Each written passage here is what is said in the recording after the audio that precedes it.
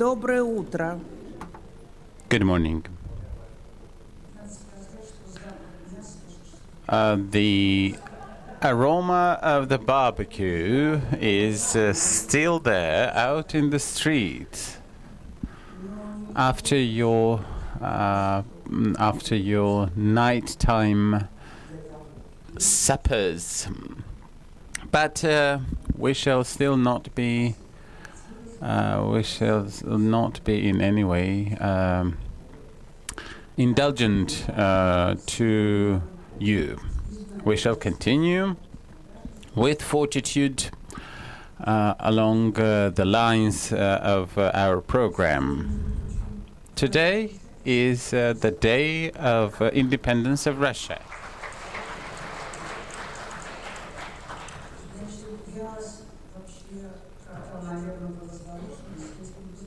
I congratulate you on that day, and I think that if this is the independence from the Soviet Union, then this is very good. But independence from the Soviet Union seems to be reviewed, so I don't know what kind of independence we're talking about, but I congratulate you on the Day of Russia.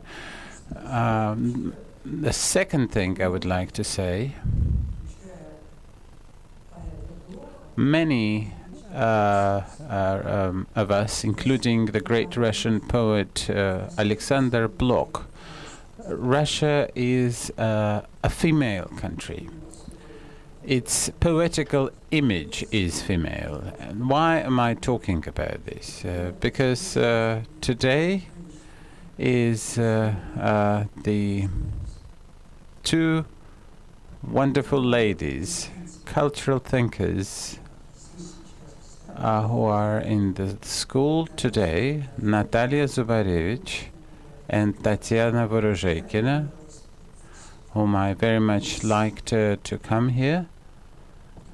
And for about 7 years I have tried to make them come, and I congratulate you all on having the opportunity to attend some of the most interesting concepts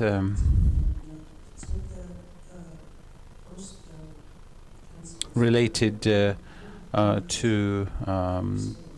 the economy and social status of society. I'm very grateful to them. I would like to say that when we have experts and when people review our schedules and programs, Mr. Auzan said, is that this program is indeed a beautiful creation. Well, sorry for if I'm. All I do is I count numbers. Concepts are a big problem. So what I will try to do is to show you what is happening, to show you how one can be soberly react to political statements, and to talk about the interrelation between these items and the civil life. So there will be two formats, both quite commonplace, but I would certainly encourage your questions. By the way, everything, the presentation is widely available, and all my presentations can be accessed. I encourage your questions. As I said, if you sharply disagree with something, then please allow this to be done even during while I speak.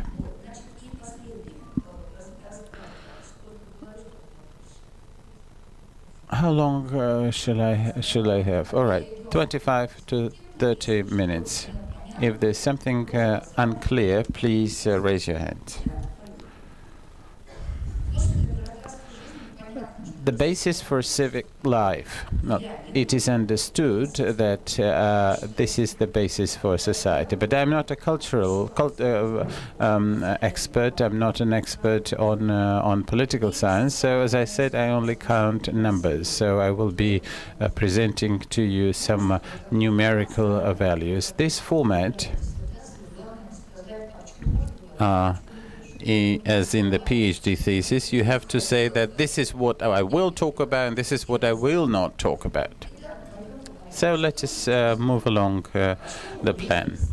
Well, first of all, we have entered stagnation as early as in 2013. This is the result, as a result of the end of the year. The dynamics of the industrial production throughout the country is zero. In the first quarter of this year is about 1% maximum, but this is a statistical, this may be within the statistical error. We have a zero growth of industrial production. If anybody is interested about the region per se, you can take a look at all the numbers for your regions. What happens with the investments? We are hearing the same bells. This is not stagnation. This is more of a downturn, because a decline in investment produces recession. So it's -4% in the first 3 months of this year, and this is quite dangerous. This was even before Crimea, because we're talking about the natural trend in the Russian economy. The worst situation is in Siberia, the Far East, and the northwest of Russia. You might have seen, read in the newspapers as to how much the state does to enliven the economy. Some call it the mobilization model, and I call it the imitation model, because the mobilization model is that when you're sent to be done something, and if you don't perform, you're shot. This is what I call mobilization economy. This is not mobilization economy. This is an imitation. We don't have violence so far. So here's what happens when the economy is imitation. You can see the Far East here on the graph. The share on the eve of the summit of the Asia the Pacific Organization, the ATC, and then 6%. The downturn in the investments in the Far East is 47%, almost twice, and 27% across the Far East, which means that concentrated investments of the state are not matched by the business investments. So when you're told how we're going to develop X, Y, and Z, try to treat it quite moderately and peacefully. These investments will not have much effect. Shall we have any strain on the labor market? The answer is, if we see them, they will only be very local. Number one reason is that we have a minimal unemployment for the past 20 years. And I have not entered the data on the gender pyramid, but you must have known this lady. Here's the actual age when the thighs get into the very thin legs, which means that the next generation will be 1/3 less. They will not have much problems with the labor, and the baby boomers are now entering the pension age. There are a lot of us, which means that there will be a lot of dumping. But the other question is, how would the government resolve? Will they increase the number of the Central Asian labor, or will they make productivity? So I think that what they will be doing is this opening the doors, shutting them up, opening the doors, shutting them up. And we shall be seeing this for a long time. This is a format which has been institutionally entered into the system, and our next slide. Here you can see some very serious signs. Mr. Auzan told you about the social contract. The old social contract has expired, and you can see how it expired. Here you can see the annual distribution of the income. And in 2009, you saw that the development rate was 1%, and finally for the first 3 months of this year is minus 1.1%. What does this mean? The incomes don't grow. We no longer want this social contract. Well, let's not simplify it. Let's not oversimplify it. Let us not primitivize, because the government has indeed had some buffers. If the social contract doesn't work with the whole population, then you have to target your efforts against the electorally important groups. And indeed, the pensions and the salaries went up. They do it all right. I say they because I do not take these decisions, because you really can't take a decision on raising the salaries where the economy is in stagnation. So it is an entirely political decision, and there is one third component, which is an even further temporal rate at the salary increase for all law enforcement and police bodies. Targeted raise of income for the politically important groups of population. Can this go along for a long? Can this go on for a longer time? Yes, it can.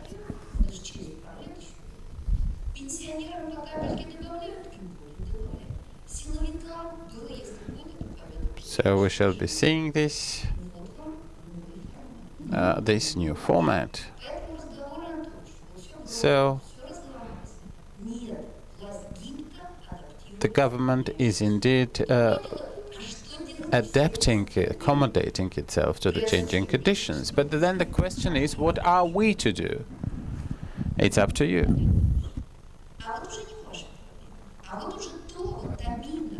But here is the mine which is under this system. And please talk to Tatiana Vorozheikin when she speaks, because this mine is indeed the mine, the huge gaps in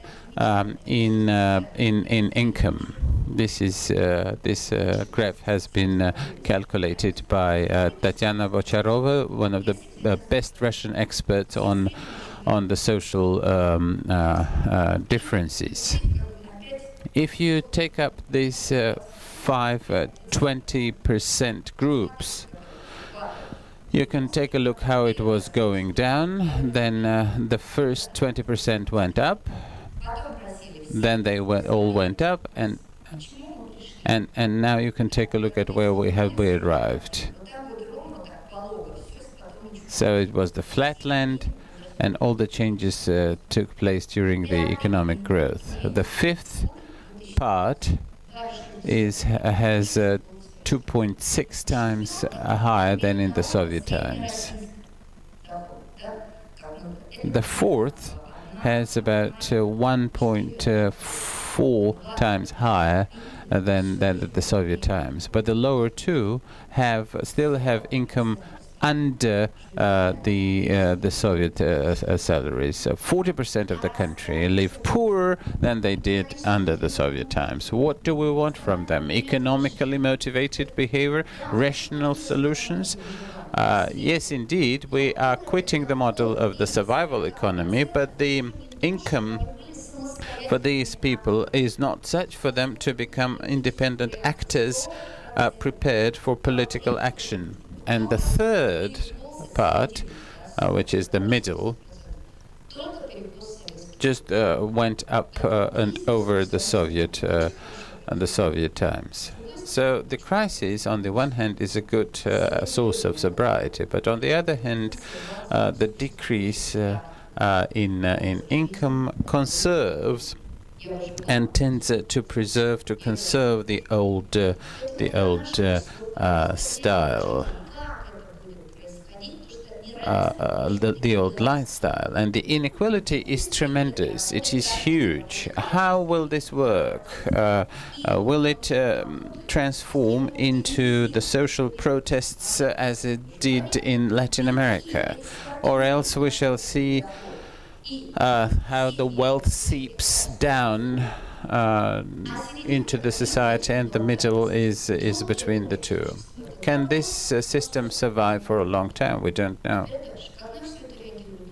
Now, how do the people react to this? We believe, or people think, that Russia is not a high mobility country. Well, that's not quite true, because first of all, we cannot be judging or measuring the mobility, social mobility, too well. But even if we take the actual data of the migration service, we are at about 300,000 people of inflow per year.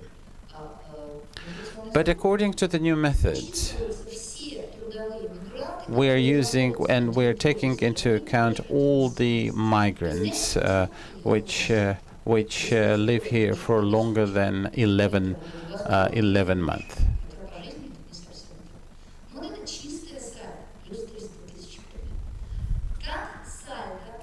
So how is this balance distributed? If you look at the numbers, you'll understand it. 100,000 plus in Moscow, 100,000 for the Moscow region, 200,000 plus. Yet another 100,000 for St. Petersburg,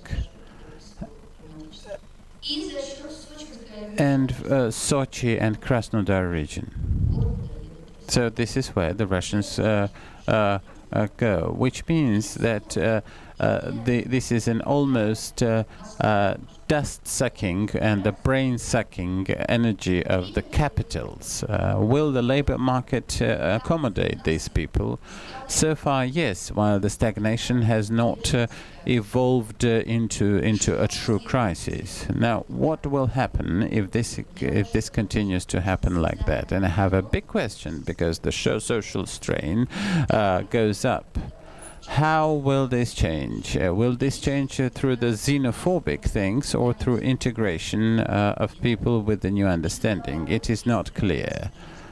And what is the role of the civil life? Because it's 200,000 per year. That's a lot. I shall now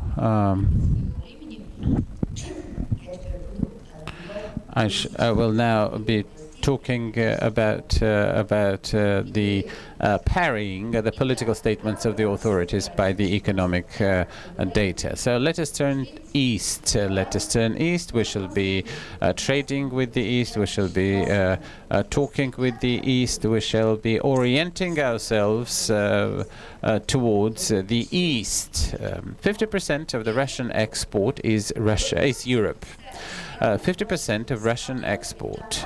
Can you imagine a big country like ours with the huge flows of commodities and goods, which says bye-bye to these 50% and goes to the line where the export is only 6%. The economy is an inertial system, and even if you build another pipeline, that cannot change in a principal way. So all talks about the reprofiling of Russia towards the East is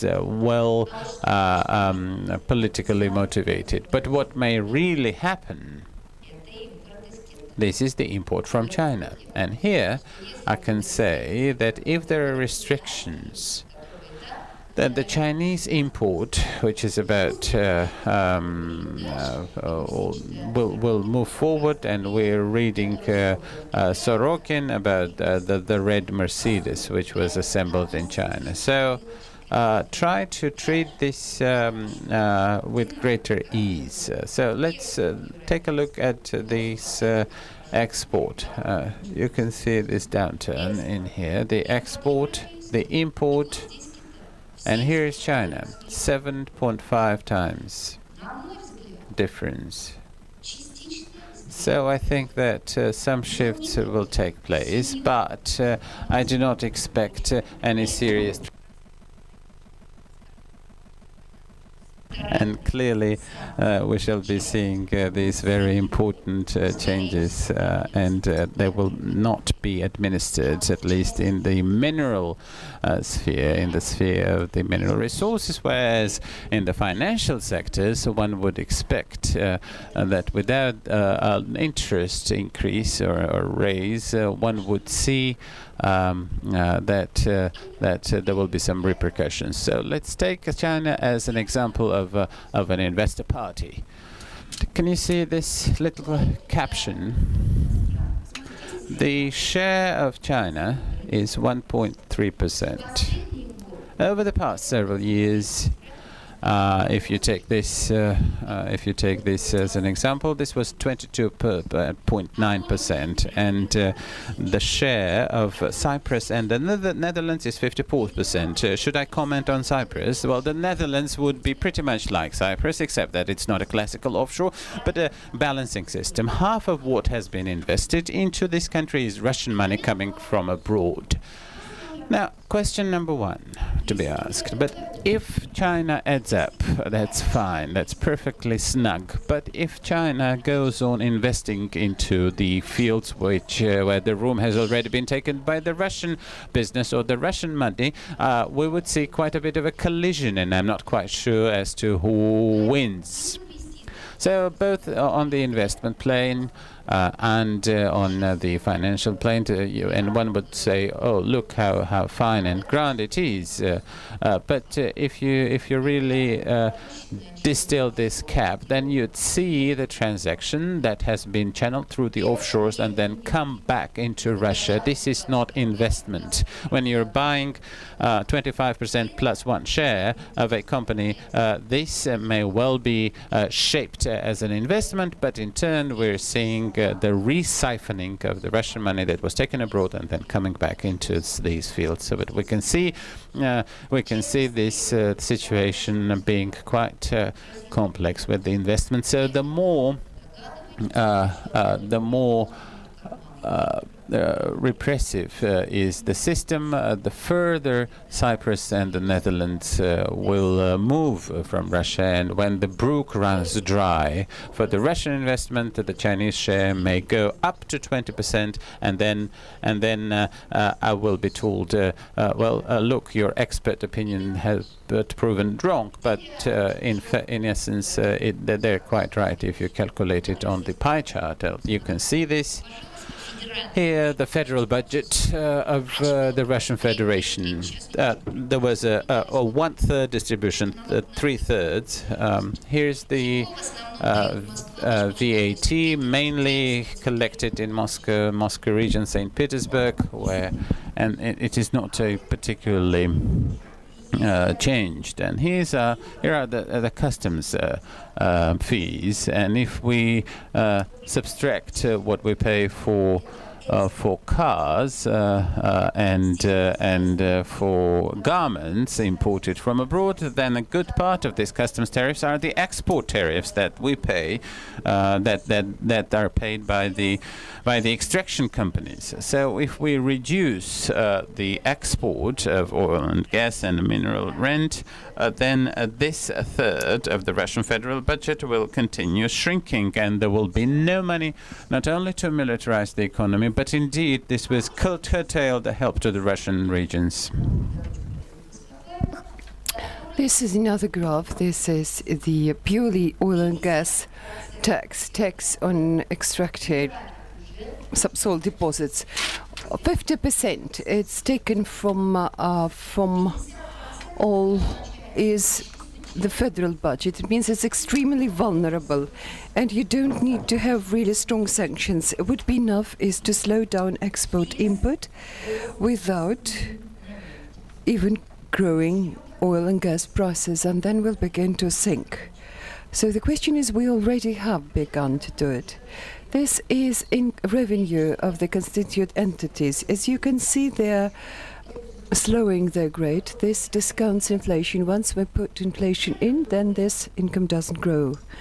This is the share of federal transfers into the revenue of the regions. It's already going down. Moreover, in physical rubles, it's also falling. In fact, the economic mine lies in the regions. Federal budget is horribly vulnerable to oil and gas, whereas regional budgets, where they depend on anything from the poor economic market situation, that's because they have huge bulk of debt and many troubles. This is the news data on 13, minus 13% revenue profit tax, minus 6% transfer. Look what we are like. We are now the country, if you want to say that the civic position of civil society, they matter. Give this figure alone. Every third ruble of the budget in the constituent entities, municipalities, this is income tax. These are not corporations. This is us. This is what our accounts office pays for us. For physical persons, it depends upon us. So please hear my voice, because it's myself, it's not the company, it's not the Rosneft. So this is where in the regions this becomes even, the voice becomes heard better. Now the government tells you have no right to tell us anything. Look how much we invest into human capital. This is expenditure on education plus 14%, culture plus 12%, healthcare plus 8%. Try to reproach us with anything, but we perfectly understand it's just support of the electoral base. You have very simple argument. Human capital investment is measured not only by the growing general amount, but efficacy too. And if it is at this very moment, in dozens of regions, half of all budget expenditure, it means wages and salaries of people who receive their payment from the budget, and in many regions it accounts for 40%, and all the increase is not so much investment into efficacy, it's just raising the salaries, then it's a somewhat distorted picture. Where shall we see problems and protests? Well, you see utilities plus 2%, inflation is, may I remind you, 6.5.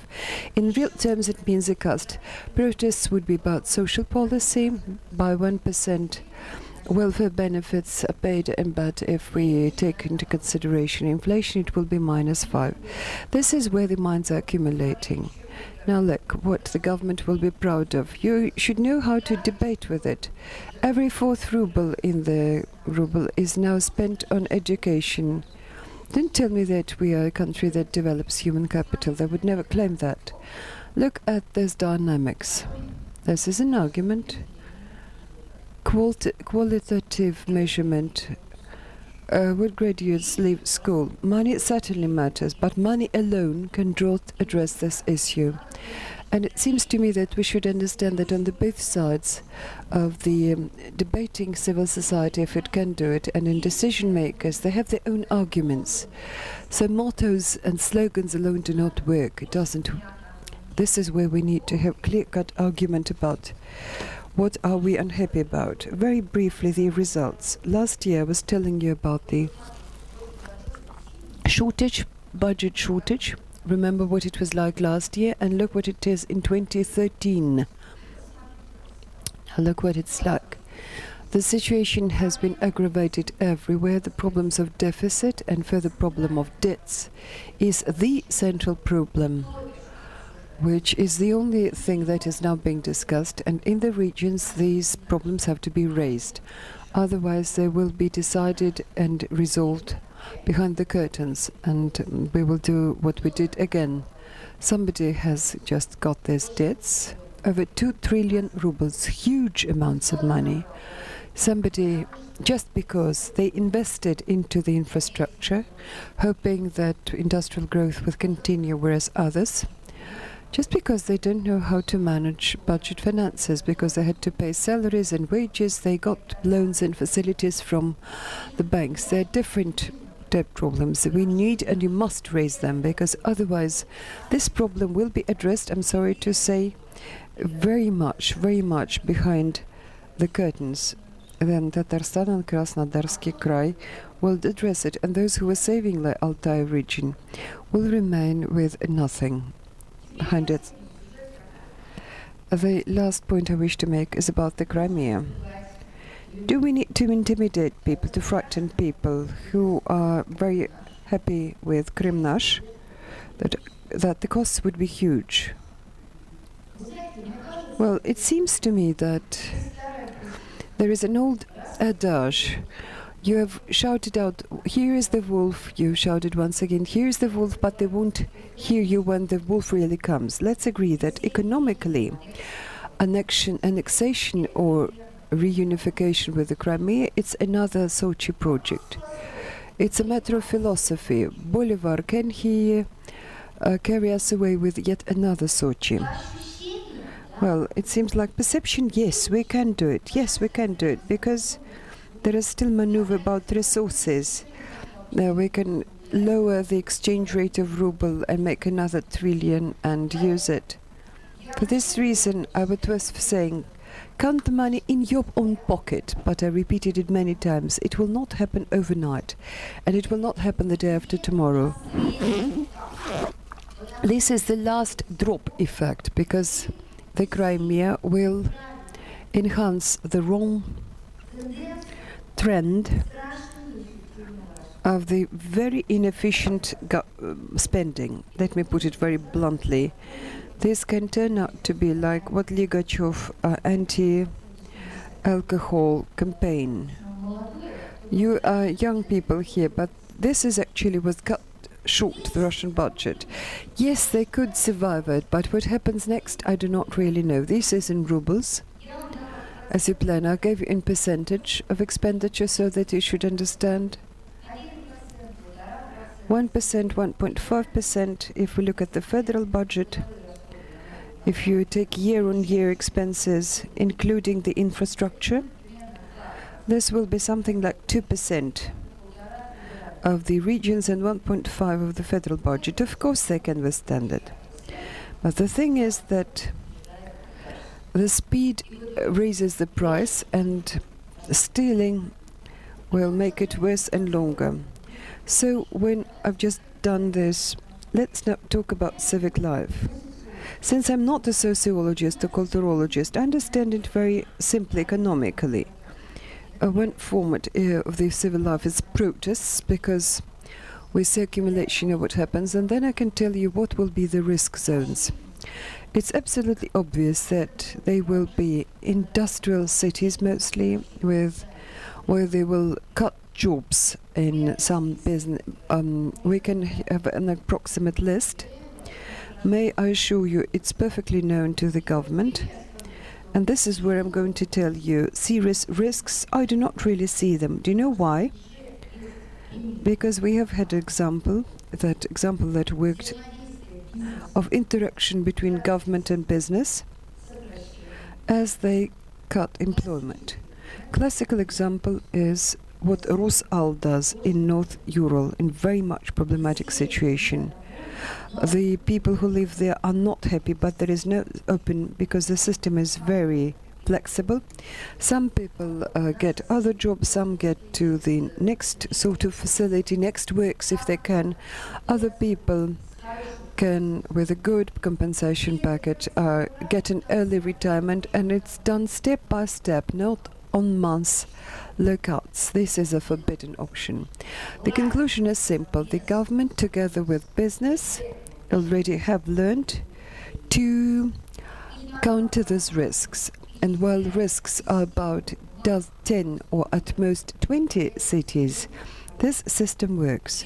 If all of a sudden, this is something I do not see yet, we see a soaring number of such cities, but then it will fail. But social capital is, people are very ready to protest, but not ready for non-mobilization type.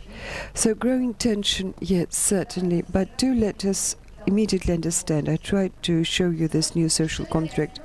This will first appeal to us, those who do not fit in, those who make money, self-employed, educated people in the cities. We fell out of their social contract. We're not needed. We do not belong. We get ready and we develop our own strategies of how we will adapt to this situation. We shall be displeased, yes. The question is, does anybody care but ourselves? The question is open. I think that this accumulation, when it accumulates, is very dangerous for the government, but it will not happen tomorrow or the day after tomorrow. What happened elsewhere? They will curtail the social services budget, because you see how it is now being shrinked. I'll show what happens with healthcare if we discount or don't look at territorial funds of healthcare insurance. It's minus 8%. Well, they cannot do it in the street, because in the street, but who cares? Who can calculate how much, say, they cost on dressing, on expenditure, on consumables, and whatever? Huge number of ways for savings, and this is how it's going to shrink. And this is the reason for discontent everywhere. But smart governors do it in a very nice manner. Those who are the first to do, they will lose their jobs. It is the government. They know how to measure discontent. Most banal thing. Well, a euphoria about Crimea will soon pass. I don't know for how long this will go, this slope down would go. What other trick the government will invent to invent this spike. It's amazing that the spike of Georgia and Crimea is the same, then it means that it works. Okay, what else can be invented? But honestly, I'm not really a political technologist, so okay, let's see how these risks will be mitigated. You're all of you politically active. You see what is going about governors' election, where 30 governors who are again sort of.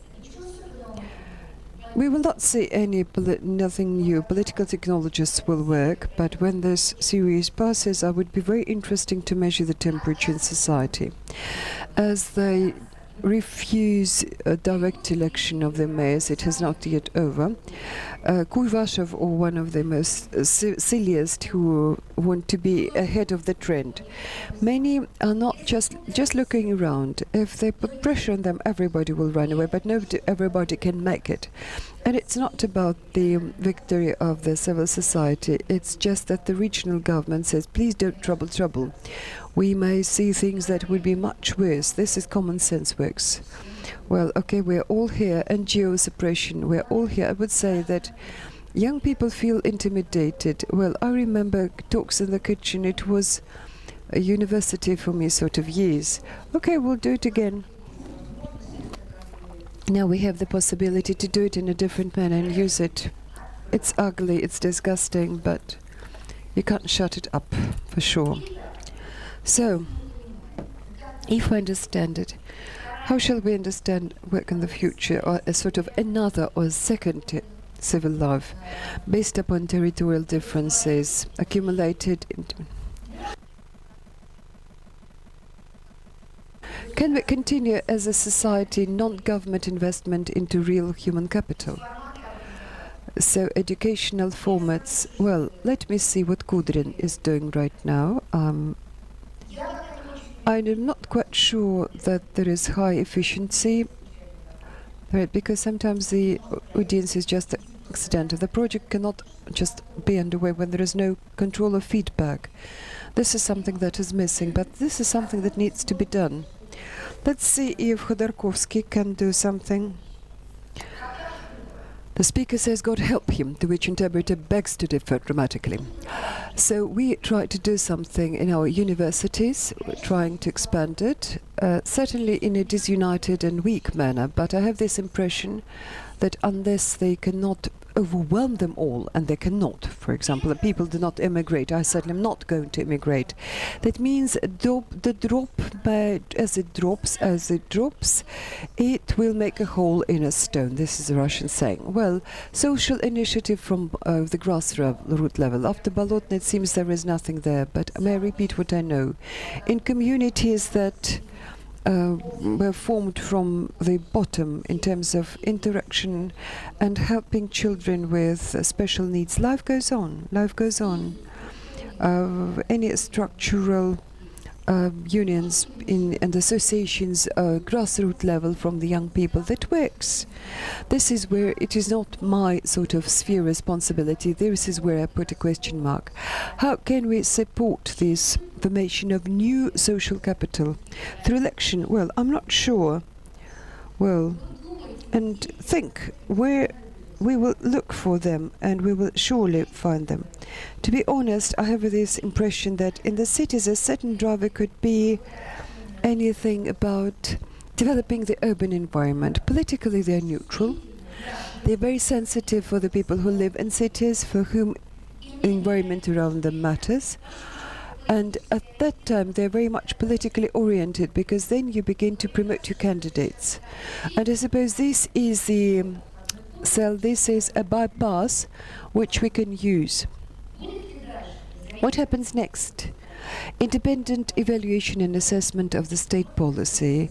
Can I just sort of take this subject? After I had some beer, two great people, one lady is emigrated and the other accused me on both sides that I'm a very poor expert. I immediately agreed, no problem, yes, that's the case. How can you speak about your figures when you should indeed say we stole the Crimea? As a citizen, I just went to protest for this rally for peace, but as an expert, nobody really cares for my emotions. Everybody asks me about the spheres where I'm dwelling at. It's cowardice, but since I had a lot of beer, people are good, they got all excited. So if that independent evaluation, which is needed badly, you will really laugh at it, but it's there, it's available. It is not always public, and they show interest from the bottom, sort of from the grassroots level. Yesterday, just a week ago, we are just gathering and comparing our watch. When they draft this 2020 foolish strategy, regional experts gathered to compare the notes, because they just cast it in iron, as they put it in grenade. Our first steps were direct, honest government elections.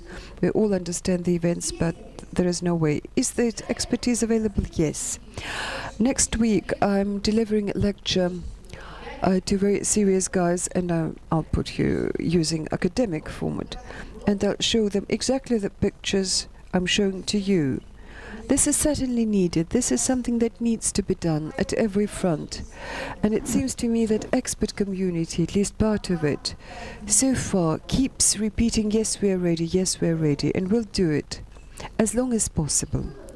And the conclusion would be very simple. Yes, despondency, yes, I talked to Roginsky in Berlin. He was just downcast. Yes, he was.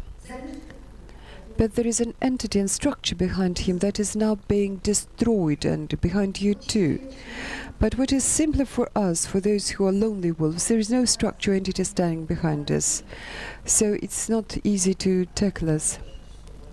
But anyways, you know, as I'm wrapping up, it applies to all of us. Do what you must and let it be. Thank you. I'm ready to take Q&A.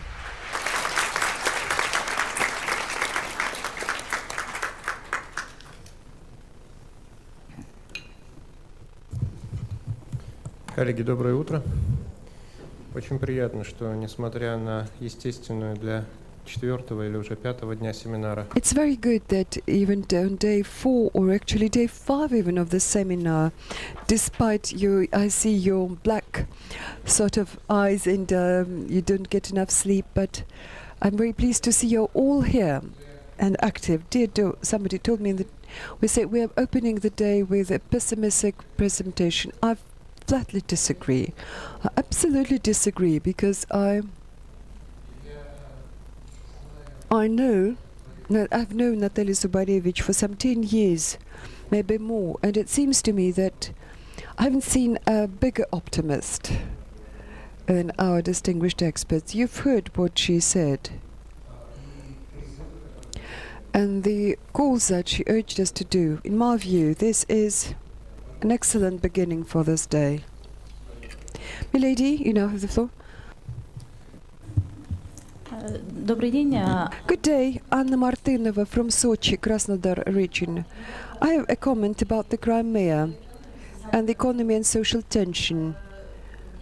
Today's season in the Sochi caused social tension, although we had euphoria despite the investment because of the Olympic project. Why is this tension?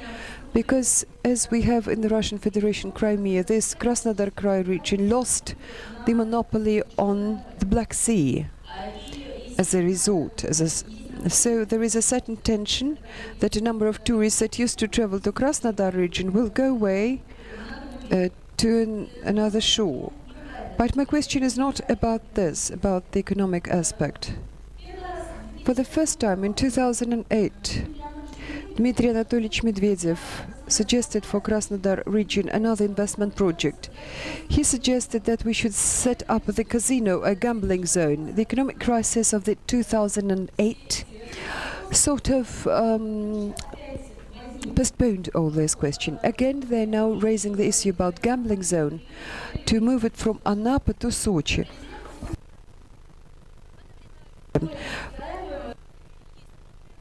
But there is a lobby in our region who insists that the decision should be revised. My question is, why is it so important, this project for the economy of Russia, that we see such heavy fight about it, and what are the chances that it will end successfully? And briefly, your comment. In principle, the Crimea so far is not really a tough competitor for Sochi, because Sochi, in terms of price, it's a very different. There are government officials who say, look guys, who have a special, like several million people who are not now allowed to travel abroad. And they are probably yours because they make quite a lot. No, they're not keen on the Crimea. The president gave you such a gift that I don't suppose you have anything to complain about. Several million people who were barred from traveling abroad. But he's overestimated by 2 million. Yes, they're there. Just go and serve them.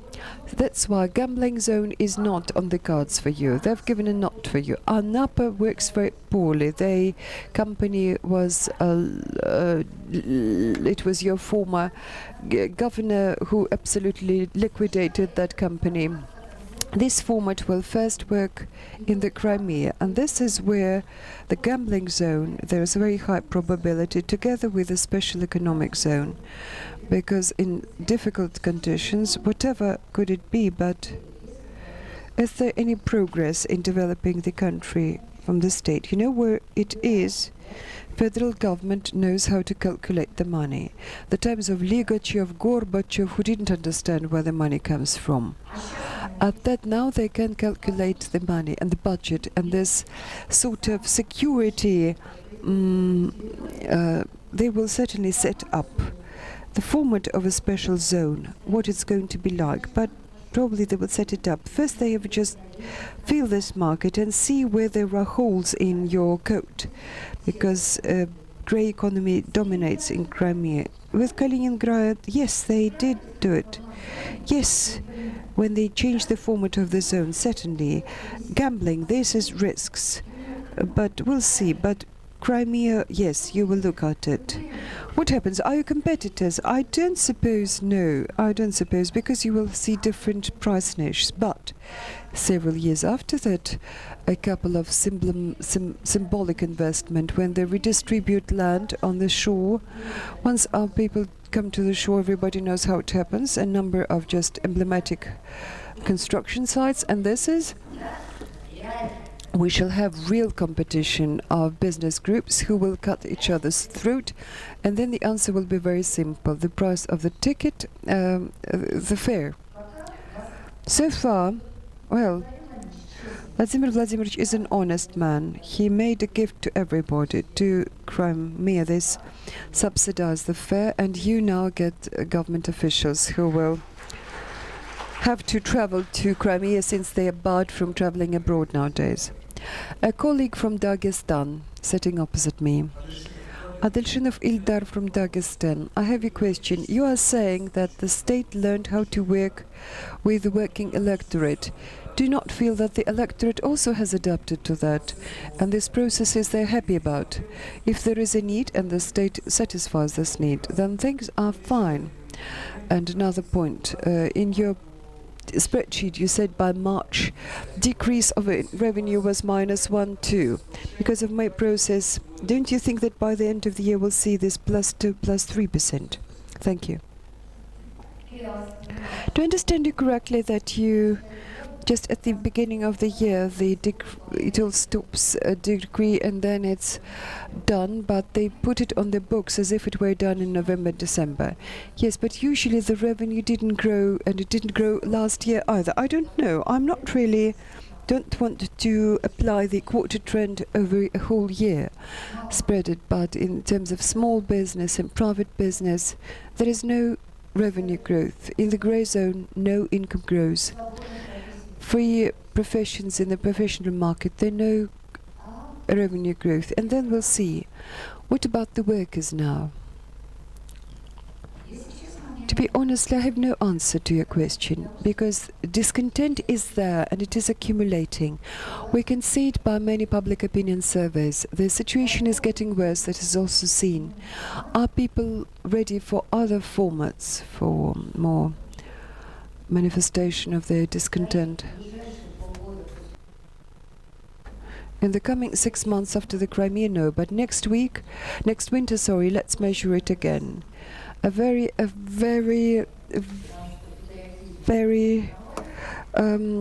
uncertain condition, because they've applied some patriotism, but it will not.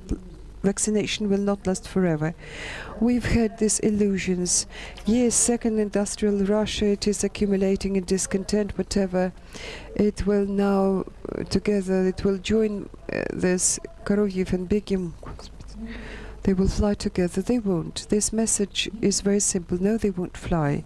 For some reason, because they have instruments that can soften it, can soften. And make things steady.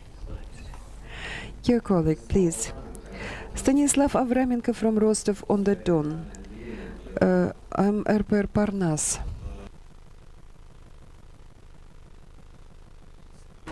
The question is, do we need for our struggle in the opposition, should we focus on educated city population, or are there any hopes or methods of how we could single out the social strata that have social contract with the state?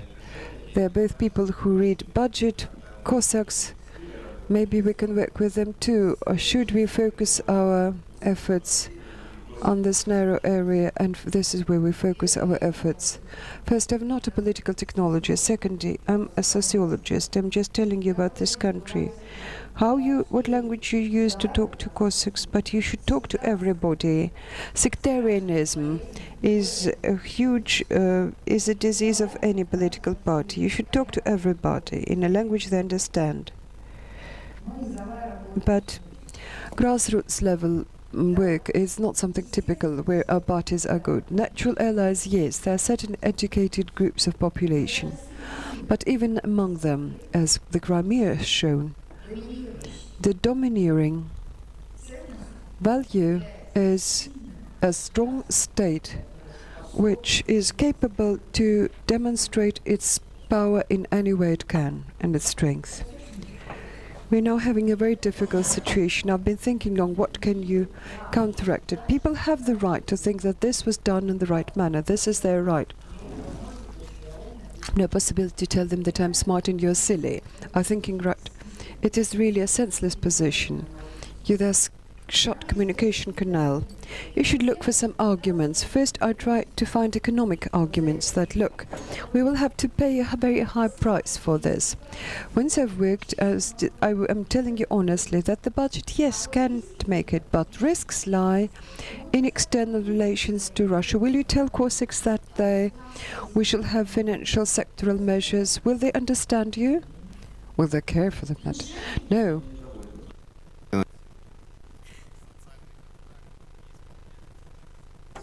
And for the Cossacks, so let's leave the Cossacks out of the discussion.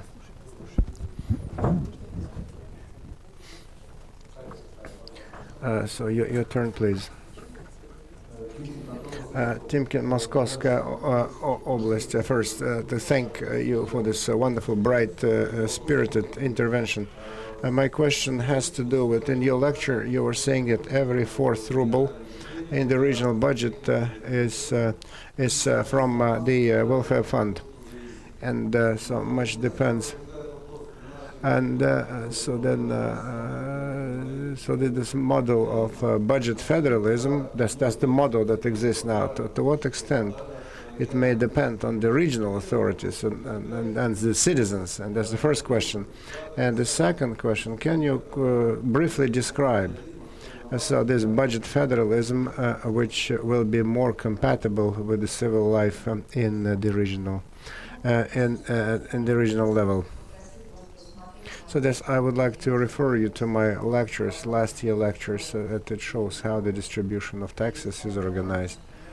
And so there's a huge inequality of the revenue base, so does not allow us to get the regions to get money from land where they live, because we're a rent state, and this system, that's why it's biased. And so in Moscow region everything will be bad, because in Moscow everything is fine, because in Moscow region, so the land is made of gold, and so we don't even have to fight for the personal income tax. It's okay just to have a personal income tax at a certain level, but because when you know that more than 1 million people who get services in the regions, so they work in Moscow, and that is why, so their personal income tax goes to Moscow region, so this is not fair. And the governor, so let him take care of it, because he, but now the weight. But the land rent is different. So where it goes, land rent, real estate tax. This is the most important part, because in Moscow region, so the guy which is impossible to talk to is the guy who is responsible for the distribution of land. So this is where the civil society needs to pay attention to, because how land is distributed, who pays the taxes, who gets any tax breaks, etc. So it's not ballistic missiles. It's much easier. It's not so complicated. How this money came to the budget, and then we can see so what the municipalities got, because the taxes from individuals so go to the local municipalities, and the other taxes just go to Moscow. That is why, so that's a new way how just to talk to the authorities, because it's not where is my 5 kopecks, it's not that point, but where is the hundreds and billions of rubles, so where the money is, where did the money go? And certainly, but you can be shot in process.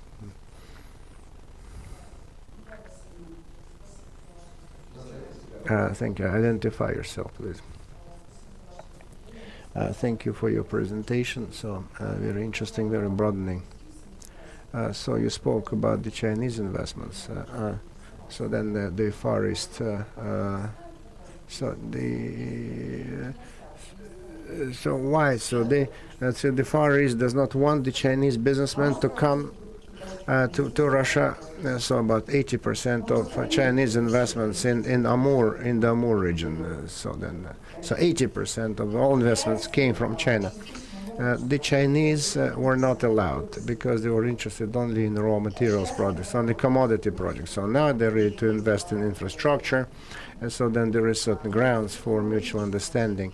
But it's mostly a rental. So for example, bridges against the collateral of the state is possible. So then there's to build the bridge over the Tarabaro Island and continue working inland. And or just a gaming area at the airport of Vladivostok. So that's what they're interested in. But now they're thinking more about infrastructure. And so the political picture changed. And so the Chinese are part of the natural gas project in Yamal. So the Chinese will help to invest in the Crimean bridge. And so that's why the spectrum and the range of investments will enhance, which is good.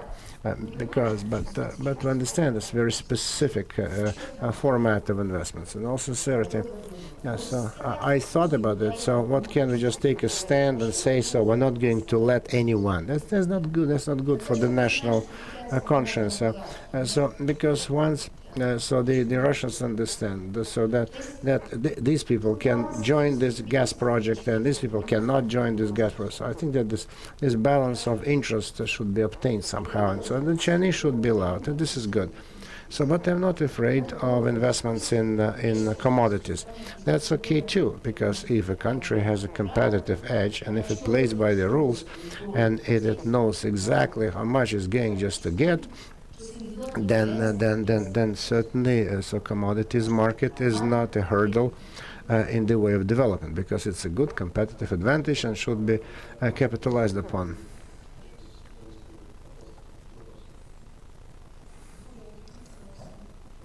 So graduate, last year,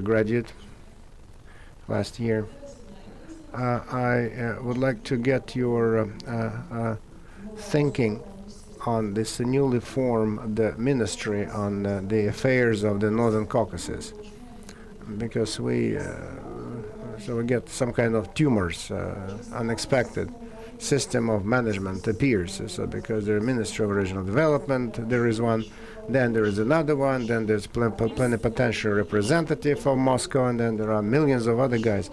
So what's the point? Why do we need this evolution? So understand there are challenges in the region, so there are many things. But what's at the end of the day? Who stands to gain? So this new system that has been set, and maybe this trend will continue. And so when a new challenged regions will be getting another institution like that, so to settle the issue. So first, it's an instinct, because there's a problem. So we need to set up a system that will take care of this problem. They're trying just to integrate different ministries and agencies, so that would integrate all other institutions on a certain territory. Then desire certainly to steal some money, right? Because, for example, so then the ministry of the Far East, so no one just wants to give any money there, because when they set up this new system, so they know that they set it up especially just to steal money from the budget. So then there is a minister who is the integrator. So then there is a plenipotentiary representative of Moscow. It won't work, because it will not function together, because they want to steal money. So then that is why they do not want, and that's why the state does not want to give money to those guys, because the center knows that the money is going to be stolen. That's why the money is not provided.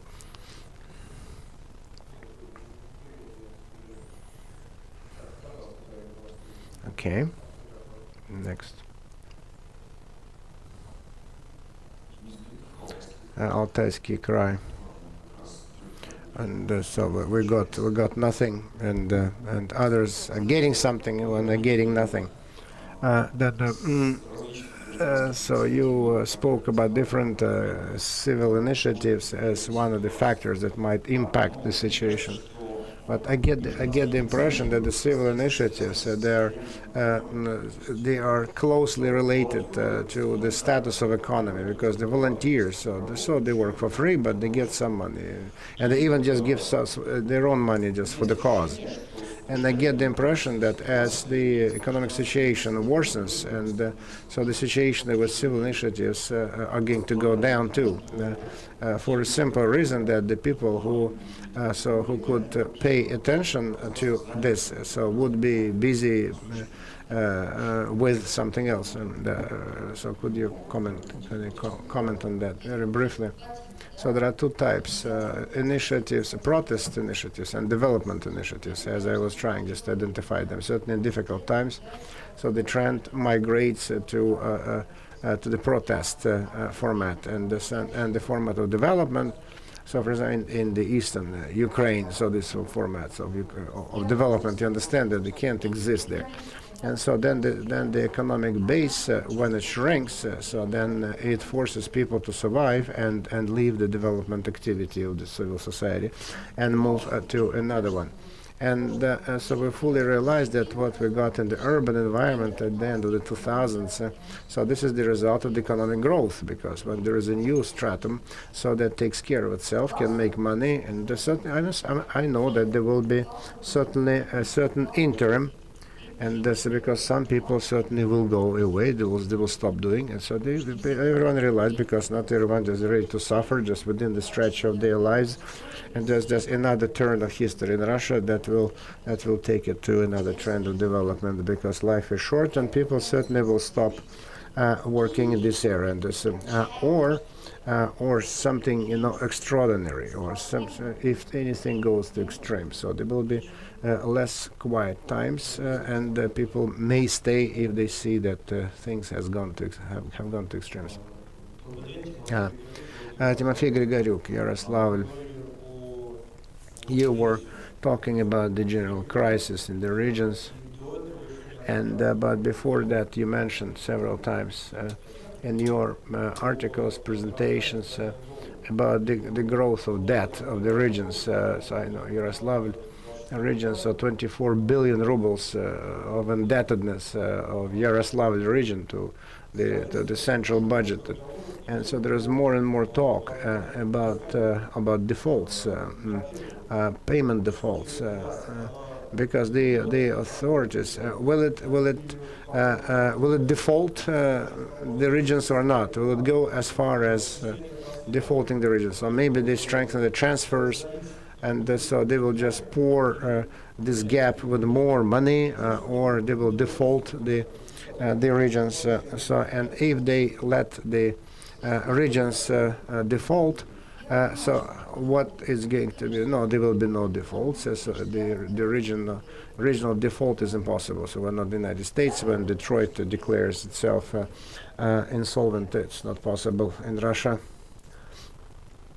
And so this is Yaroslavl region, so 50% of their own, so debt, 31% of their own tax revenues. So 3 trillion rubles the debt. That's the amount of debt, and 47% is credits to commercial banks. And so this we decided to move the local credits to the central bank credits and cover them with security. And but the exchange rate will be, but the interest rate will be smaller. But the Ministry of Finance has allocated only 100 billion, so because they need 800 billion. So it is going to cover only 25% of the needed indebtedness. But as usual, they will push and pull. So they allocated this amount of money. So the fastest governor, so they will get the money. So they will go back. Then there will be the second wave. So then there is not enough money. So then they will start, give me more money, because the elections is coming up. And so how will this address? So the money will be obtained somehow. But when the amount of problems that needed to be handled in an illegal way, so then So that's because there will be a lot of corruption. So of who is going just to get the money, because that's the only way just to do it. Just that the corruption will be rampant between the state and so. So, but then the ruble will drop again, and this is $800 billion. This is the total debt amount of debt. So, which will be devalued because of the weakening of the ruble. Alex Iganova. So I'm happy to see you personally because I referred to you in my papers. So what is your evaluation and the new capabilities? Will the regional power change or not? Thank you for nice words.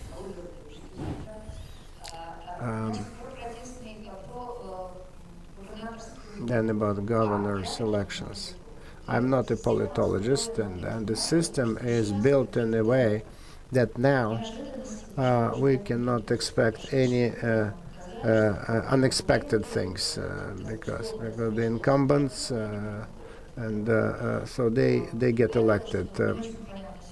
And then in St. Petersburg the situation is not clear because it's difficult to remove Poltavchenko because from the inner circle, and just you cannot tell him don't go for an election, so you cannot do that, but they will resolve this issue through Mironov. Mironov will apply pressure on Poltavchenko and convince him not to go for another term of elections. But so these elections certainly are curtailed, and they are not honest. They're not always fair, and I'm sure that there will be only the budget guys, so the state guys, and only the public officials guys will be elected. But still, it's maybe they're poor elections, but they are elections anyway. So you can tell them that you're unhappy with what they do. So you can always complain. And so everything that changes in Russia towards modernity, so it changes very slowly, and just to make one step forward, two steps back. But still, even such elections are much better than their absence. So there will be, everything will go by plan, with the exception of St. Petersburg, where Poltavchenko needs to be removed.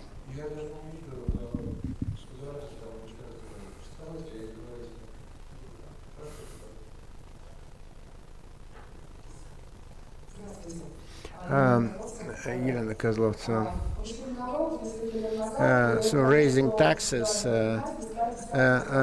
led to the fact that hundreds of businessmen started to bankrupt their businesses and stop their businesses.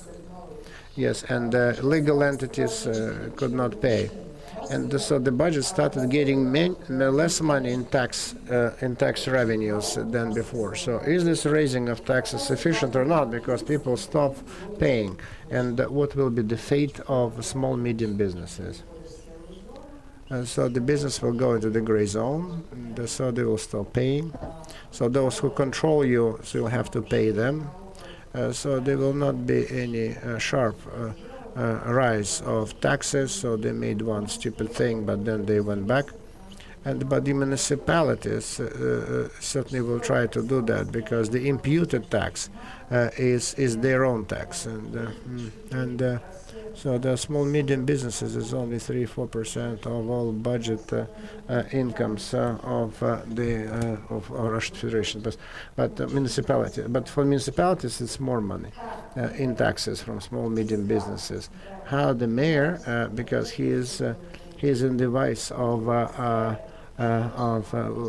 tax legislation, so he needs to develop new relationship with small medium businesses to make sure that it will not go into the gray zone and will stop paying taxes officially at all. And so then we'll see how it will play out, because so this is a thin red line, because on the one hand, so the governor needs to talk to small medium businesses and to keep them in the legitimate zone, But other stupid governors will drive them into the gray zone and will stop paying taxes and start paying bribes to the protection money. The third row.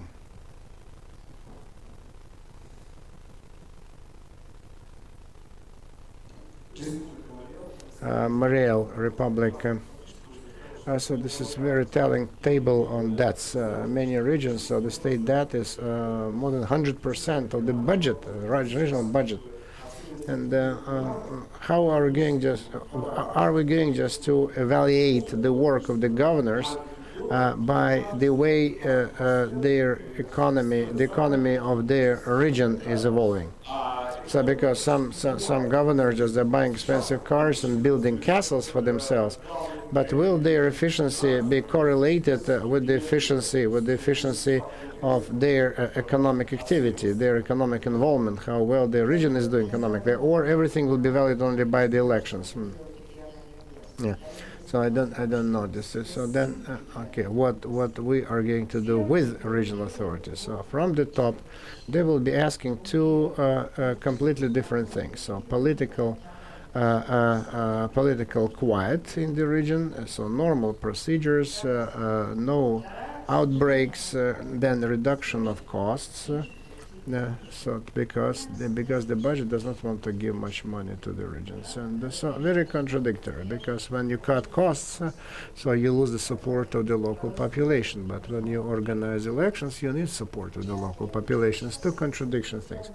It will be a slow evolving process, but the governors, so they can write verses if they want, but the vice governor on budget issues and the vice PR issues. So they need just to somehow just put together impossible things, because the political technologist vice governor just is sent from the center. Yeah, so but the other guy who is responsible for the economics, so they need to find this way to communicate with each other, because they need to resolve specific issues. If they manage just to put together to make it compatible, so then the answer is what the governor should do. No alliances, no coordinated action. Because for this they will be immediately chopping their heads off, and so they know this is a minefield, and so they're afraid, and so no concerted action, no consolidated activities, and yeah, so that's why these petitions and all these petitions may be only individual, but no collective petitions. Only the plenipotentiary representative of Moscow can do a class action petition. So because when we work about so we're not going to talk about so fighting for the institutional interests of the region. So only separate. So then very nimble and smart. So they swim very nicely. But the bloating and the budget debt, because they're trying just to. Because they're doing everything that Mr. Putin tells them, so it's not punishable. So if even the blowout of proportions, even if the Ministry of Finance is screaming bloody hell, so but if they do as they're told, they will not be punished, even if the situation will be worsened as a result. So thank you for the wonderful session.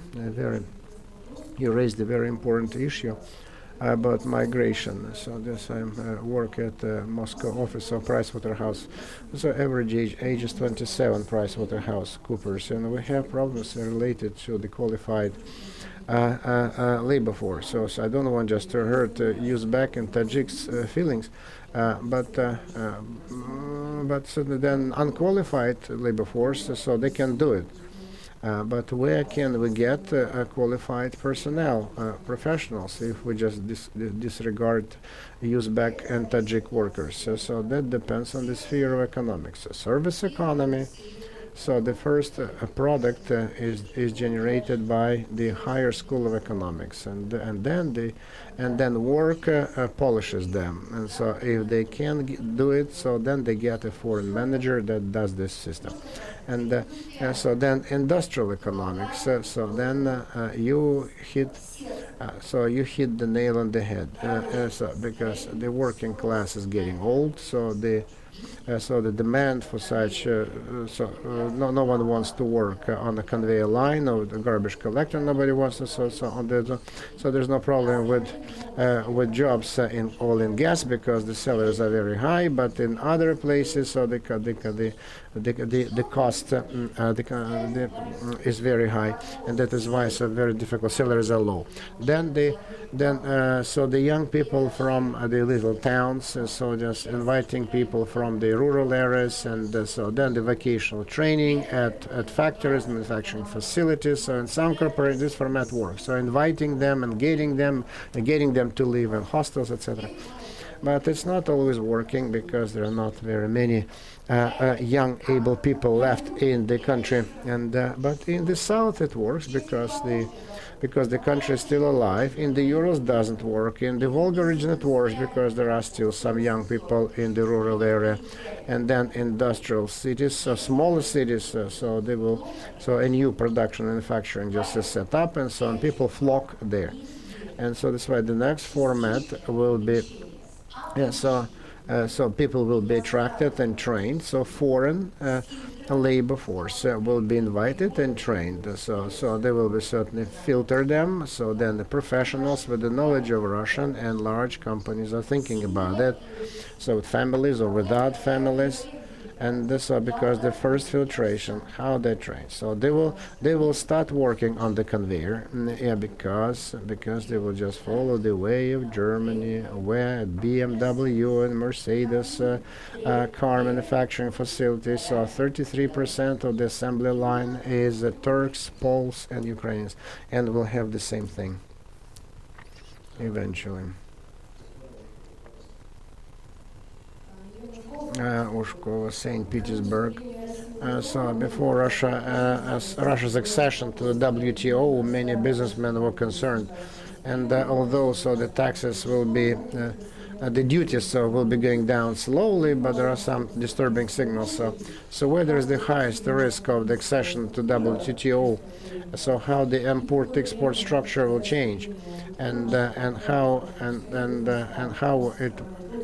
our accession to WTO of Russia will impact our neighbor Kazakhstan. So the duties will go down slowly because it's one of the conditions of the unified customs union, because Kazakh duties are low and Belarus duties are low too. So then there will be the mineral law will rise. It means that the gas and prices will go up, and so this will last for about 8-10 years. So the gas and this is a long coordination, painstaking coordination. Then the accession to WTO, so it will not impact Russia. And can you separate the effects of stagnation from the effects of WTO? I cannot do that, but to speculate and to blame the WTO for the bad situation that our economy is in is not correct. So we should not be afraid of WTO. And so we just created all the necessary barriers and locking mechanism to protect ourselves. So with the weakening of the ruble, certainly the window of opportunity opens up for Russian manufacturers, especially food industry. This is right, but we should not blame WTO for everything. So that's because there are issues, which is the duties, but it's not the WTO challenge. But is the problem of the Eurasian Economic Union. Okay. Ханты-Мансийск округ. Thank you, Natalia Zakharova. Khanty-Mansiysk. So to follow up on the subject about the issue of money, I wanted to talk to get your thinking on the prospects of donor regions. There are very few donor regions, and is there a possibility for us to stop feeding Moscow? And so can we keep our money on our territory? Is it possible to do that? Dear friends, it's not your money. It's not your money. Let's start with that. Let's put it this way. Tyumensk Oblast was raised with the whole country, so getting rent after the whole country invested, so you got enough rent. So 90s, 80s, so then some of the rent just went to Tyumensk Oblast, some went back to Moscow, and then they added another profit tax, and then this feeling of self-importance. And then Tyumensk Oblast wants more and more and more, and because although just what it was getting, so was given to it by the central budget, and now just they are so happy with their self-importance and they want more money. So the budget deficit is 25%. So if you spend 25% more than you spend, it means that you're a bad businessman. This is bad business.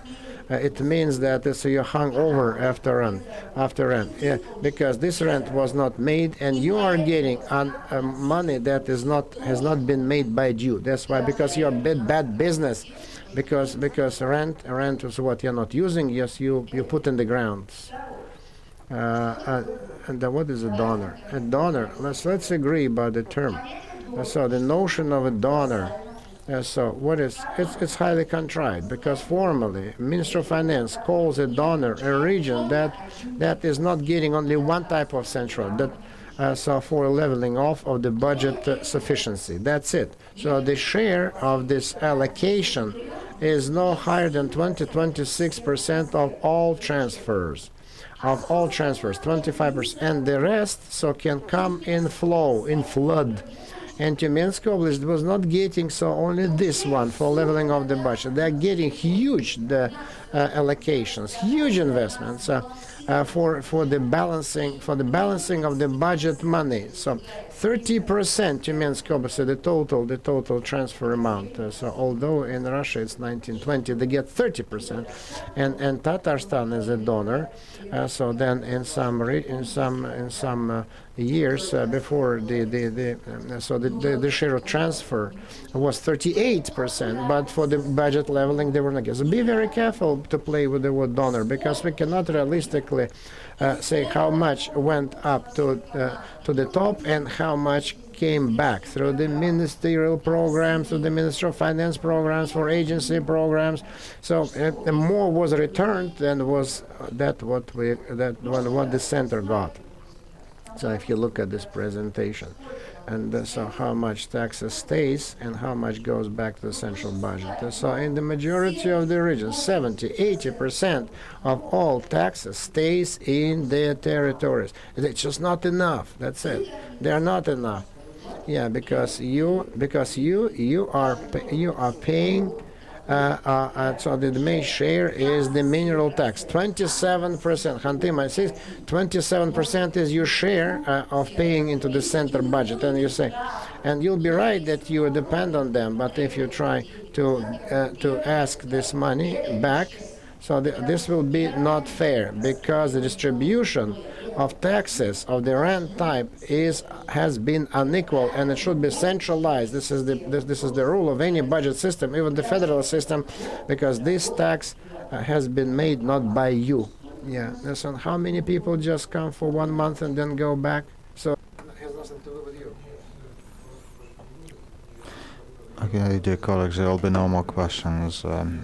In conclusion, I would like to say that Natalia Vasilyevna gives us a pleasure of her visits for several years, and on our turn, we are giving you a lot of joy and pleasure, because I think talking to the expert is a great event for you. Let's thank her.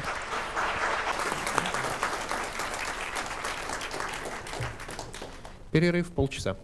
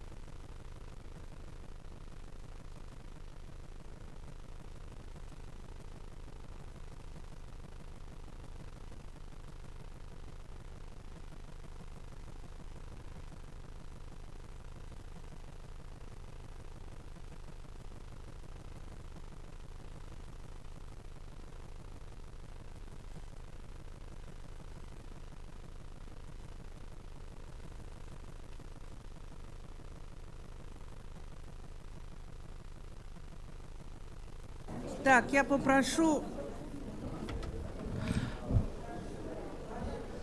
Okay, so I would like to have your attention, please.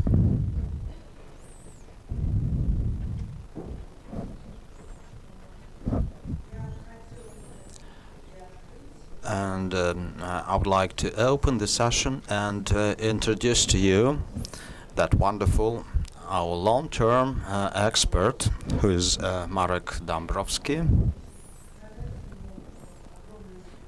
First of all, I would like to extend to him our gratitude, and he is a professor of the High School of Economics now too, but despite his very busy schedule, he always finds a chance to come to us, even when he didn't work with the school before.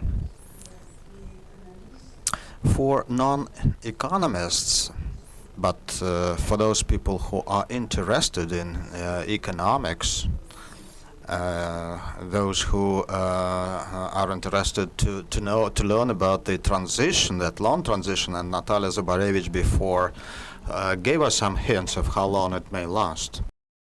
And Marek is an economist, he's a true economist, and he was at the onset of economic reforms, both in Poland and in the Russian Federation, and he is one of the unique specialists in the field of the science. And those other economists who are familiar with, they all praise him for his high professionalism and knowledge. As many experts growing from the Gaidar times, he gave a lot of recipes and advice and helped to straighten up the situation in Russia and also in other former Soviet republics. And I think that today, Marek, you will speak for 30 minutes, and he will speak on the topic that he suggested for the workshop, and it will be followed by a Q&A session. Just meet the true professor in economics. So following the coffee break, please try to engage all your intellectual capabilities.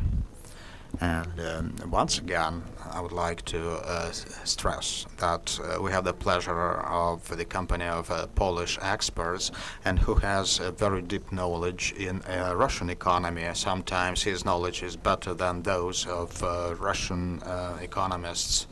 So we are talking about those things in global context. So let's be optimistic about that, and perhaps Marek can give us some hint or tell us something the opposite. Thank you very much, Lena, and I would like to say that it's always after that warm introduction by Lena Nemirovskaya, you feel elevated so high that the person is not quite sure that he can meet the expectations. But I'll try. To the best of my knowledge, you had a number of sessions already moderated by Russian economists, focusing on the Russian economy, and I will certainly be prepared to take your questions based on my knowledge of the Russian economy. However, I decided, and I got an approval of the school's organizers to speak in a more global context, because in global world, not a single country is capable of developing independently from the global context, since all countries, all economies are very well intertwined. And for that end, we need to understand all those global prospects. To begin with, I would like to warn you that I will not sound very much optimistic in my presentation, which may look odd, since throughout my life I tried to be perhaps not the greatest optimist, but at least a caution optimist. But recently my optimism has been diminishing. But as for the topic I'd like to speak on, I'll at least try to explain to you why that optimism is diminishing. To begin with, I would say that for the past 7 years at least, the global economy has been experiencing some serious shocks. You can argue about that downturn, whether it's comparable with the Great Depression of 1930s, or perhaps we saw some other serious problems following World War II. I think we had some, for instance, in 1970s, following the disintegration of the Bretton Woods system and following the oil crisis, high rate of inflation. In early 1980s, we also saw some dramatic attempts to bring economies of various countries, those of the United States, UK, and Europe, into the macroeconomic equilibrium. We saw financial and banking system crises in many countries. So it's hard to say, but the downturn that started in 2007 was really universal. It affected nearly all the world. And secondly, even if the depth of that crisis at the beginning was not as deep as that of the Great Depression, when the GDP of the United States dropped by 25%, but its duration makes us think that the crisis is not overcome yet. Here is a brief history of the crisis. We should recall that on the eve of the crisis in 2003 through 2007, we saw the highest ever growth in global economy. But even before that time, some economies were developing quite well in 1990s in the United States, in Asia. But we saw an Asian crisis of 1997, the so-called dot-com crisis. And in 2001 there was a crisis in IT area in the United States, but starting from 2003, virtually all the world had been showing quite a high growth, but it so happened that that growth was not stable. So in 2007 the crisis started with a downturn in the real estate market. First it looked like a local crisis, and people believed that it would affect only part of the sectors, and they didn't think that it would kill all the banks who had dealt with the subprime mortgage loans for those borrowers who didn't have a good credit rating. However, it took only half a year, and at the beginning of 2008, it so happened that all those sectors were very well intertwined. It was not only of the subprime lenders, and it related to the major investment banks of the United States, but also those of Japan and West Europe and some banks in Asia. They were all involved in those high-risk lending transactions in the real estate market in the United States and in other countries. So in the second half of 2008, the crisis stretched and covered the entire global economy, and Lehman Brothers was the starting point. You can also argue about that, because even in the spring of 2008, we saw another bankruptcy, Bering Straits, one of the major US banks. And after that, it appeared that for the first time since 1980s, both global GDP and global commerce volumes dropped, and the world entered the crisis, and it was followed by the crisis in the commercial sphere and in the sector of real economy.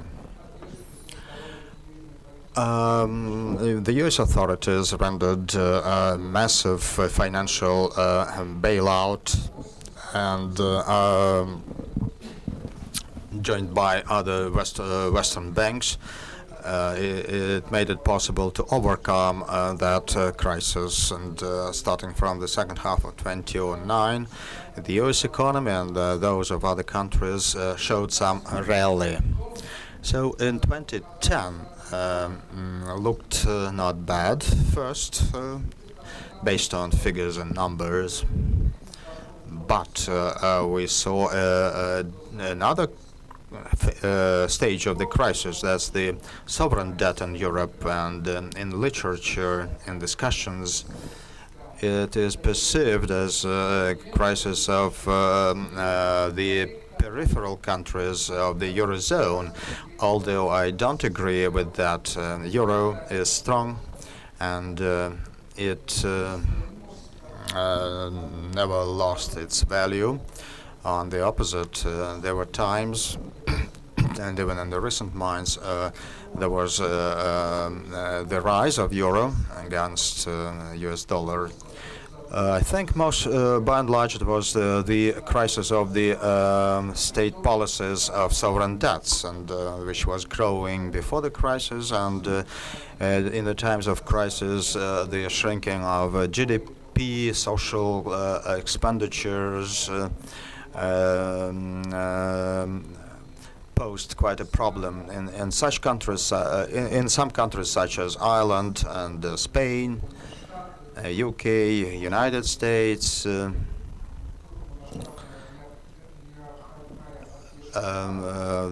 QE started to help banks straighten up the situation. So Europe was trying to counter the crisis, but till summer of 2013, the crisis was quite acute. But since then, at least in the area of GDP dynamics, there was a rally, a relative rally. But the question is whether the crisis is over or not, and still an open question. And people think of various scenarios and options. Many experts are afraid of the following thing. I agree with them, and they are afraid that the crisis would spread to emerging markets. Last year we saw some of the symptoms of that, when India and Indonesia were very close to a serious financial crisis.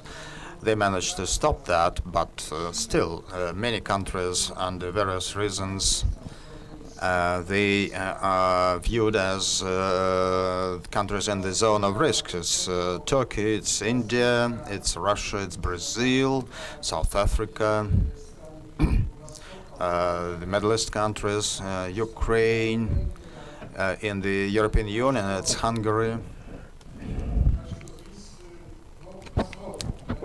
But time will tell. And I don't want to be a pessimist here and profit that there will be a crisis, but such an opportunity exists. On the other hand, there is always a possibility of the recurrence of the crisis in the Eurozone and in the European Union as a whole, because the rally is very slow, and there are some fundamental reasons for that. And sovereign debt remains high, and there are some bad assets in the banking sector that have not been addressed yet.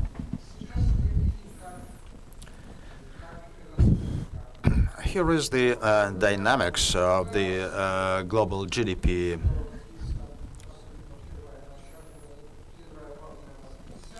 First half of 1980s performance was quite bad.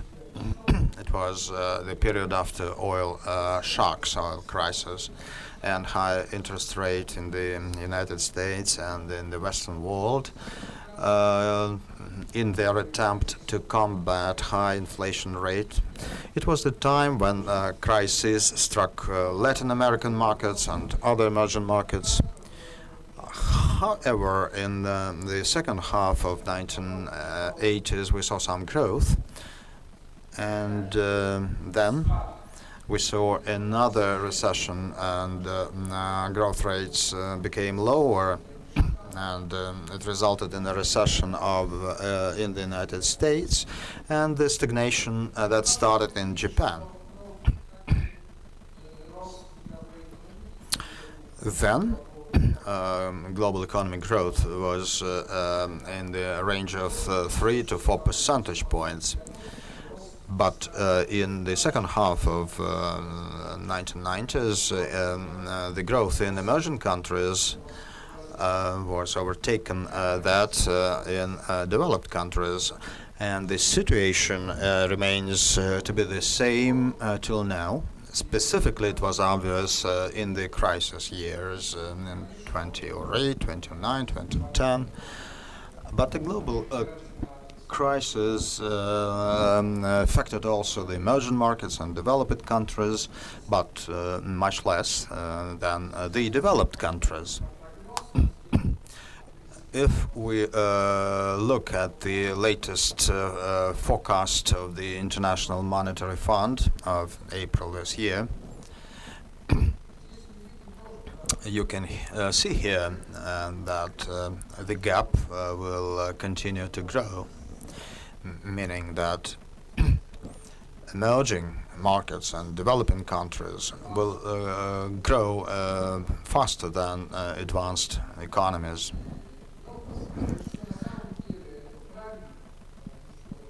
And I think it is true, it is correct, since that's the growth can be explained that those countries are trying to catch up with the developed or advanced countries. But the forecast is still optimistic that the developed countries would grow. Perhaps not at the rate of 3 to 4%, but at least at the rate of 2%. And the global economy as a whole will be showing the growth of about 4%. I'm not certain that it will really happen. I think it's quite an optimistic scenario.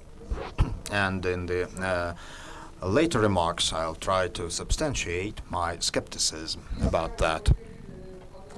On this slide, you can see basic regional groups of emerging markets and developing countries. You can see here that the main growth of the emerging markets comes from the emerging markets and developing countries of Asia.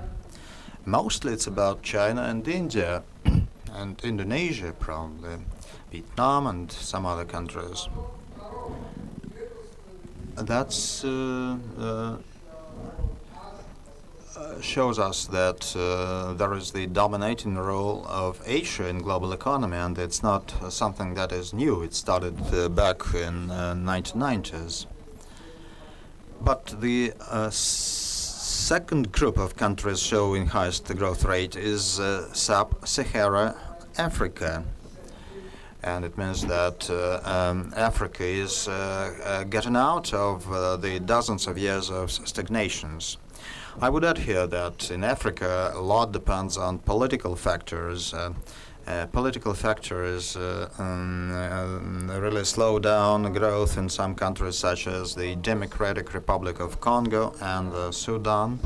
That's the issue of the civil peace and tranquility and stability in those countries. Third region showing highest growth rate in North Africa and Middle East, including Afghanistan and Pakistan.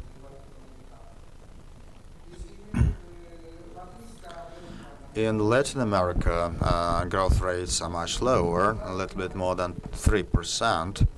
But the other two regions that are most interesting to us, it's CIS countries,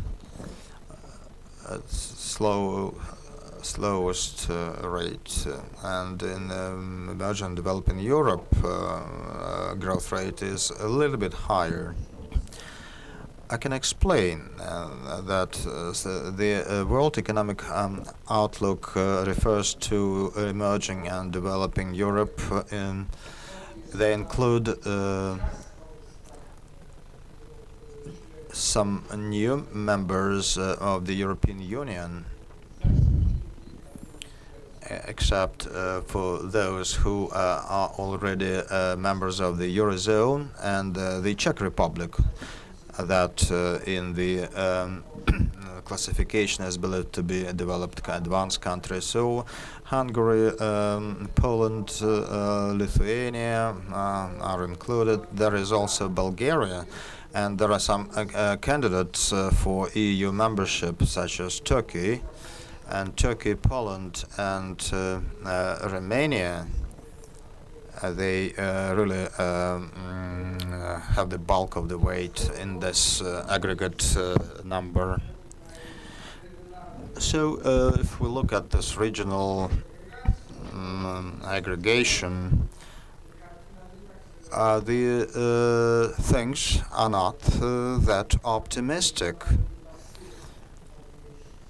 Like in the rest of the emerging markets and developing countries. And so Asia and Africa, they are also leader in those dynamics. However, I would like to make a point that all those projections are based on the typical forecasting models, which account for the factors of demand and offer. They are based on state orders, state demand, investments. And in this respect, the focus of economic discussions is that we need to revive demand so that we could improve and further develop production and increase GDP. So it brings us to the aspect of fiscal and monetary policies. I don't have time to go in details and discuss theoretical foundations of the issue. I'm not going to think about Keynesian theory and its combination with other theories. But as a matter of fact, such an approach makes sense only if actual growth is lower than the potential one, meaning that the significant part of economy of production facilities are not producing anything because of the lack of demand. However, it's hard to defend such a hypothesis. It's true that following the collapse of the Lehman Brothers in 2008, it was a great shock on the part of demand, collapse of the financial system, fall of the money multiplier, and so there was really the problem on the part of demand. and the monetary policies of leading banks and the Federal Reserve System, European Central Bank and Central Bank of Japan had to respond with the increase of the money supply. But in the subsequent years, and now it's hard to say that that kind of growth that we saw in recent years and that is forecast is lower than the potential. And I'm afraid that the projected growth is even higher than the potential is, and I'll try to explain why. The economic theory, such as Neo-Classic Theory of Growth by Robert Solow, there are three factors for economic growth. It's labor, capital, and total factor productivity. So those are the growth factors: technological advance, some better technologies, and all that. Let's see how we can really look into the future based on the three factors. First comes labor.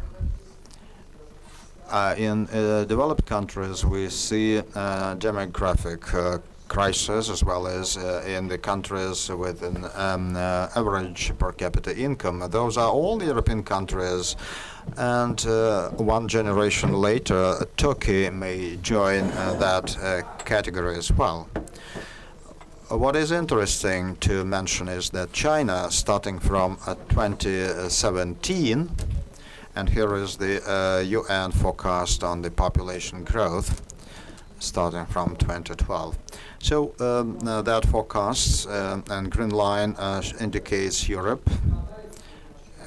So it is turning to the bottom since the start of this millennium. In China, labor numbers will start dropping from 2017, and that's a result of the one family, one child policy. In North America, that process will go not that fast, and in the United States, including Mexico.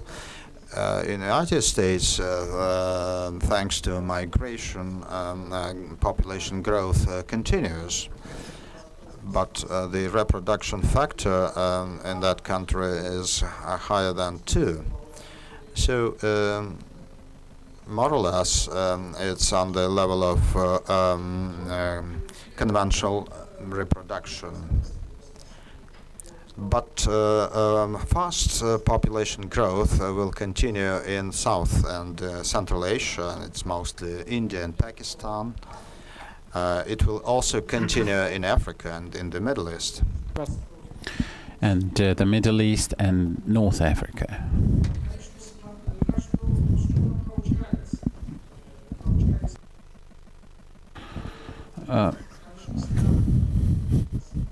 The countries that have so far, for the past 100 or 200 years, were the locomotives of the growth of the world economy, of the global economy, namely the countries of Europe and the United States.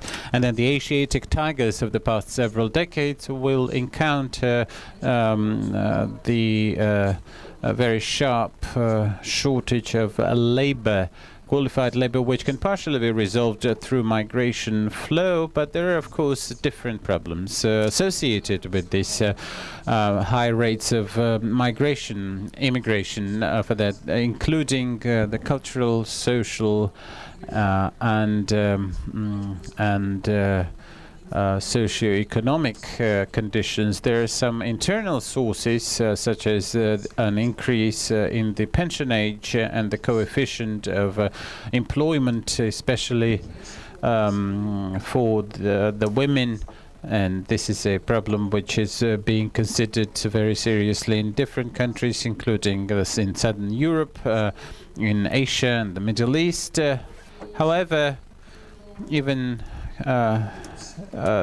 then the efforts will have to be taken and the political will have to be demonstrated. If we look at the processes of economic growth from a different perspective, the global growth and the rates and the GDP for a particular country may be more or less prestigious, because China is the second largest potentially economy in the world, and India is number 4. But what is important here is the GDP per capita. And the situation will be somewhat different here, because the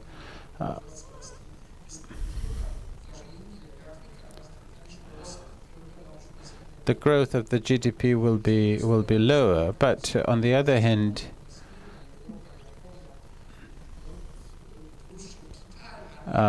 with lowering populations such as Japan and some European countries will look differently. But of course, apart from the GDP statistics, there are also other problems. The problem of the debt,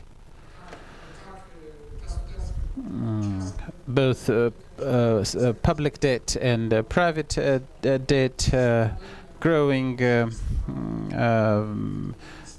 The diminishing population may help solve this problem partially, but only partially. Another factor is the factor of investment. If we look at the investment into the material assets, you'll see that there is a gradual decrease in the world economy as to the ratio between the investments and the GDP. You can see this red line here of this trend. It shows that over the past 30 years, the investments have gone down.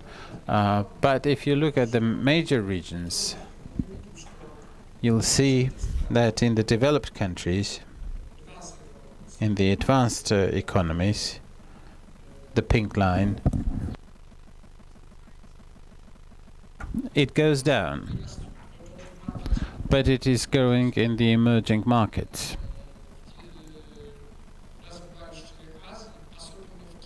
Especially in China, and in China over the past several years, the investment level for the GDP, which is of course an absurd number. There are some statistical doubts, but one is clear, that this is not a sustained growth, that as long as the demographic transition occurs, and as the society and the population grow older, and with the social programs, the amount of savings will diminish. This has been shown by the experience of Japan, and Japan has the highest level of savings, but it has gone down over the past 30 years by about 13%. Excuse me, 0.13%. So you can see still that if you look at specific countries, you will see that in China and India, this mean values are increased at their expense. Well, to think about the growth of investments, they have to be financed macroeconomically, especially on the global scale. And you have to see how the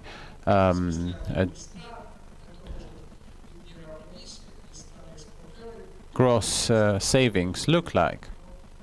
There are exporting countries and importing countries, but the balance should be struck somewhere. And I can say yet again that there is a mirror by the regions. This is primarily Asia and the Southeastern Asia, China primarily, where the national savings have been above the GDP growth level. And the second region is Middle East and North Africa, which has been growing primarily at the expense of the oil production. With the growth of our oil prices in the 1990s, part of this were accumulated as savings, especially in the Gulf countries.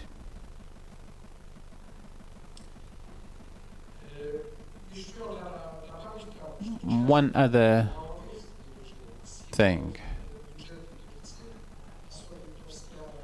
Some of this gross product is consumed by the budget deficit, which has gone up in many countries for the past 6 years, and one can say that that in these developed countries the savings level was not particularly high, and the demand for the budget financing will continue to rise. The third factor, we should remember as to what is changing. The politicians and the experts have access to the experience when they think about the experience of the 1990s and the past 10 years. They're prompted that in the 1990s the aggregate growth was quite high due to several single-use factors. First, liberalization of trade, and the so-called Uruguay Marrakesh Treaty of 1994, which in 10 years through different measures became a part of the trade agreements. As late as several years ago, for instance, in textile production, the 1994 treaties still had their influence, but this is now past. Even during the worse than that, during the global crisis of 2008, there was a temptation of protectionism. Although it did not exacerbate the situation, but I think generally speaking, the enemies of trade liberalization gained a stronger footing. And the Ratsdocher negotiations ended after 12 years in December of last year with a very limited treaty, which only deals with one issue, such as the trade facilitation and the facilitation of the customs procedures. How will it work in practice, we do not know, but the effect is not particularly tangible. The main components of this agenda have stayed unresolved, such as electronic trade, state procurements, agricultural trade, and so on and so forth, have been left beyond the framework of this treaty, and it is not quite clear as to how long will this be continuing to function. Another thing that helped very much the markets worldwide was the liberalization of the capital movement, which occurred, of course, at the end of the 1990s. But as I said, these were single-time injections or instances which are now past and no longer significant from the standpoint of global development.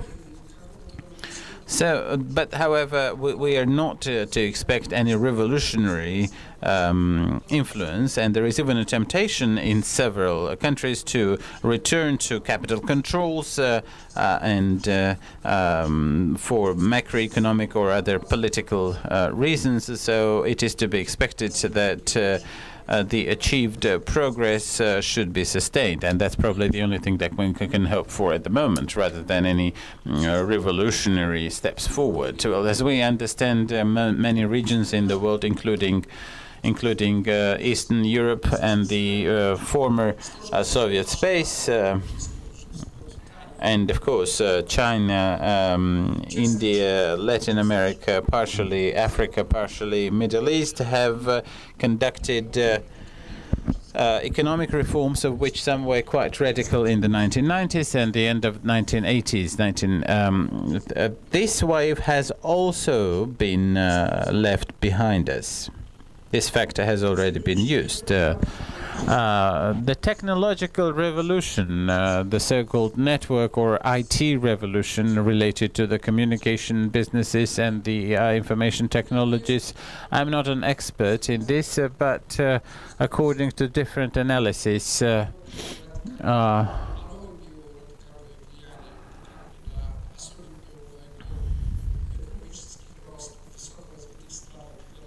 and the economic growth in many of these countries.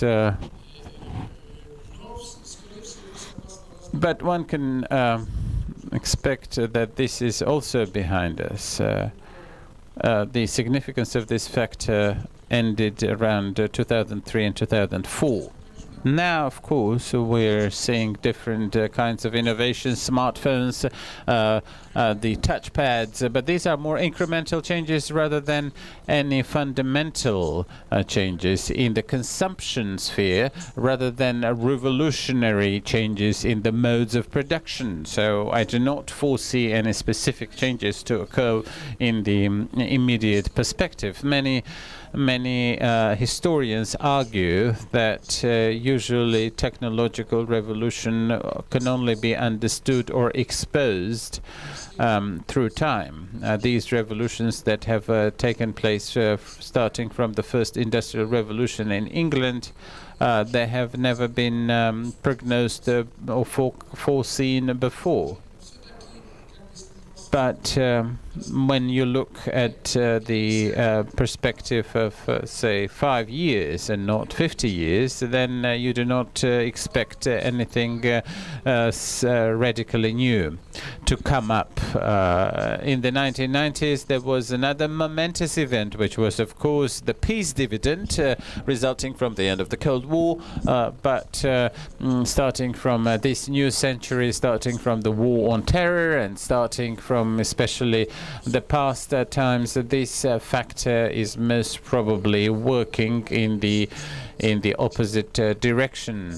When the countries have gone back to raising their military budgets and flexing their military muscle, even the very measures aimed at the struggle against terrorism definitely impair the freedom of trade. And one should not expect much in this sphere in terms of the easing of the hurdles. Well, not to be a complete pessimist, and to try and deliberate as to what can be done to support some growth, especially those that have met with the demographic barriers. Let me start with the general thing. First of all, the World Trade Organization, WTO, and to get a true progress along the lines of the WTO. I am not going to analyze this in any detail, but it appears that we are so far confined to some sectorial interests of different countries, such as the agricultural sector of the United States, which was a very protectionist country up until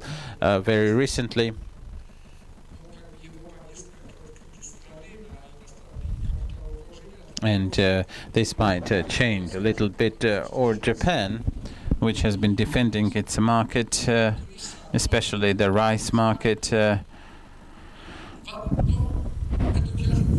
It is difficult but possible.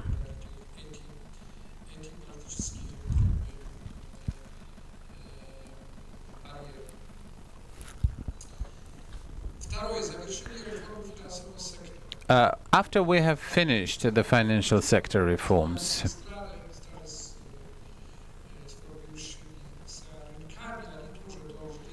I think that you can see some results extracted from the experience of the developed countries that can always be can be sparked. Well, it is clear that during the sanitary measures for the financial sector and the so-called deleveraging, which is the decrease in the load of financial mediation, does not help the growth. So I think that the completion of this process could have helped to enter a more stable period of growth. A better coordination of macroeconomic policies between countries. There is nothing revolutionary here, of course, because the perspective of creating a planetary government is still a chimera.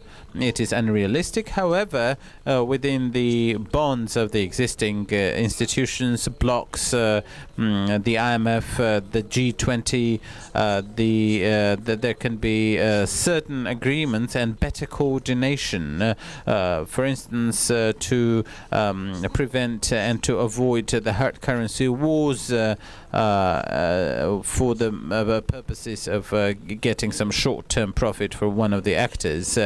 Such better coordination may be a thing of progress. One other thing which seems like science fiction today is a better organization and coordination of the immigration flows, which is especially difficult in Europe because Europe has to make agreements with the Middle Eastern countries, but this may be an even greater challenge in Asia, in countries like Japan and Korea, which are undergoing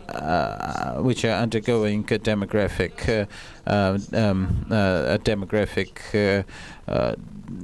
decline, but which nevertheless are not prepared to encourage immigration. The question about definition of partial democratic tendencies, the increase of pension age, reform of the healthcare system, which is also made up of some conditional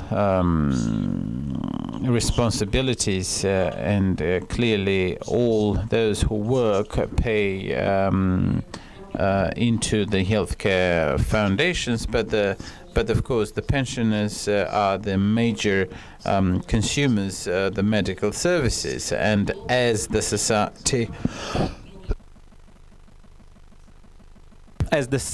grow older, there is a general increase in such costs for the co-payments, the co-pays, and of course the high labor costs. In countries of, say, Southern Europe and Eastern Europe, a paradoxical situation emerges when, on the one hand, the active population is in decline and diminishes. On the other hand, there's a high level of unemployment. Why? Because there are different systems of stimuli.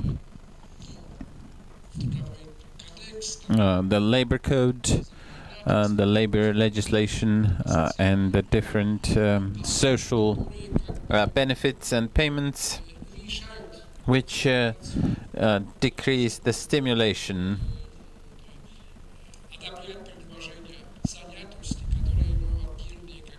and which the different groups feel themselves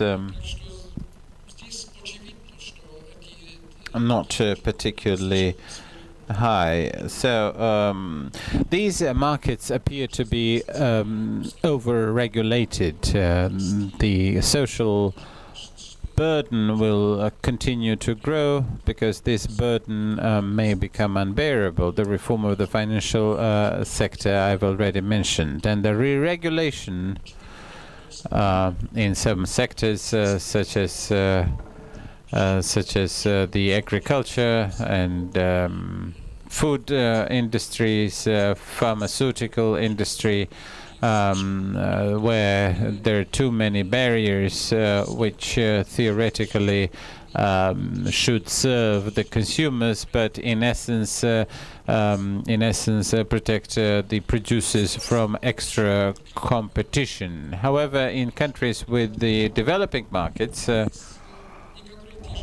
there are some very similar problems, and some problems are quite specific. The specific problems that we should enumerate is, of course, the poor business climate and poor state management and political arrangement, including corruption, organized crime, and transaction costs, high transaction costs, which indeed influence with all these emerging markets.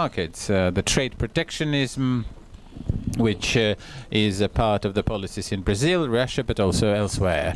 There are also countries which have the problem of populism, too much of a social burden, not particularly targeted.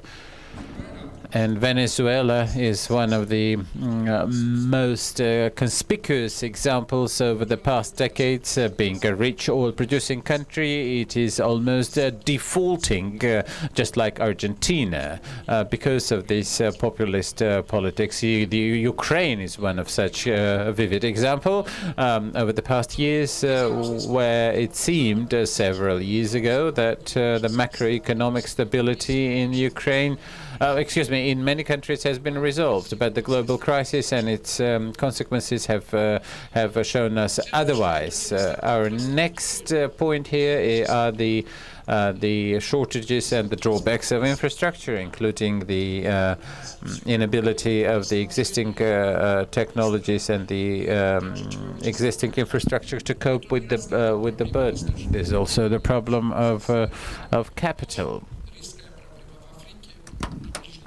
which is, of course, a major problem in Africa and Middle East, and in Latin America in part. The underdeveloped financial markets and the limitation of the foreign investment. In many countries, we're seeing a large state sector.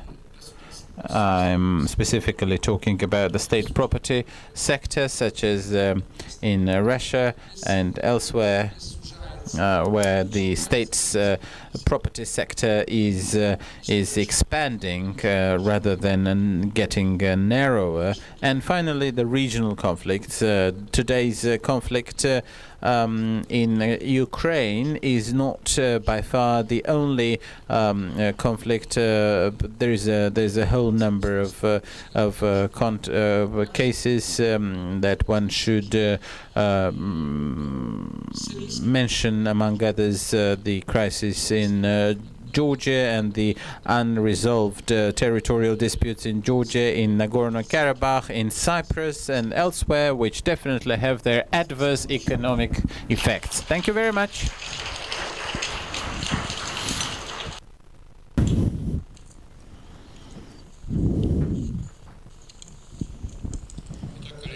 Thank you very much, colleagues. Let us start with the questions and answers session. Our colleague from Germany is given the floor. He has been rehabilitated today.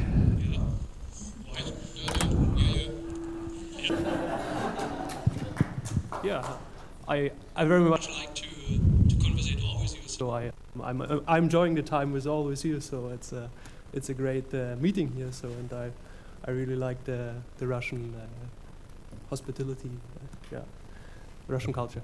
So my question regards the link between economics and politics. So there's a strong link in every country, in Russia not less than in other countries. So if there's no political certainty, the economic system will not working well. So foreign investments go back, and all this thing. So as I see at the moment, Russia, as we also heard the last days, Russia is more like organized like a pyramid with a strong autocratic system. So there's one strong head. This probably has the reasons, but this makes the system as well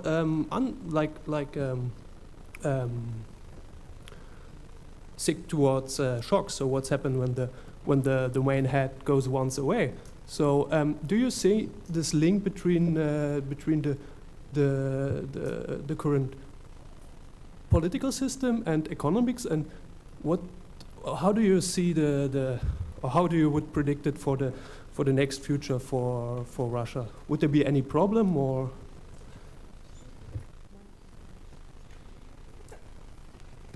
Сразу отвечаем, да? Very broad and difficult question. Как мне отвечать? На русском? Не, ну удобно, наверное. Ну, я понимаю, что большинство все-таки... Большинство русскоязычные здесь, конечно. Да. Значит, вопрос... I will take up the liberty to answer in Russian to the benefit of the audience. There is definitely a link between the quality of the political system and the quality of the economic system. Historically speaking, we can speak about the examples of the authoritarian regimes which implemented market reforms such as Chile, Korea, China, to a certain extent, which is a post-communist authoritarian regime which did implement market reforms. However, in the context of the region where we all are, which is the Central and Eastern Europe and the former USSR countries, it is difficult to give examples of an authoritarian regime that would be conducive to market reforms. Maybe Kazakhstan is such an example, but we can still deliberate if that might be a happy example. In this sense, I'm sorry I didn't take along with me this spreadsheet. We presented data that shows graphic correlation between the degree of political freedom according to Freedom House and economic freedoms, or ratings by EBRD or Heritage Foundation. And what they have there is, it's not that we have a full correlation, but we see around this curve 45 degrees, it all fits in. With the exception, as I say, of Kazakhstan, there are several countries of Central and Eastern Europe where the level of political freedom is higher than the level of economic freedoms. But the question is what measures we take. Secondly, if we look at the dynamics, here we could give larger number of examples how democratization helped democracy reforms. For example, Slovakia, or for example Serbia, Yugoslavia and then Serbia, after Milosevic left. And on the other side, how return to authoritarianism puts a brake on the reforms and turns them back. This is where Russia serves the best example. Thirdly, what are the prospects? I actually don't do projections and haven't done it for a while, especially political projections and forecasts, but I would put it this way. There is quite a large bulk of literature, first of all works by Robert Barrow and others, who say that the opposite is true. Economic growth, it increases demand for democratic institutions. The more and more countries, they need democratic change. Certainly there are corrections that need to be made. one of those factors that this is oil resources. This is regrettably the case of Russia. But if somebody asks me about the year 2030, I think that Russia will still be a democratic and liberal country. But when it happens exactly, I do not know the date. Dear colleague, you now have the floor. Thank you. Ostrovsky Konstantin from Kaliningrad. You spoke about risks of trade migration in the EU, but you spoke about the external character. In my view, there is a problem about uneven trade migration. For example, in the Baltics, many young specialists left. Say in the last 6 months, 500,000 people left Latvia, although this figure is not widely publicized. But my question is, tell me please what measures can take care of this situation, and if not return them back, how can we, maybe we can plant all Baltics with the corn and maize, but this was the case in Khrushchev's time, but will it help?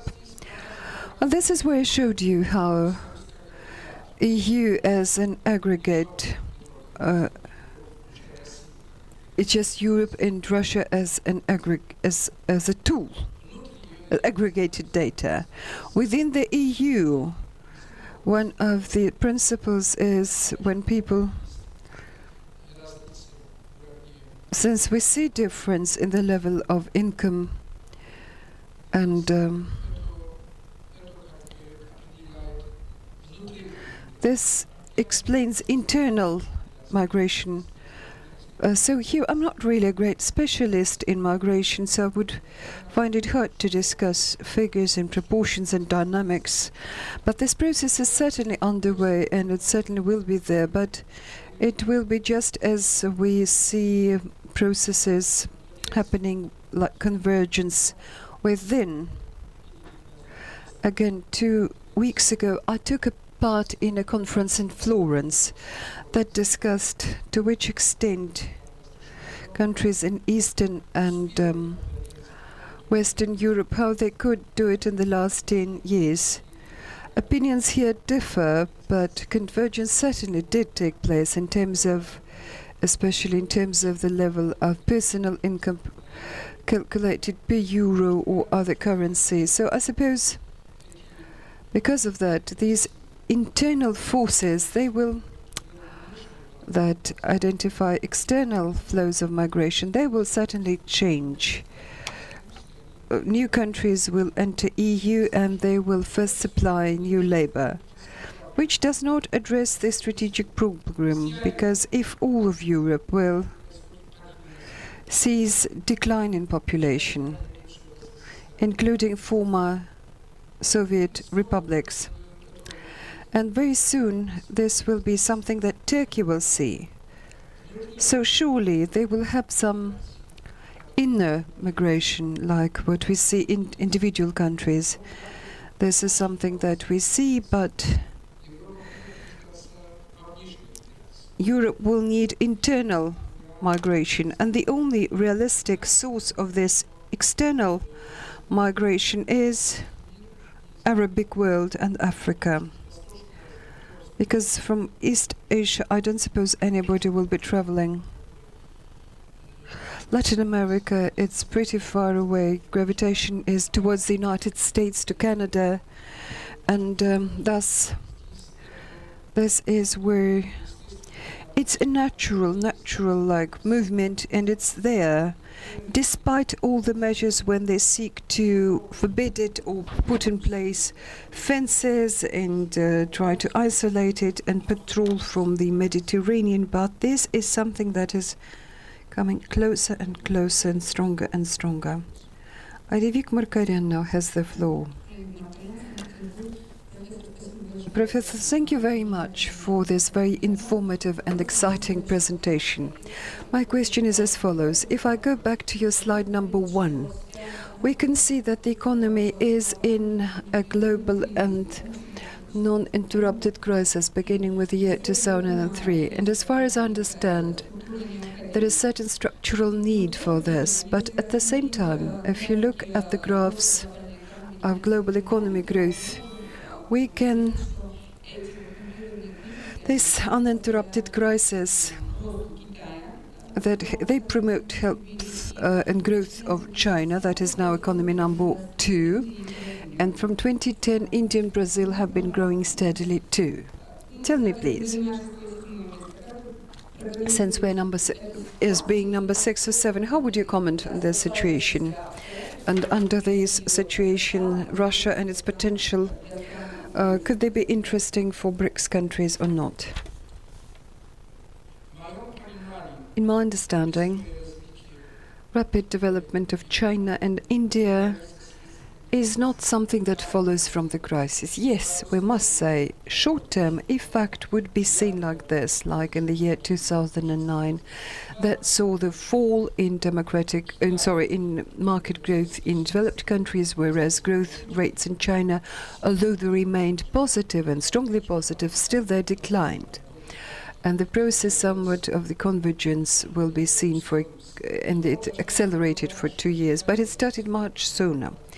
In China, it started back in the times of Deng Xiaoping reforms, maybe 1981, and in India it began in the early 1990s. Whereas in the last 2 or 3 years, we have seen it more difficult because they exhausted the factors that promoted growth. But this process, we can look at it from a very different perspective, historic perspective. If we look at the well-known historic and statistic calculations, like, regrettably, this researcher died several years ago, and the publications were in 2004, where the researcher showed that in 1820, which is almost 200 years ago, on the eve of the general industrial revolution of the first wave, China, if I'm not mistaken, had its share in the global economy was about 35%. India had something like 14%, Japan 2-3%. In general, Asia was accounting for some 60% of the global economy at that time. 30% and something on top of that. That was UK and continental Europe, first of all, Western Europe. The US accounted for 1%, maybe less. But I think that we today are seeing the rebound historic balance. We understand what happened in China, in India, which saw the end of colonialism. We see times of trouble domestic trouble in China, and the Japanese-Chinese war. It's all clear that happened in the 19th and 20th century. Now they are seeing a rebound and a recovery. And I think that the process is right, because the world as a whole will be more stable and I hope more peaceful, unless we see this huge gap in terms of levels of development as something that we saw 30 years ago. Nowadays, Russia, to which extent it's an interesting partner?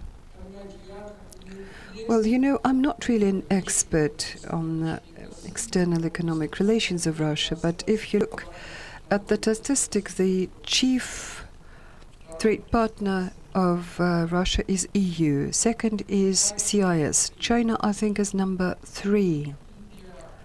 India, Brazil is just their share is very, very small. But we do understand that it determines trade flows. It determines complementarity, ability to complement one another among economic structures, and again geographic proximity and the presence of transport links. What is clear that, for example, in case of Russia and India, today it's not something seen. Again, in case of China, the trans-border links would be closer, but again, this is a territory that Siberia is not the most developed country, part of Russia, but this is where I think the potential is probably just because China's and India's share in global economy will grow, and this is where it's going to grow because of the factors that I just named. Well, Dagestan. I'm from Dagestan. My question is, can we speak today about improving investment situation in the world when, in point of fact, there are no guarantees that deposits would be maintained? The situation with the Cyprus is a good example where people could not guarantee that their deposits might not be lost. Well, you touched upon a very much a sophisticated question. The system of deposit insurance, yes, it is indeed ensuring greater safety of the deposits, but it also creates great risks. The best example is Ireland, where on the eve of the crisis, because of the panic, the government gave 100% guarantee to deposits. But what turned out later on is that those guarantees were immediately demanded because nobody really understood what a major problem the banking system of this country is facing. In Cyprus, yes. But this is again a different story.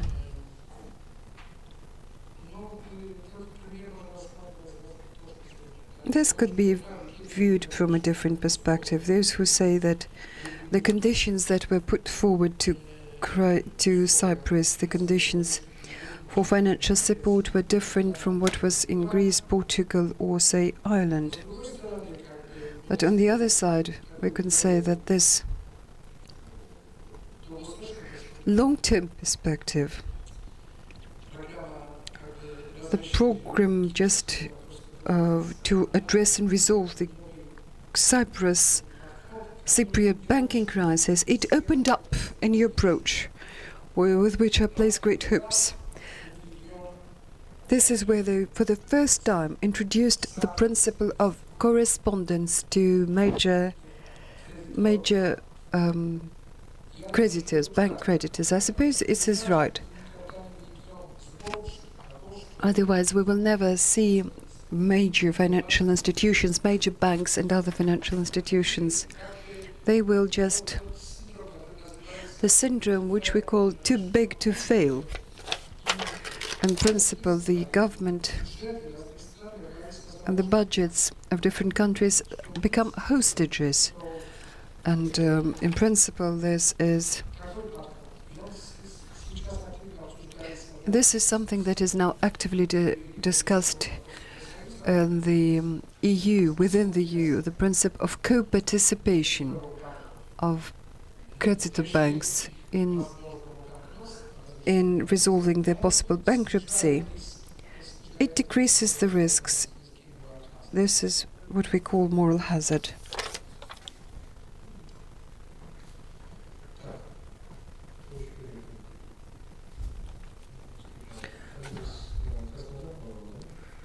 Colleague, are you from Krasnodar, if I remember correctly?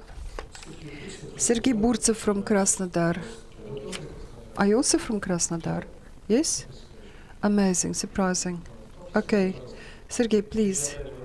Regional question is, tell me please, if any global events such as the Olympics, Formula One, Universiade Games and summits, do they influence investment attractiveness, and can we evaluate them? I understand that image plays the most important role, but probably investors are more interested in a country which is successful as a host of these major events. Is it image of investment attractiveness, or is it more for the region that held this event? Well, I was lucky. I was never really into it at all. And if I see all kinds of participant by economists in the discussion of these issues, I immediately get a suspicion that they're not probably objective, probably the ones that order are overpaying. I'll put it the findings of this expert evaluation. What I mean here, yet another Olympic Games, another championship, soccer championships, and another European Championship on soccer and all other events. I think that here, I personally doubt, but this is pure intuition. I'm confident that this is a good business of the International Olympic Committee, FIFA, UEFA, and all those international bodies. Quite nice business for those who immediately provide services there, say hotels, restaurants, all these services go into construction of these sites, advertising, PR, all these matters. Probably from the perspective of the image of this region or this or other city, this matters too, but those who pay, usually it's the taxpayer who picks the bill, and I very strongly doubt that they get back return on investment. But there are interesting examples. I don't remember when, say, Olympic Games in Montreal. When was that? 1976, if I'm not mistaken. But Montreal has not yet paid back all the debt when it borrowed to hold those games. Well, I think that now we can have many examples that it is exactly local communities, either within the city or town, are now questioning. For protests in Brazil, for example, or in my country, for example, an idea which seemed to me just like abstract to organize a Winter Olympic Games in Krakow, which never has seen any snow. But this was also discussed at the local referendum. People are now less emotional and more rational about looking at such prospects. Please, another colleague from Krasnodar. Andrei Filimonov from Krasnodar. My question is about what you presented, the materials. The sources of global growth that were enumerated.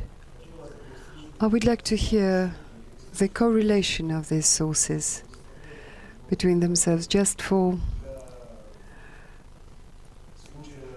in case of developed countries and in case of, say, emerging markets. What is the ratio? Well, just what do you mean? What do you mean specifically? Well, I mean is just these sources which were enumerated by you of the global growth.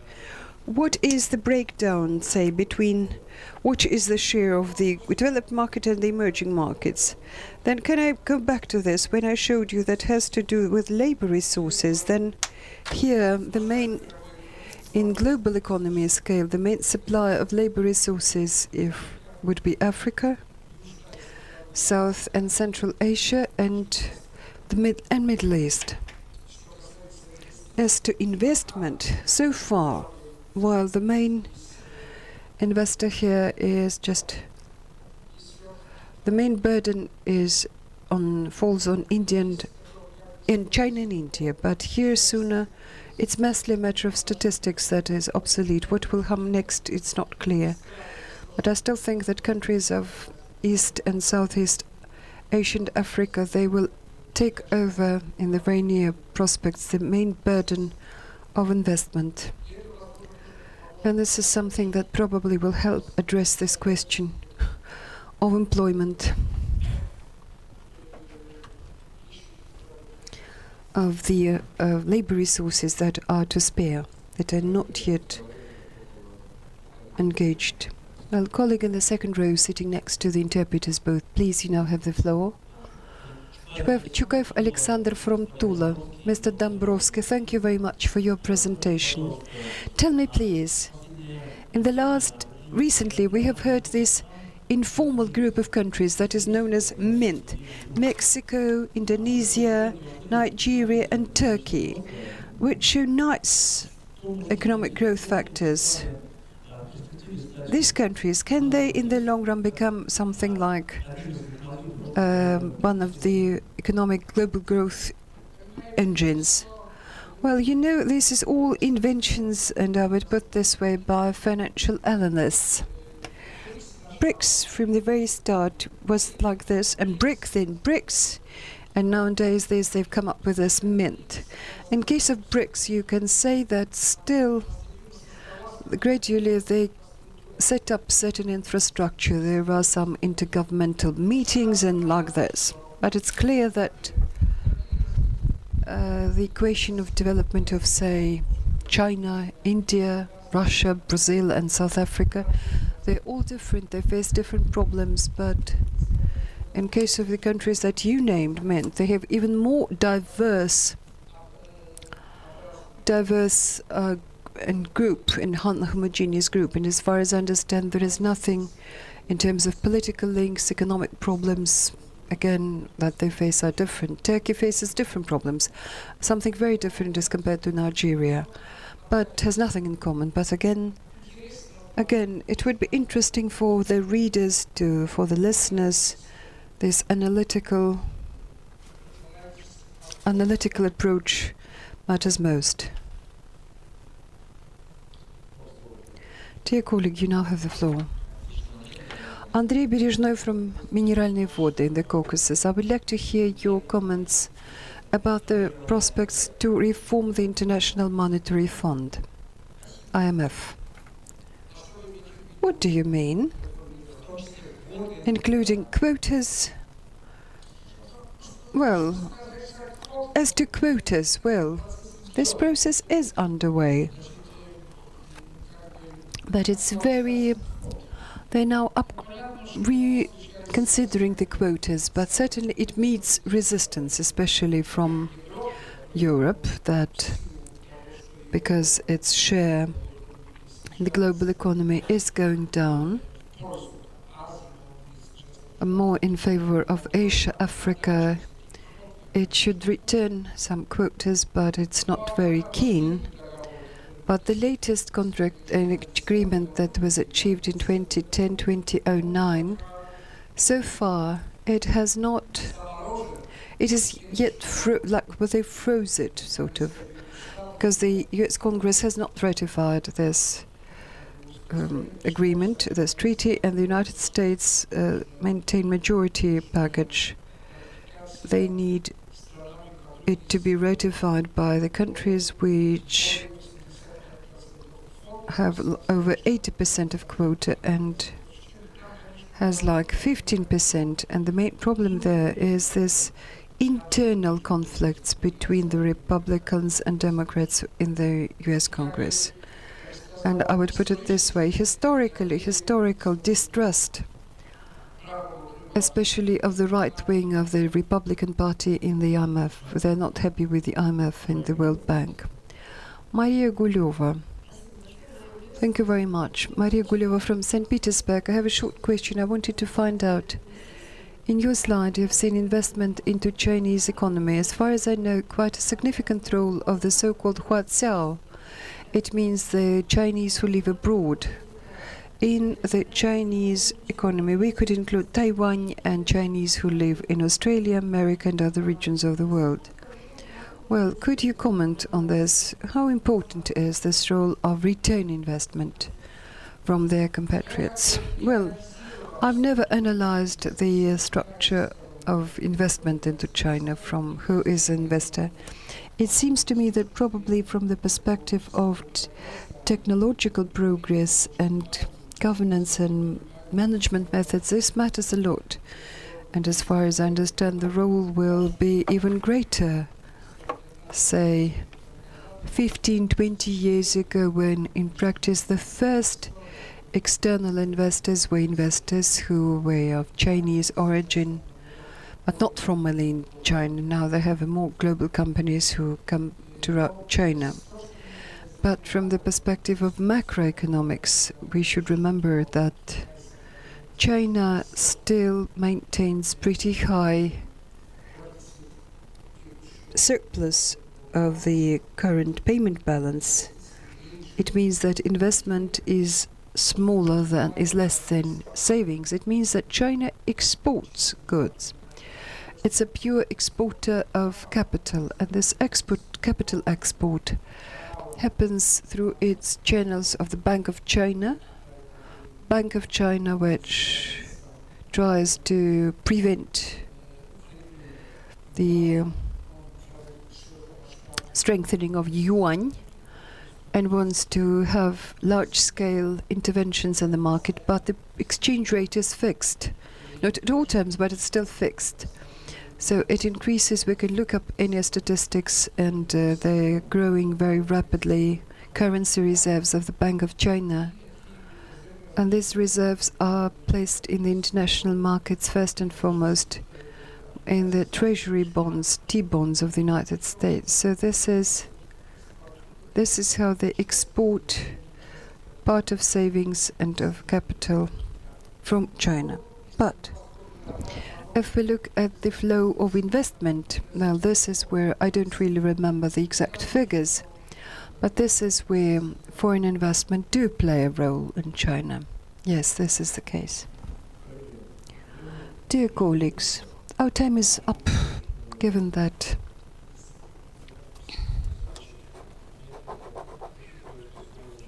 today it's day 4, or rather 5, especially those who love barbecues, they feel ill at ease right now because they stayed up late, and we should say a few words about our expert. Mr. Dombrovsky travels, unfortunately, not so often as we would want him to see here, but it's not our expert, it's our long-time expert, long-standing expert. I don't remember, Marek, when we've met you first. Was it 15 years ago that you first spoke at the school? Well, I first visited Golitsino, when was that? On the eve of the second round of the presidential election, 1996. Yes, it was 1996. So it's a great economist as well as an expert, veteran expert here. And I want you to give him a round of applause.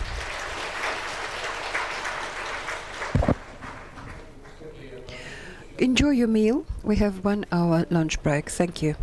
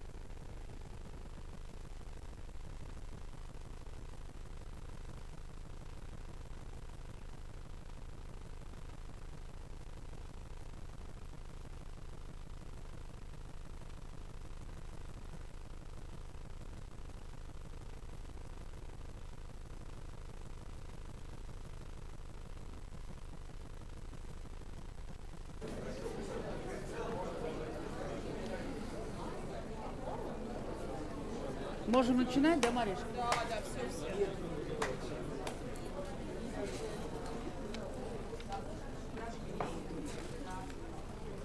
Так, давайте начнем наше заседание.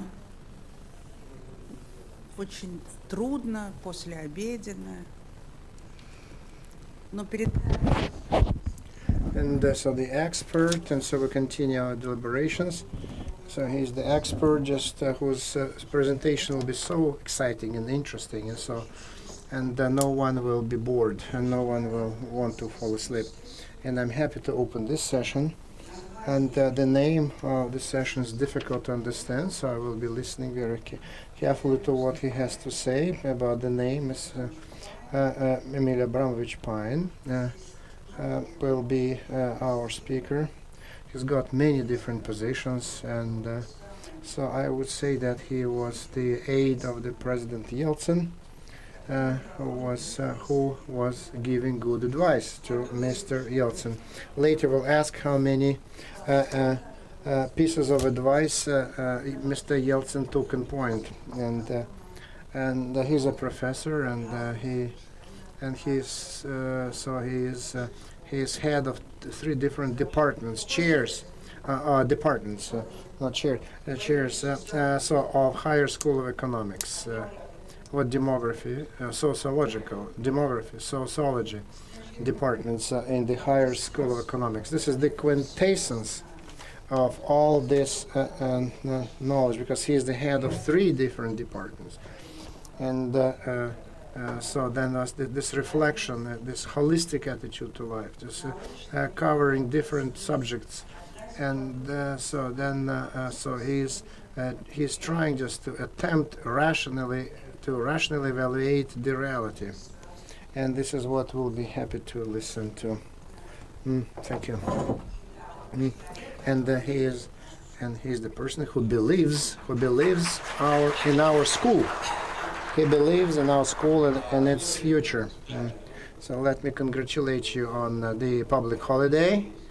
So and that is why. So since we are in the middle of the holiday, so this work will not be burdensome for us, but we'll be happy to work on this wonderful day, the Day of Independence. And so she was saying that I teach at three departments, and this is the combination of expertise and knowledge that I'm going just to give you. But by profession, I'm an ethnographist, and I'm anthropologist, and more than a sociologist. And through this prism of ethnography, so I will try to talk about this the Russia in times of crisis, Russian in the times of so something just a crisis. So then after the crisis, because we're just getting out of the crisis, we're kind of leveling off, getting out of the crisis. And what is the causal conditioning? So because what we're living through now, so these the times.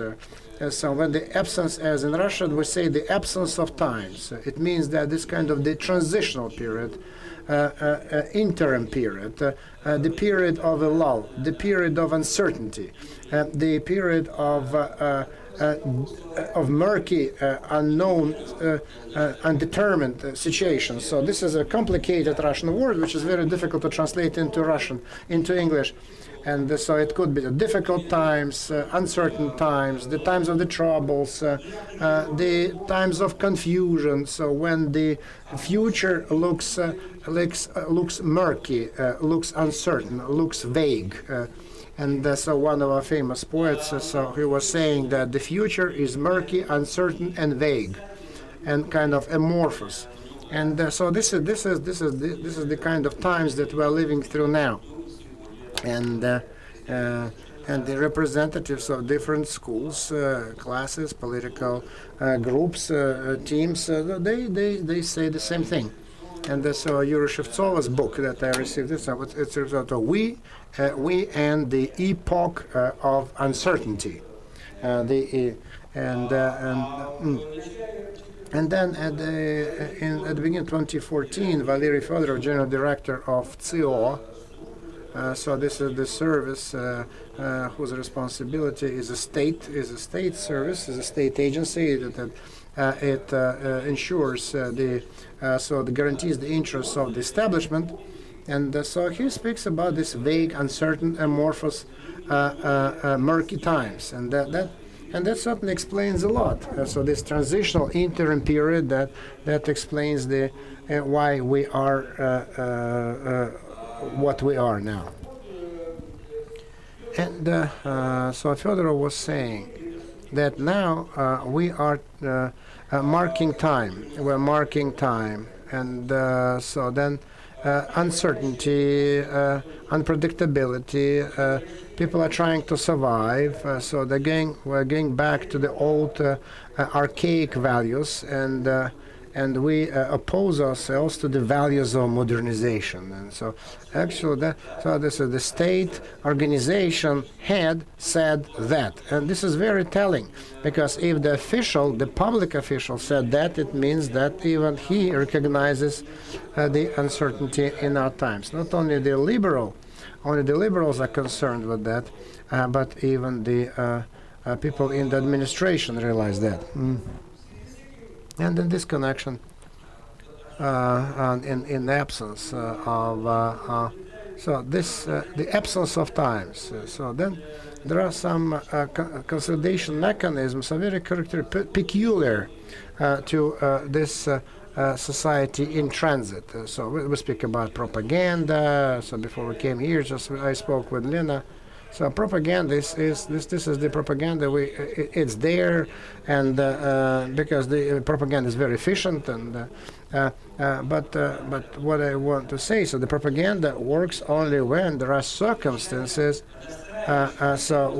which actually make people perceptive to the propaganda, and so this certain wavelength, and so then people do not reject this propaganda, but they admit, they perceive this kind of propaganda. And so this society certainly can be consolidated on the basis of xenophobia, fear of strangers. And so I cooperate with Levada Center for many years, and so that's why. So they provide information. So we're going back to 1999. So I can just go back to the beginning of the 90s if we need. So there are three types of phobias. The characteristic of Russia, and so they're growing, those three phobias. So there's some down spikes, up spikes, upward spikes. But so first is the external enemy. So in the questionnaire, so it looks different. But so then fear of external. So are there any external enemies? So this is the blue column, which is above all, and then the internal enemies. External, internal enemies. So whether people support the idea of Russia for Russians, and then another specific one is the base enemies, domestic enemies, internal enemies. Then people from the Caucasus and Central Asia with the attitude of the Russians, and we think that even before the propaganda, before Maidan, before Ukraine, before all events, and so then 2013, so there was a huge upward spike of all phobias, all three phobias, and so we can see that in course of 15 years, actually it's longer than that, so the phobias toward the external enemies are higher and more exacerbated than the fear of internal enemies. So external enemies are much higher. And as I don't want just to spend time on that, just remember it as let it be a key takeaway. And let me characterize the situation. So in 2013, by the beginning of 2013, before all the events occurred, and so the society was ready to consolidate on the basis of certain phobias and fears and hatred. So because it has no foundation for consolidation of constructive opposition, and so that these phobias reached a certain maximum level. And now just I am moving over to the 4 assumptions that I'm going to discuss and to offer your attention and to argue later.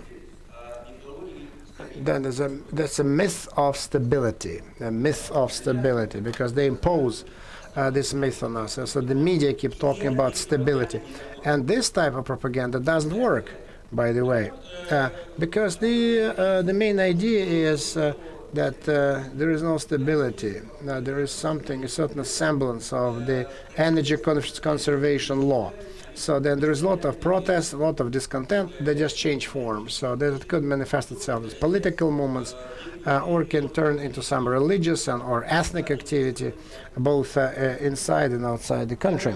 So the second point, and so then the demographic implications of those times. So then contradictive roles of Russian nationalism vis-a-vis present political regime, and how to exit those murky times. Then this necessary new agenda, a new alternative, alternatives to archaics and fundamentalism. So we need to find this for Russia, and that will be part of the new agenda. That is why, so the civil society policy and the agenda, we need to get ready to leave those murky, uncertain crisis times. And so now there's the law on conservation of energy. And Mr. Vasilyev, I think, he was head of the Institute of the Center of Strategic Research. Mr. Dmitriev, right? I got his name right.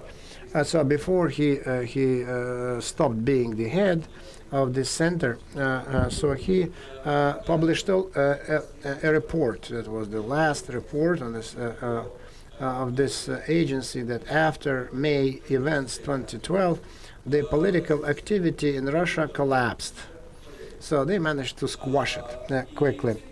And no one argues that. But then, so there was a little amendment note added to this report, because there was a small note added to it, that nevertheless, so there are strange events occurring in the periphery of the country. There appears different types of activities. There's ethnic pogroms and ethnic cleansings. We cannot explain that, but I can explain, because I'm trying just to explain that this occurred not accidentally, because when you squash the areas of political activity, when the people can just throw out their pent-up energy, so it actually showed a certain kind of unity when people took to the streets. Nationalists, the left, the right, so everyone, liberals, conservatives went to the square. And and then Occupy Abay and others, so they went to talk about that to other sites in Moscow. But after it all had been squashed, so the activities start to develop, evolve, and appear in different forms or shapes, in religious and ethnic discontent. Immediately, it morphed into it. So so then some years ago there was only one Kandapoga, it's a public discontent area. And Kandapoga, or the only city where this conflict was. And then the conflict stopped, so there were no more. And in 2013, so there were 5 cities where the unrest, civil unrest, conflicts with between the locals and the immigrants, clashes, discontent, violence, blood shed. So there are many cities. So I am naming them. And Birylova in Moscow, Apraksin Dvor in St. Petersburg. Only the big ones, big events. So there were many more. And so this pent-up energy squashed elsewhere, found its way here. So that's Mr. Chaika, the Attorney General. So he said that. So the number of people convicted on extremist charges went up 5 times. But in 2014, so this there was this niche, so where all the conflicts is nothing compared to this new niche, Crimea and Donbass, because the pogroms they're limited in their magnitude, so that they give a chance just to vent the energy, but certainly because the leaders of the republics become unhappy, and then people are becoming apprehensive for the integrity of the state, and so this is the unified Russia, homogeneous Russia, and all of a sudden, so this is the biggest value is being eroded, and so that's why the leaders are unhappy. But here. I got this slogan, how the Russian Cossack kills a Bandera guy. So then people just are ready to fight for Russians in Donbass. It's a wonderful field for channeling the hatred and venting this. And then Kadyrov supports, Putin supports, and so the authorities. So then the ladies just are screaming, so you real men just go fight, etc.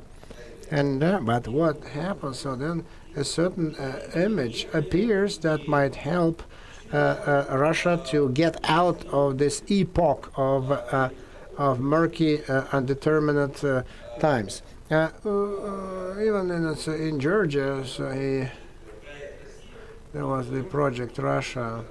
As there was an ideological program, and there was a book, The Third Empire, so it was published in Georgia, where he portrayed Russia from Vladivostok to Kaliningrad, and so fully subjected to Russia. And when the book was published, I was laughing, because I did believe it would be possible, and so I even just wrote an article where I ridiculed those points of view, because I thought the ideas were utopian. But now I realized that it actually materialized, and and we understand. So the times are changing. So even if so even if Lugansk and Donetsk Republic, I don't think that they will be supported by the Russian authorities, but when it occurred, there's a wonderful vent, wonderful valve, safety valve, through which the people's anger and frustration was channeled through. And I think that this I think that Professor Vorozheikin will talk about this issue from a different angle, and but I want to tell you that so then you may just draw any number of fantastic, crazy images or ideas, but actually so everyone was buying this book, so they thought so it's impossible. So 3 years passed, and it turned out to be this is not a myth, because when there is no way out, when people cannot vent their feelings, so there is nothing to be proud of. So then the sociological studies, people were not ready. People were not ready to be proud of their country compared to other countries. So no prospects, nothing to be proud of. So, but now just we can register. We can be proud of your Winter Olympics and hockey victories, acquisition of territories, and the war. And so this is great. And so this feeling of spiritual revival is there because of this problems with Crimea and Ukraine. And so people now are proud and they're lively, vibrant, and so they have. So, but we live certainly in a land of fairy tales. Some people like it, some people don't like it. but there is certain fairy tale. But there is life, life, and this is all fairy tales, as I was saying. But we're going to talk about pragmatic, real life, and that restricts the capabilities of a human being to. So we cannot leave this fairy tale because it's just a fairy tale. But we like it. And so there are some demographic constraints that we need to talk about. Demographic constraints, and they're getting more and more exacerbated. And so demographic indicators are bad.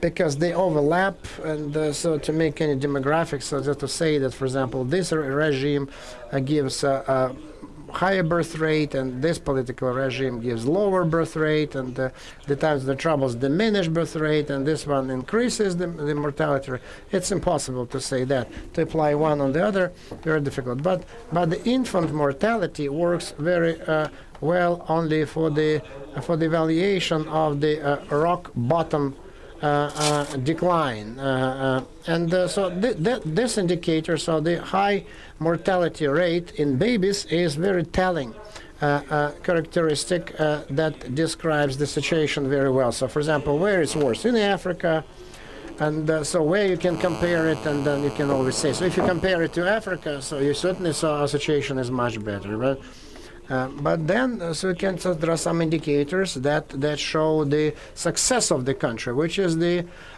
seniority, which is the lifespan.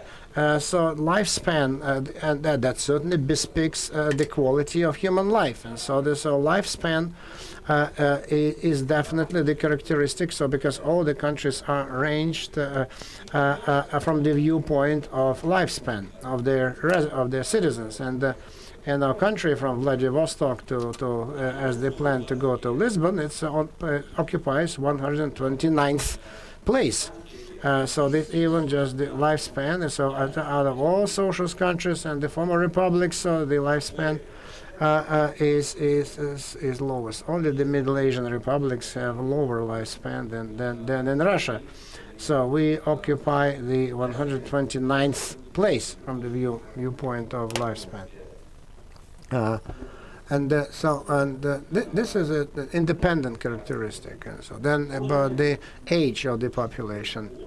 So according to the UN data and the demographic experts, so they concluded that the country is considered to be old if the share of the population over 65 years is 7%. It's, in Russia, this figure is 12%.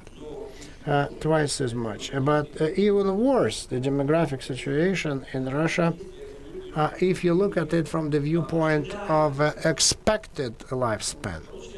And it turns out that our 50-year-old person who has only 9 years to live before he dies, it's average statistics, because now just average lifespan of a male person is 59 years.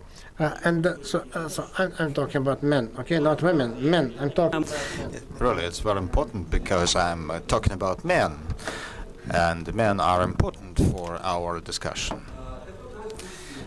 So that 50-year man, Russian man, from the standpoint of expectation, is 9 years older than his Polish counterpart, 15 years older than U.S. Man, and 21 year older than his Swedish counterpart, which is very important, since today many countries address their economic problems by raising the retirement age, but try to raise that age to 65 years in Russia. Most of the men will not survive to that.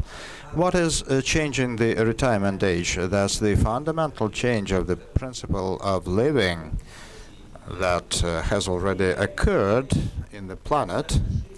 So the ratio of activity between younger and older years is changing. So it's moving towards the older age. It concerns productive activities, including new types of economy of knowledge and science and IT and others. As for health, even the birth rate indicators are changing, since for healthy people, even 60 years is nothing outstanding. So it's a fundamental change of the global living standards that have to do with the extension of life. What is most interesting here, it is the fact that by 1991, countries that left the social camp had similar demographic indicators, and Poland, Estonia, Latvia, the Czech Republic were no better than Russia. Several years passed, and the situation changed in a radical way. All countries except Russia made progress in terms of the extension of life expectancy, while it was not the case in Russia. Why? There are two reasons for that, obvious reasons. First, that's the ratio of social expenditures and military needs. The wise historian Kluchevsky, when he said that when the state is swelling, the population is getting thinner and thinner. And he was right, that the rise of costs for military needs, for all civil services and state functions take something from the social expenditures, because our resources are not unlimited. So the budget is limited, the funds are limited. And recently I read on the website where I contribute to, I wrote an article that was mostly visited by readers. It was written by Mr. Hramchikhin, who is the military expert, and he was just mocking at the Czech Republic's, Hungary and Poland's armies, and saying that those armies are so small that cannot defend those countries and cannot wage a war. I understand that we have Poles in the room, and I met with them, but that's about the very truth.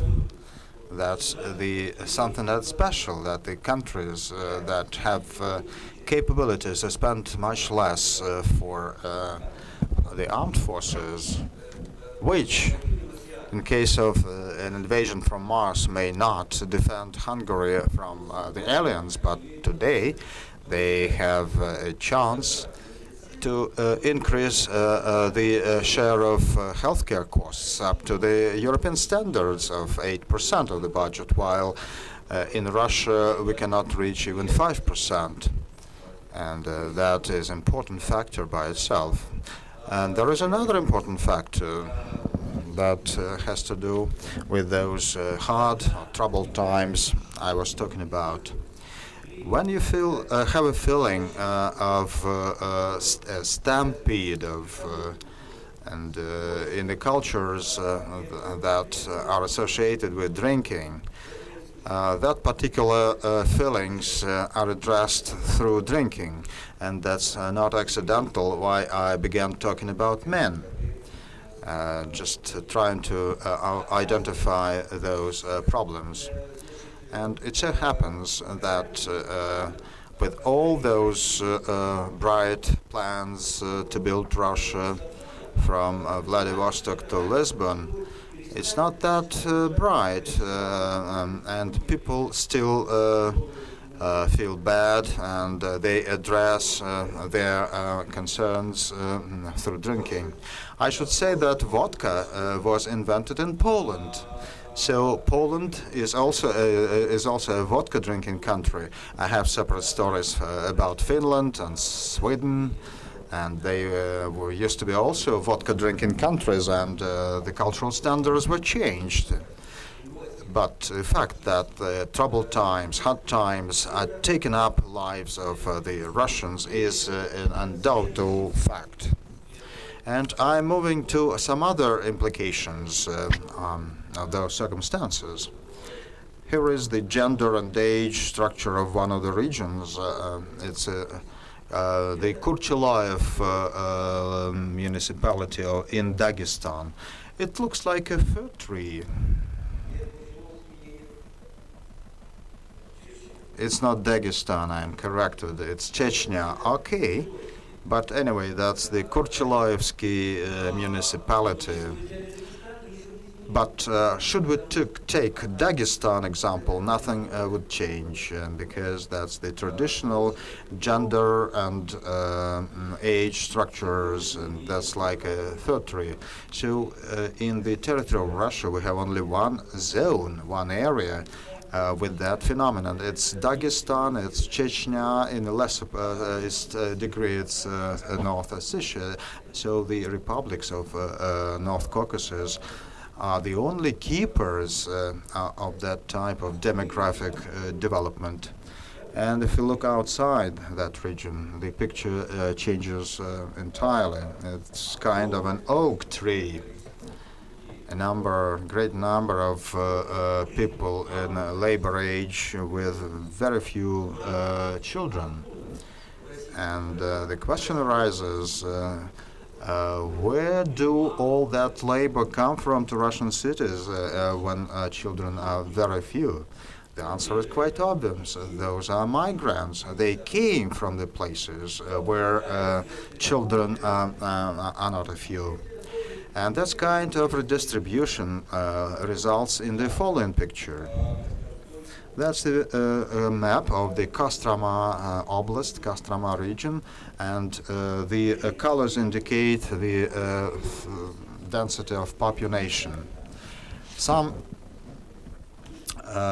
areas lost more than 60% of their population, and that loss cannot be replenished.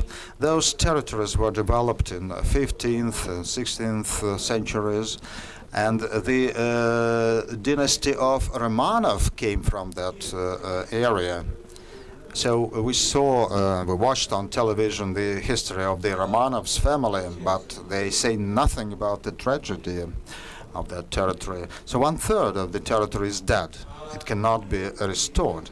And more than 2/3 are the areas which theoretically, under certain circumstances, cannot be or can be restored or repopulated, but the loss of the population ranges from 20 to 60%. And there is only one very small area around the city of Kostroma, which is still alive, showing some growth of population, because that vacuum cleaner of the city of Kostroma sucked in all viable population from other areas of the region. That's our worst region, and that's the pole of Russian disaster. The city is nice, yes. And here comes the black soil region. That's the Kursk region. And black soil is believed to be the best soil for agriculture. But looks like in this region, situation is not much better. There is a small area around the city of Kursk, which is showing some progress, some growth. Otherwise, it's a vast and abandoned area. Here is the Altai region, another great place to live. And the difference is that not only Barnaul, but all other smaller cities and towns such as Biysk, Rubtsovsk, and Taleisk, they are still viable, while the rest of the territory is devastated. So on a monthly basis, the country is losing more territories than it acquired through the acquisition of a new subject of the federation. And looks like the process cannot be reversed. And it means that the labor and demographic resources can be only replenished through those zones with third tree situations. And what would it mean? And it would mean that with the current level of tolerance, conflicts and clashes and the rise of xenophobia are inevitable. I would take all your questions, responding to the nature of anti-Western feelings, but first I would outline one more difference. Western phobias, are such that if by some misfortune all TV channels are dead for a month, then 1 month later you will notice that there is no Western phobia at all. There will be no anti-Western feelings, but it's not the case with the internal phobias, because the majority of the Americans are not physical for the Russian people. The Russian people think of them as some images, and they've never seen them. But those internal foes, they are everywhere. They are in public transport and the streets. They are everywhere around us, and that clash is much more feasible and likely. And the situation is quite obvious. If all TV channels, radio stations will keep on saying, then tolerance is really required, I hardly think that friendship between the peoples will come on the following day. Those are the real ratios and balances. I'll give you another idea or a number of ideas, and then I'll stop talking and we'll have Q&A and discussion. So who will take advantage of the xenophobia's rise? Traditional Russian nationalism used to be the imperial nationalism. It was something that was safeguarding the state, and the nationalism that supported the power. And it was also nationalism supporting the authoritarian rule. However, since the state itself assumed the functions of the imperial nationalism, the people's nationalism became useless, and it is gradually given way to another kind of Russian nationalism, which is anti-empire. And for those who are interested, I can refer to the last copy of the magazine, Pro and Contra, which is closed now. And there is my article analyzing the dynamics of the ratio of imperial and anti-imperial nationalism. And in Russian nationalist elites, that latter nationalism is becoming a leader. So the link between Russian nationalism with the power is not linear. On the contrary, it's quite complex. Dr. Krylov, one of the prominent scholars, says that the nationalism is the anti-imperial phenomenon. It's not the people for the country, but the country for the people. That's the basis of the national mindsets. And the Russian nationalism phenomenon, it's a new phenomenon which we saw rising from the middle of the past decade in appeared in 2005, 2006. And in Russian nationalism, we can see various branches. Russian Democratic Alliance, for instance, led by Sharapayev, Yevgeny Dadenko, and it's growing extremely high. I keep on monitoring them. Lately, they gave up the basic thesis of all Russian nationalists, that Russians is the core nation for the country. And now they say that we are not calling upon the establishment of the only Russian state. We would favor the ways of the European Union so that we can merge with the European Union and make a unified single community with it. And that's already a centric Russian nationalism, and that's a separate topic. And I think that the emergence of such a trend I interpret it as a winner out from the imperial thinking, because all empires ended up with some alternative nationalism, and civic nationalism emerged in Russia even before the national. So my latest or last remarks. Those troubled times, hot times are nearing its end. That epoch leads to public apathy, and it is supported, it rests upon that apathy. But in Russia, apathy is being substituted by unprecedentedly high social alarm. So far, the authorities managed to use that alarm for their sustainability and survival, but without any transformation, or this transformation is not unlimited. So the main idea is that we need an alternative agenda. That's the point I started with, and I could only reiterate by saying that the objective of such schools as yours is to change the situation when we have only Prokhanov and Limonov groups and nobody else in opposition. Okay, so I will be prepared to voice my opinion on that alternative agenda, but I'll try to do it in my answers to your questions.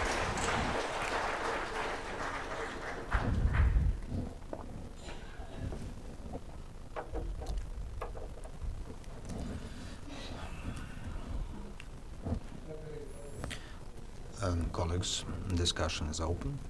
Anton, please. I'm Anton Petrov from St. Petersburg. Thank you very much for this opportunity to ask a question. Thank you very much, Emil Abramovich, for your lecture. It's as good as your previous ones. So all of them were excellent. And you are the best lecturer. We found out that we have no past or future. It's only the current time that matters. So you belong to that current time. You placed an emphasis on right movements as some prerequisite for development and for the emergence of a new agenda. But I can refer to a very popular figure in media, who is Konstantin Rikemchuk, who is quite a well-balanced man, and he argues that Russia, in fact, is a left country, and the only movement that can really make the system moving is left movements, even more left than we can hear from the powers rhetoric. Although I agree with you that when you say that right movements can also be viewed as the prerequisite of development, So it's a paradox that, in fact, the country's left sticks to the left, but you rely on right movements. And in the rhetoric of the Ukraine, and it also belongs to the left spectrum. So thank you. Microfonчик. It's not accidental that I kept on talking for nearly an hour, so I hope that you would pick up something about that and you would ask that question. Okay, so I'm switching to the left. First of all, I don't believe that the country tends to the left by its culture. What is left movement? It's based on the idea of equality. But the Russian main saying says that I don't care how things are with me. I would be delighted if a cow of my neighbor would die. So,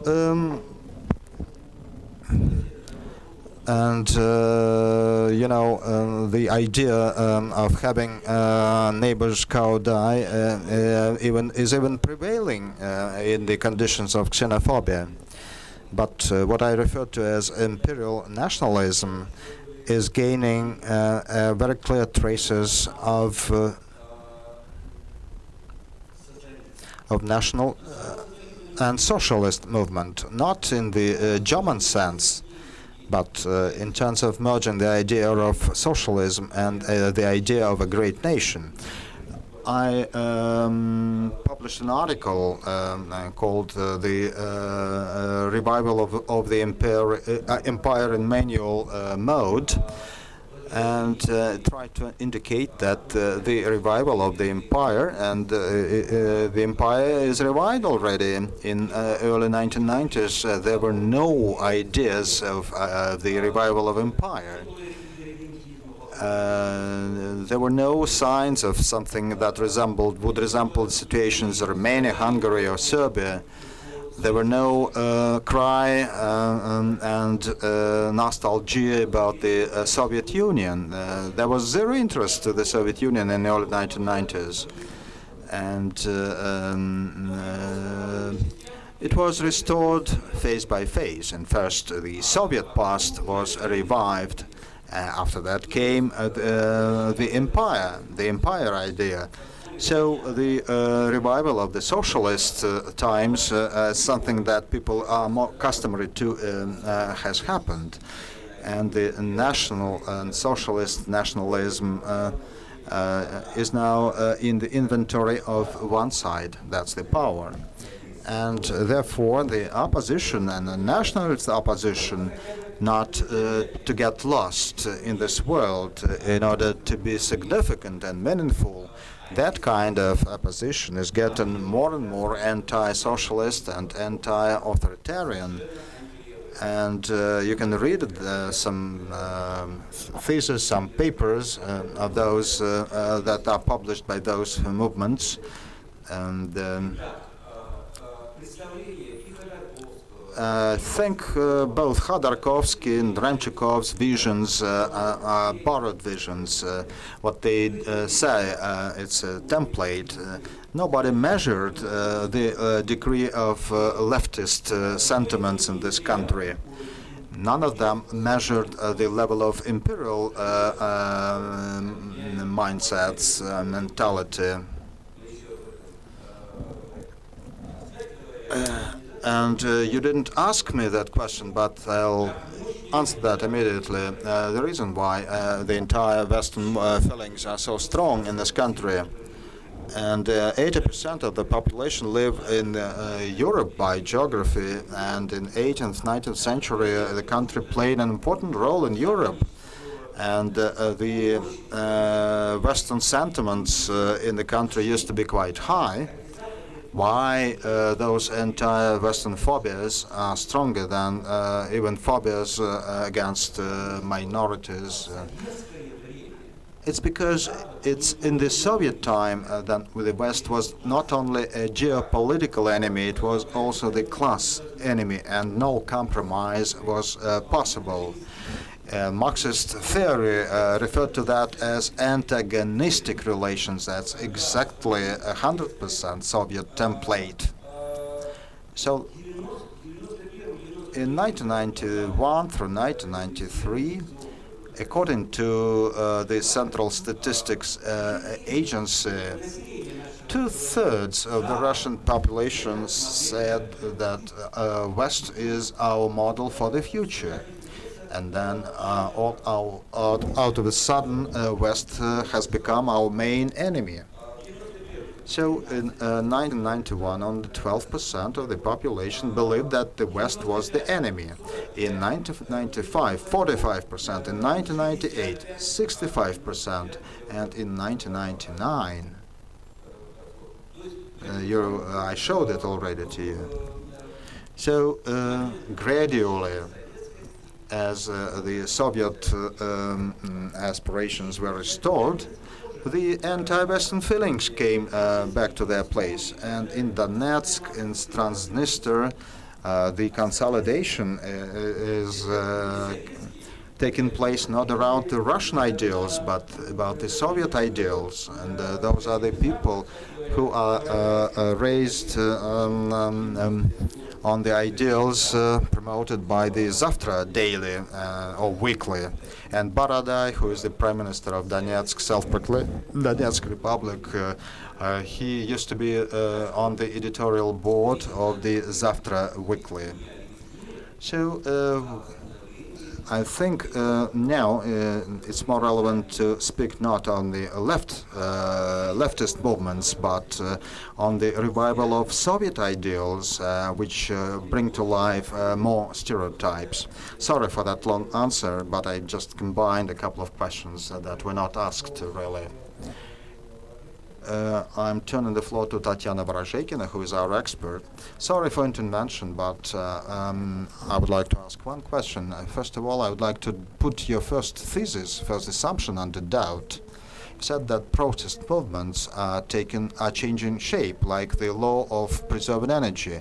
If they are suppressed in the political sphere or slowed down in the political sphere, they will splash, they would outburst in the national and other areas.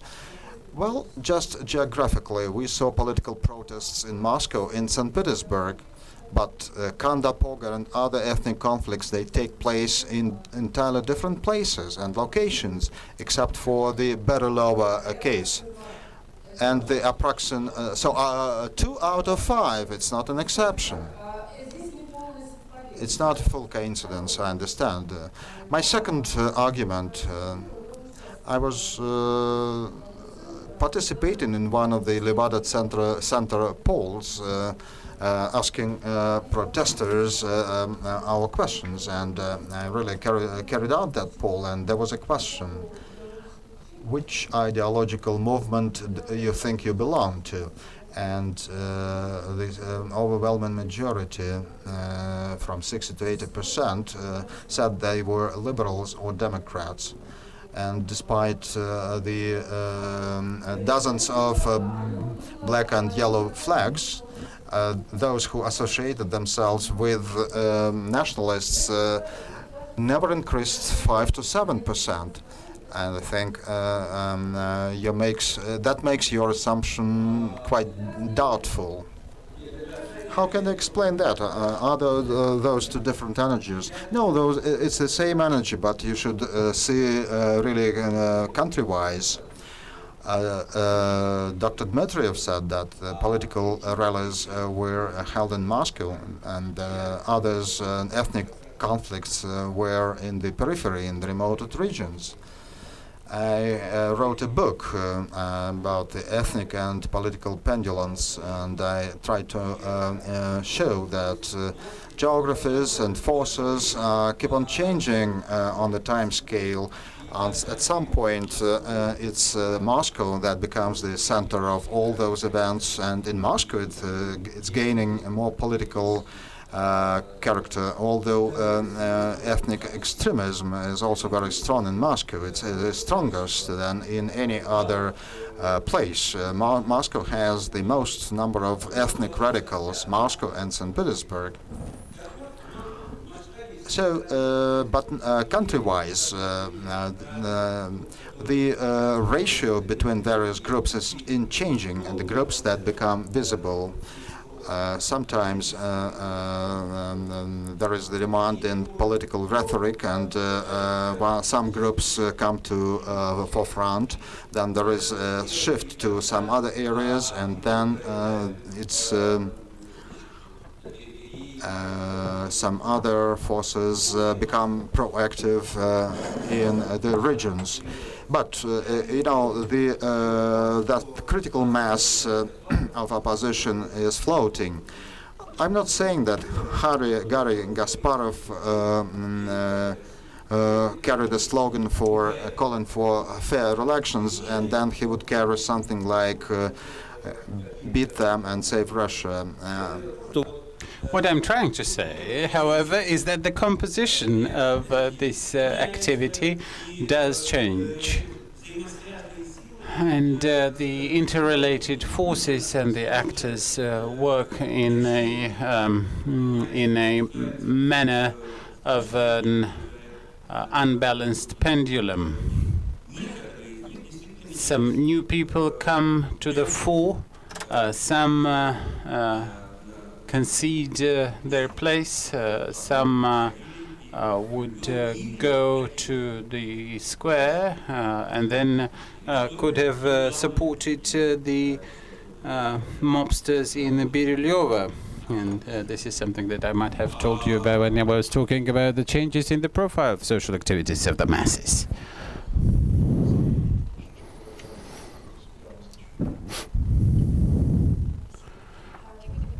Daria Pigaleva from Nizhny Novgorod. You said that, in your opinion, Russia needs an alternative agenda. But when we talk about the agenda, a social agenda, as it was first proposed in the 1970s, then such an agenda was usually subdivided into several levels and several categories. What specific kind of agenda do you imply, and what do we have to do to formulate this? Well, this is the question that I have provoked many times, but I can tell you that I am teaching special some special disciplines. What do I know as a professional? What changes need to be introduced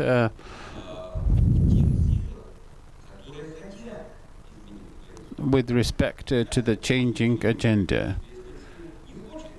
We understand that most actors today are not interested in changing the agenda, and there are those who believe this is the case. There are others. There are some ideas which need to be taken into account.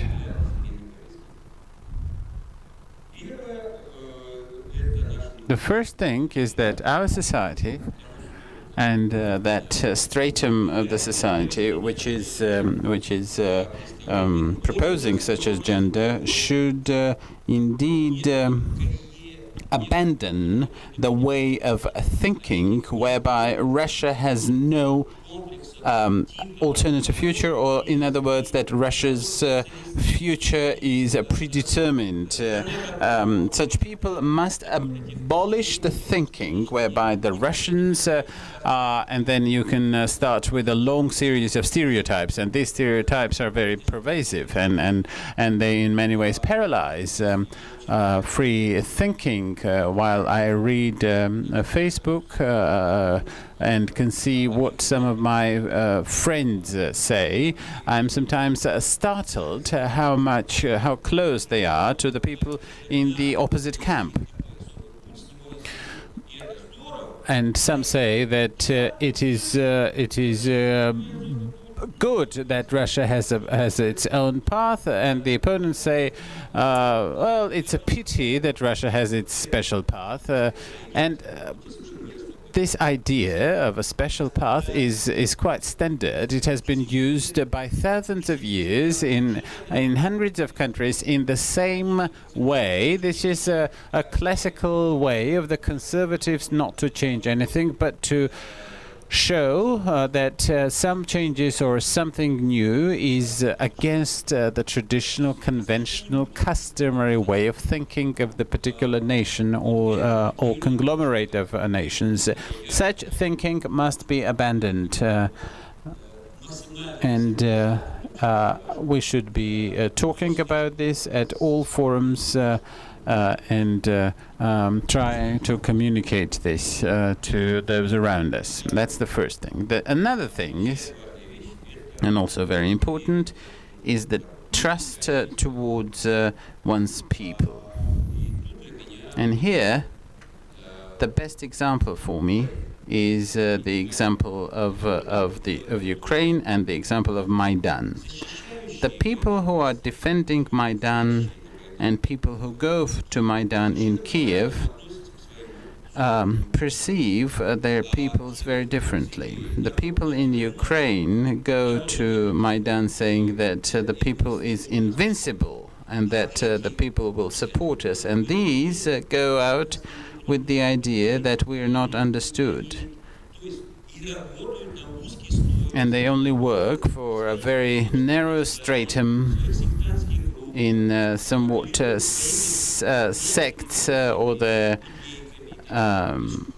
very narrow groups. So without a proper understanding that a political party must orient itself towards the entire population and not a narrow group, you can't move elsewhere.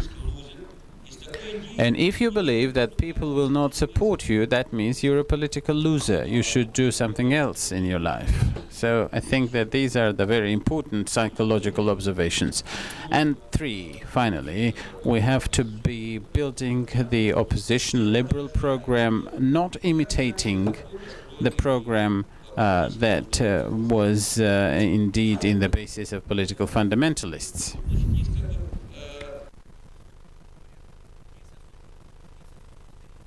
There is this dispute about the special historical path.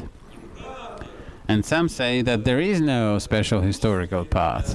There's always been the Rus of Pskov and Rus of Novgorod, and I'm frankly think that there is no trace, there is no tradition coming from say Novgorod or Pskov. You can say that history has said that nothing was banned. But we know this for a fact. I think that the most important point in this agenda is not the dispute about the new tradition, but the fact that Russia's competitive advantage, the competitive advantage of the Russians, is the high adaptability and high ability for innovation. This, I think, can be proven, and this can be seen on many different examples. On the example of cultural borrowings, on the example of what can be seen on the experience of our country and other countries. And I'm trying to show this in my series of anthropological essays.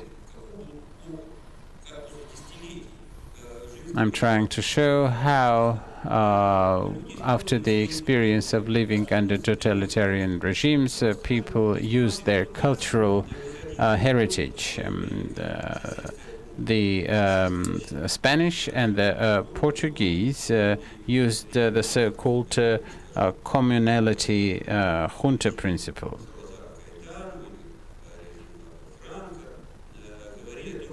And of course, the roles of these institutions under Salazar or Franco are always emphasized.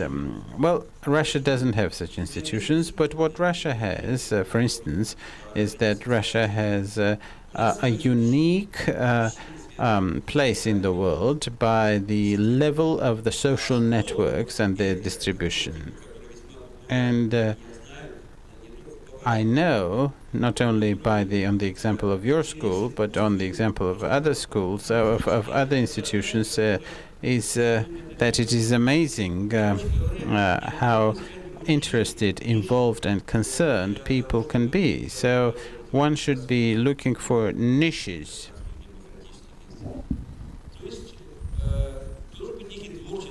There has to be some creative approach. Thank you.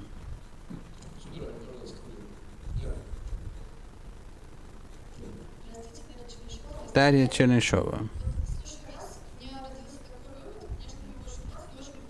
I can make a conclusion.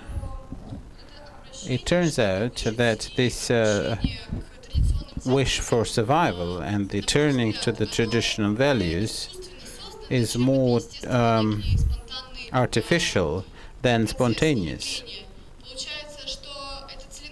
And it turns to be some sort of intent, and they were hyperbolized.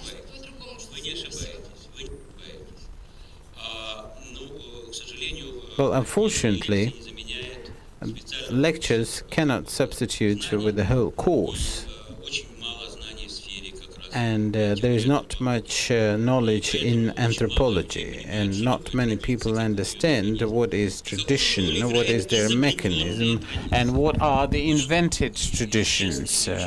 Very important element of and a very well-known political social scientist, Giddens, believed that 80% of what we call today tradition is not a tradition, but rather an invented thing, an invented tradition, which have been legitimized through the concept of tradition.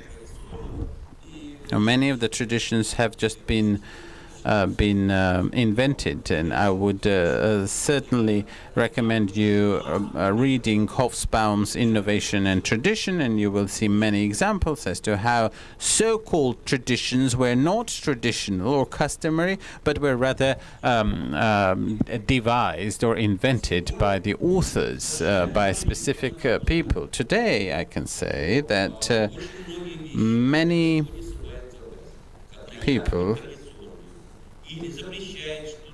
today revolve, and there are some people who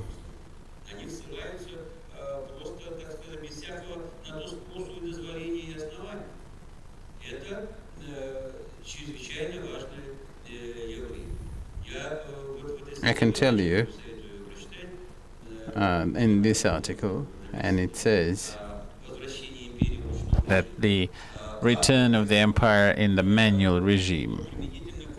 How does this happen with the respect to some the specialized slogans and creeds? All slogans and creeds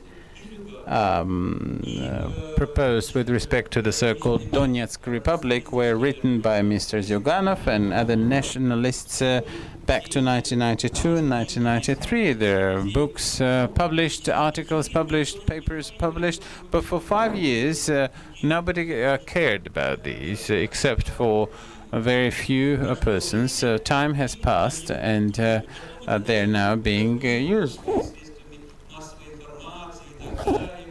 Then they enter the mass media, and so the good vodka first becomes imperial, and then everything becomes imperial. Empire is good, imperial is the best, and then you're starting this construct, building up the so-called tradition.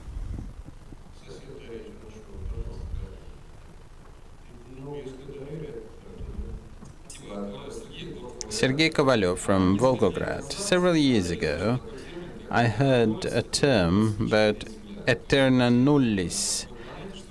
Terra nullis, no man's land. When there are less than, say, 3 persons on a square kilometer, then this becomes no man's land, or terra nullis, reverting to your maps and to those so-called dust suckers which take in the entire population. I'm asking myself, is it possible to lay claims to Russia because you have so much land and you don't use it efficiently, and there is such a small a country like Japan could have, say, used your land much more efficiently? Well, from the standpoint of today's international norms, there is no ground, there is no reason to believe that any land can be taken from one country because you don't cultivate it. This is my land. I manage it as I think fit. This is the principle, the prevalent principle of the international law today. There are some limitations of sovereignty, of course, if you are insulting the dignity of your subjects, and if you are violating the human rights, then there may be some theoretical ground for intervention. But with respect to the use of land or use land and land use, no, there is no. It's not to be. One is not to be afraid that somebody will come from the outside and tell us something or try to rob us. This outside enemy is in many ways a myth. But what should one be afraid of is that the land without use is wasted. So, especially with today's level of production, if the production levels are high, then people can afford having less people in Alaska than, say, in New York City. But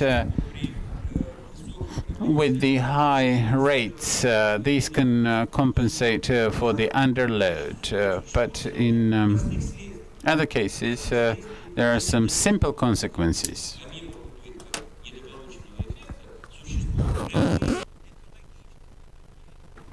And there are the ecological wastes and the ecological losses, which is the impoverishment of soil, deforestation, salination, acid rains, and so on and so forth. These are not things to be neglected. These are not things to be ignored by the people who live in wide expanses. And there are people who still live in the abandoned villages. Then you can see what's happening.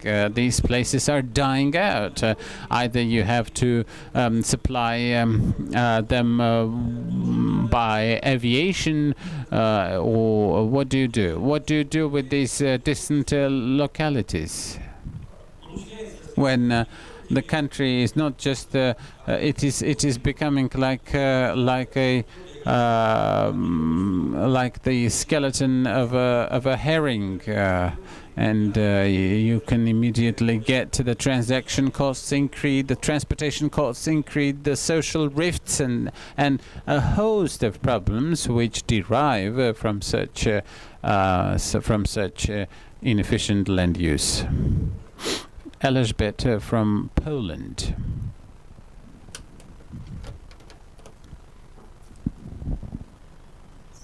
Thank you very much. Elżbieta Żak from Poland. From the standpoint of anthropology,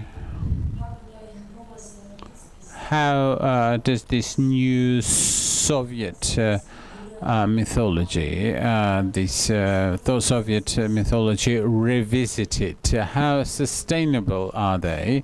Do you believe that this bubble will just blow up? And do you think that irony can help, or the people has indeed lost any sense of irony? Well, everything I have said is a response to your question. So it will be very difficult for me to repeat this. But this is indeed the anything can be thought up for some time. You can even get 70 to 80%. You can fool 70 to 80% of all adult population, but only for some time, because then you have to correlate the myth with the reality. Eating, moving around, giving birth to children, educating them. There's a lot of discomfort associated with such unfounded ways of propagating such myths. So how should one be woken up? Well, you can scratch the person and he'll wake up. Now, these scratches will come from the real-time problems that people will wake up with. There is another thing here, and that is very important. There is this idea which is the worse the better. The worse it is, the better. The worse it is, the sooner we will wake up. That's not true. I disagree with that, because with today's configuration, the worse is the worse. Because there are new myths queuing up, which are even more dangerous.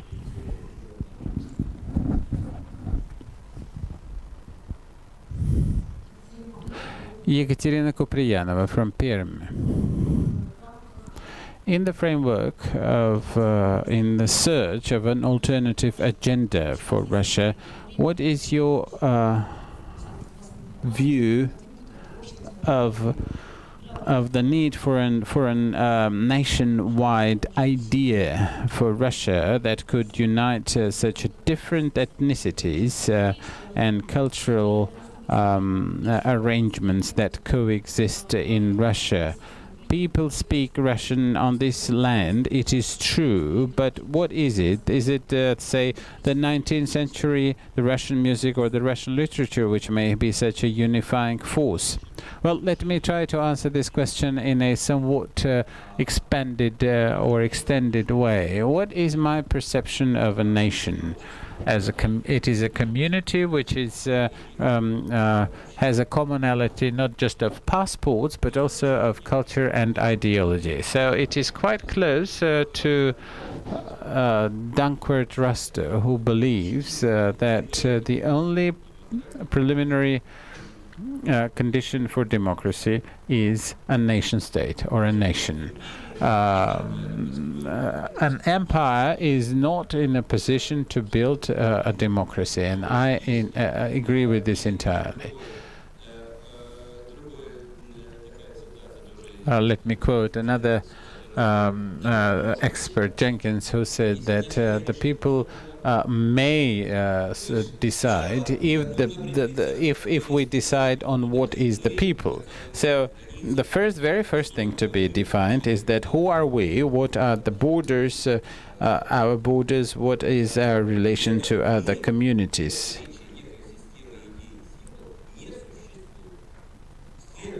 So there has to be some a level of symbiosis.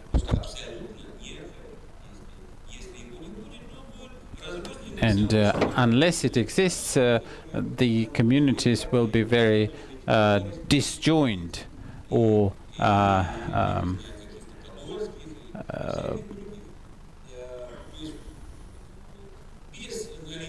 so without this general idea or general concept, no alternative agenda will ever work. So the formulation of an agenda, alternative agenda, must be related or connected with some general ideas, and these general ideas should be coming not from ethnic but from the civic culture. The elements of a civic culture are participation, participatory culture. The main idea of such participation is that we, the people, are the source of power, of the source of authority. This very simple idea has been the most contended concept for centuries. But the people should indeed be the sources, the source of power, and not be regarded as a conglomerate of statistical nobodies who come to vote once every 4 years. It is really about the true conscience and the true consciousness and the perception of your own place within the state. From 1989, I do not remember when the Universal Declaration of the Human Rights were, but since that time, nothing new has been brought out. The universalist values in the basis of this declaration are indeed in the basis of civic nation. The last question will also be from Poland. Katarzyna Jadrzyńska from Poland. My question will continue my colleague's question. If I may ask you about the steps undertaken by the Russian government to prevent the negative consequences of this ideological bubble blowing up. Well, you have a very good jolly good opinion of our state. Well, thank you, Katarzyna. Here is my very good acquaintance whom I know from Poland. She has not warned me about this question coming up. So let me tell her and you that this government is not doing anything to try and prevent the negative or the adverse consequences of what will happen when the myth dissipates. The person at the head of the government thinks that everything he's doing is proper, and he is indeed afraid of other myths, and he's trying to neutralize these other myths that he's afraid of. But he's not afraid of this myth, and he doesn't think that he. So I think this fairy tale time, the fairy tale epoch will continue to prevail for some longer time in Russia. Colleagues,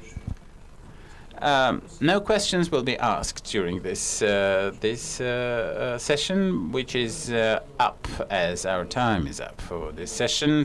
I think that Mr. Payen's contribution to this seminar is quite commensurate with the topic that has been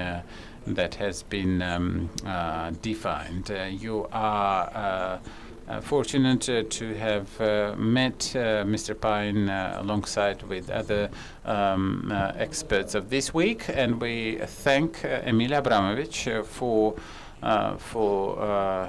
attending our seminars.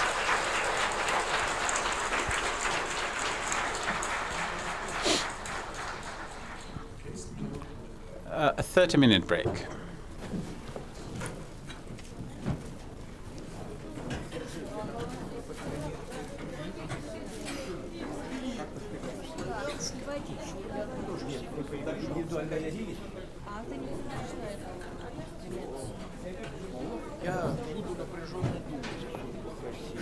Да, так теперь называется.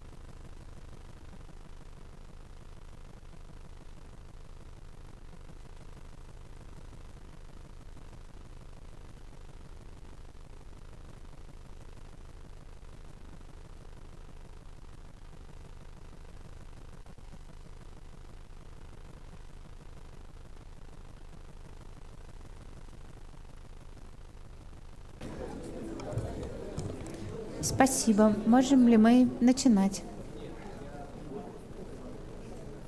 Спасибо большое. Мы хотим вам представить Катю Деменцеву. Она тоже на школе первый раз. I'd like to introduce Ekaterina Dementseva to you. It's first time at school. But I think that you're not the only one who came here for the first time, because every time, for every seminar, we have some new people coming. So Katya is a very active person. She has this wonderful energy that allows her to do everything. So she is a scientist. She teaches. She is a researcher. She has time just to publish her papers, and now she's writing a book, and Katya will tell you more about her research that she's doing by herself, and so she is a person of many talents: sociology, culture, history, the works. And I'm not going just to go any deeper, and I will let her talk about it. Please meet Katya, and thank you for coming.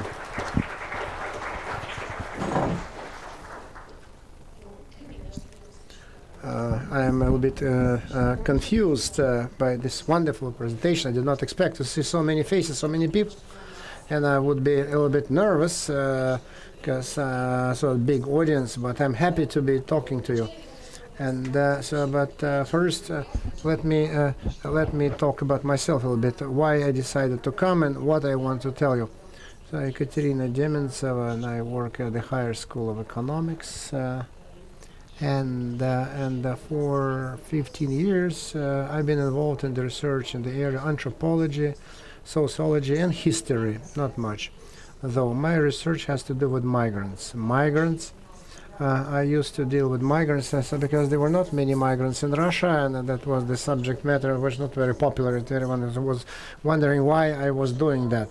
But I waited, I bided my time, and I was so Arabs in France. So I was researching the migrants in Europe. And but now the subject matter has become very important, very high on the agenda for Russia, as you see. And it will be I'll be talking to you, and so this way it's related to the subject matter of migration. Aliens and versus your own citizens, strangers versus citizens, etc. What does it mean for me just to be involved in this migration subject matter?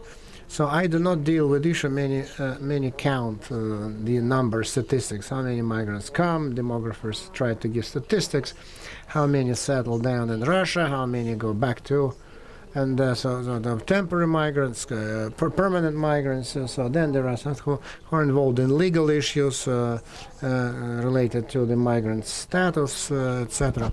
So my activities is different. It's not even sociology; it's anthropology. Because who are those people? What do they do? What's happening to them? What they feel? What's inside? And this is and all my research when I go to people, because I have it's a qualitative analysis, not quantitative. So I come and talk to migrants. So I pick their brains, how much they long, so what they feel, live with their families, what school their children go to, what issues they are concerned with. So how they feel in the society, their attitudes, points of view. So I talk to these people, and then I put together this research. So by interviews, formalized interviews, informal interviews, I let people talk about themselves. And when I was doing this research in France, so in France it's a very important topic since 1960s. So there've been inflows of migrants, lots of inbound migrant movement, and then many scientists are involved in it. And while in Russia it was a new thing, so then in France, so there are many schools, different areas, so they deal with different issues related to migrants. Racism in the French society, then Muslims, women Muslims, fundamentalism, condition of those women, really national identity, children, etc. And when I started to do this research, I was looking what others were doing, and thus I was just replicating and looking what they do. I was doing the same. It was quite easy. It's difficult, but it was not overly difficult. It's always difficult to get people open up because this subject matter is not closed. So they speak openly about it. So this is the subject matter which is widely discussed, articulated. It's not kept under wraps, and so the media covers it. Not only bad and good things. So they just speak about that too. And this subject matter is discussed with children. Very important to discuss this issue with children. And because this summer, this winter, I was reading lectures to 12-year-olds. And when I started to talk about migrants, so I saw their eyes dilate with horror. Why should you talk about that? But in France, so they're interested. Yes, we have some migrants, classmates. They came from migrants' family. So then we have 4 blacks, 5 Arabs, so from Eastern Europe. And so this subject is discussed very openly, and it's not a taboo for the school. And then it was much easier to do my research in France. Because so there is a lot of associations. What's an association? An association is a place where people come. So there may be different associations. So then associations of women from Morocco, association of support and help, so domestic violence association, for example. Maybe anything else. So then Algerian culture and so on. And so when I would come to those associations, I said, would you introduce myself to those people? And I want just to talk to them, and so dialogue, to come in contact, so to develop trust. And eventually, so I did my research, and so I even have a book. I don't want just to advertise it. So then, so how to be an Arab in France. So where I talk. What does it like, or does it feel like to be a stranger? Because in Europe, so there's a first, second, third generation, third wave of migrants and migration, and so my book is dedicated to those people who came from this environment, and so what happens to them, what challenges they face in Europe, and how they overcome those problems. And a couple of years ago, I started to study the issue of migration in Russia. So my task was very specific concerning Russia, to tell the society what the migrants are in Moscow. Who are they? Who are they? Because I was kind of horrified, and that I was thinking that I can't believe, so in Europe, so you can say something positive about migrants, and you can't say anything positive in Russia about migrants. And maybe it's why the media shies away from it. What's that? Because we have no research about what they are, those guys who come to Moscow. And certainly I could not cover everything, because there are lots of people coming to Moscow, and I selected one very... so the most not sensible, no, the category of people probably susceptible, уязвимые. Okay, no, susceptible from the attacks of and I started to work with labor migrants from Central Asia, the most susceptible. So immediate response I can see in your faces, guarded. And so there's a lot of, so people talk only negatively about those people. So when they talk about migrants, always remember a Tajik. A Tajik or Uzbek is already just a generic name. So like in the 60s in France was an Arab. So we have too many Tajiks and Uzbeks. They live in the basements. So they work as janitors, garbage collectors. So they oust us from our jobs, and so this is what is being talked about all the time in our media. And so my task was obvious, to show who the migrant is in the city. And so what he lives by, what he values, with whom, how. So then, has he brought his family, his kids, or alone? And does he have, because and a migrant who works from around the clock, so came only to work, and so does he have any free time? And what happens to the migrant in the city? So he lives, so because there is a myth that there is a ghetto, secluded place, they all live in ghettos. So I tried to find this ghetto, but there is no ghetto. There's no ghetto, I couldn't find it. So what they do in their free time? So where those ghettos are? What happens with those people?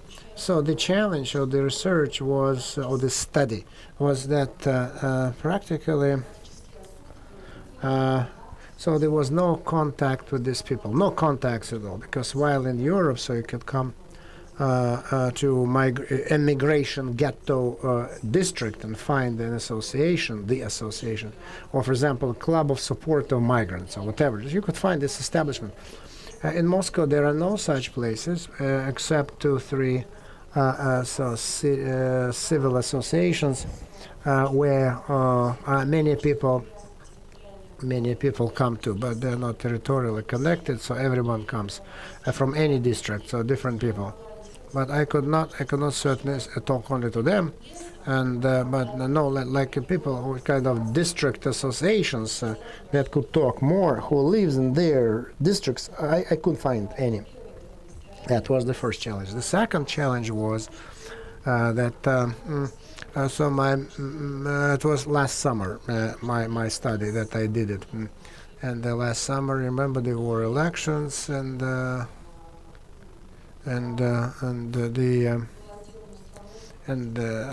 so the election campaigns, they spoke about so the fighting migration. So that's to do away with migration, to clamp down, so to somehow just combat migrants. And while in 2012, so when the first pilot study was done, and people talked to me very willingly. So because kind of snowballed, so when they, so then from one to one, so I just kind of changed hands, the contacts, so from one migrant to another migrant, and they willingly talk. But even if they gave me contacts in 2013, so no, I'm not going to talk to you, no, because we're afraid. No, we're not talking to you. We're afraid because we don't know why do you need it. What's the point of talking? Who are going to talk about? What you will have heard, and so I was giving up, so I'm not ready to do it. And thus I faced the situation that we have a certain perfunctory image of what migration is, but not based on facts, but on perception of the journalists of what's happening. So that is divorced from any sense of reality. And moreover, this in our society, so this parallel life of these migrants, local migrants, they live a parallel life, and we do not intersect. And during this study, I realized that unlike European cities where they have migrants districts, so where poor people live, and so they're closed in, where a middle-class person would never go to, and so small districts in the neighborhood. Then in Moscow, so we have the big ace for good relationship between migrations and people because Moscow is socially mixed city. It's a melting pot that migrants live among us. So I didn't have to go anywhere just to get to talk to them because they live everywhere. Yeah. And all I had to do is just get down to the ground floor because janitors, garbage collectors, public social sweepers, street sweepers. So I wanted to establish a contact between the people living in the district and with locals and migrants. And there is no contact. And when I started to do that, we live two parallel lives, two parallel worlds on the same territory. And this is very interesting because having studies very interesting, very revealing.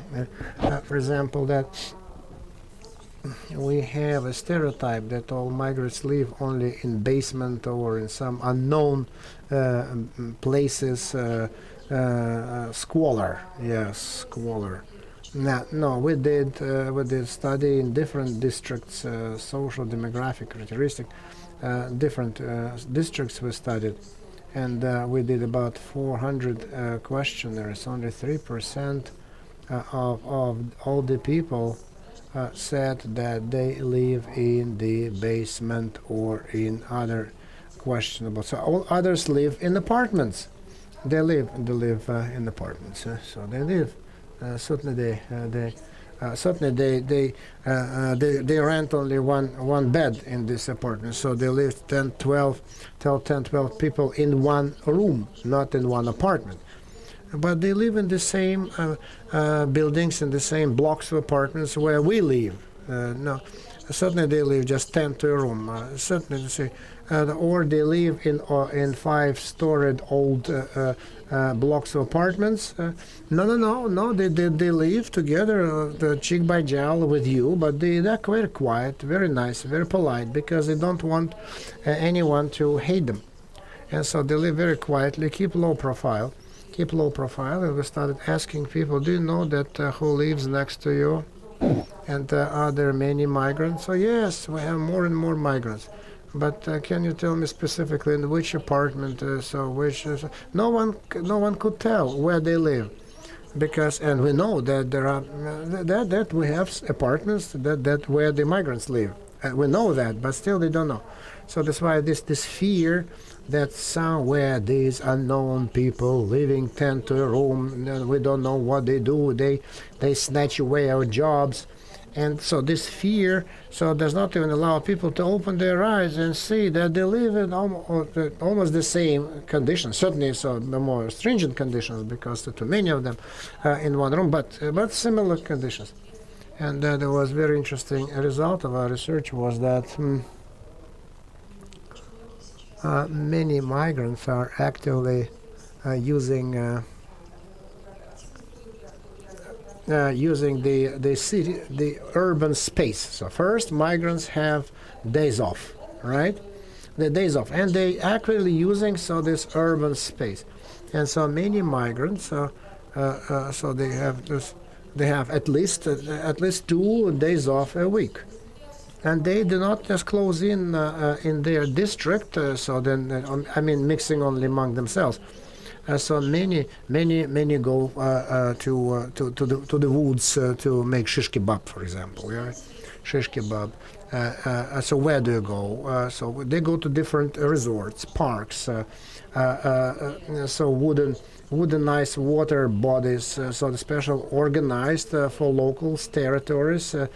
So where the migrants go and where the locals go. So they're separated. So Moscow is a place of parallel coexistence. So there's a stretch of the beach on the bank of the water river. So where they just do shish kebab, and so many, but all parallel. So many go to shopping malls. This is a place where they love to walk. They don't buy. They don't buy, but they like to walk. So there's Afi Mall, for example, so big shopping retail center, and so a big public space, and migrants love it. and some just go for a walk, so to live the life of the city. And our study, they don't go to sort of markets, open air markets. No, they go to the same places where we go, same places. I was asking my friends. So did you see there are many migrants there? So to ask my friends. No, migrants don't go there. So let's go have a look. Let's go together. So I told my friends. So let's say went for a walk. So went to that retail center, and so that's a strange thing because their eyes opened, and so now they started to realize there are many migrants around them, but they just didn't notice them because they were not around, but they were around because we live in this parallel world, and this is what I see. That's how I look at it. Relationship in the society, and the question that has to do with tolerance and relationship. So the attitude of one community to another community, and then there was another instance which is very telling in my view. And I told you about the relationship between. So that are delineated in the modern society between the strangers and ours per se. And very often this kind of relationship is covered up. When you start asking people why actually you don't like them, why do you treat them, why do you treat them despectively, condescendingly, why is that? And then all of a sudden, so it's a strange thing start to come up to the surface. So they walk in sports pants, for example. They walk around wearing sports pants. Buggy, wrinkled, disgusting sports pants. Why? And then, or they slaughter sheep. So I've never seen a sheep slaughtered in my life. So it would be interesting to go see a ram slaughtered, but I've never seen one. And so I never just kind of happened to be there when the ram is slaughtered.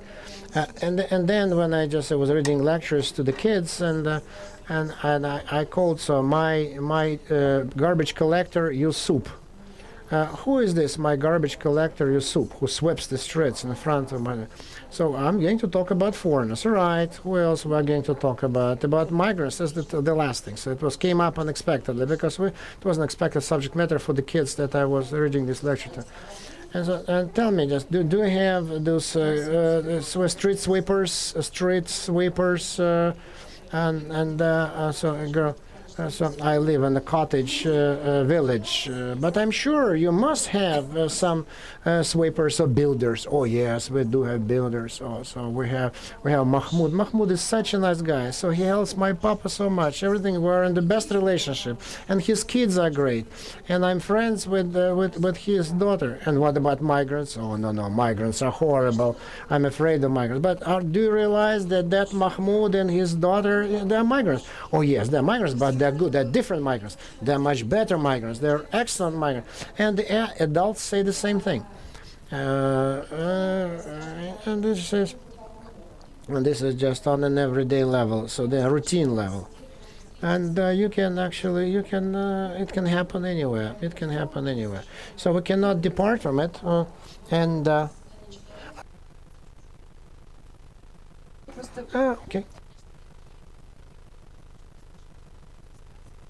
Mm-hmm.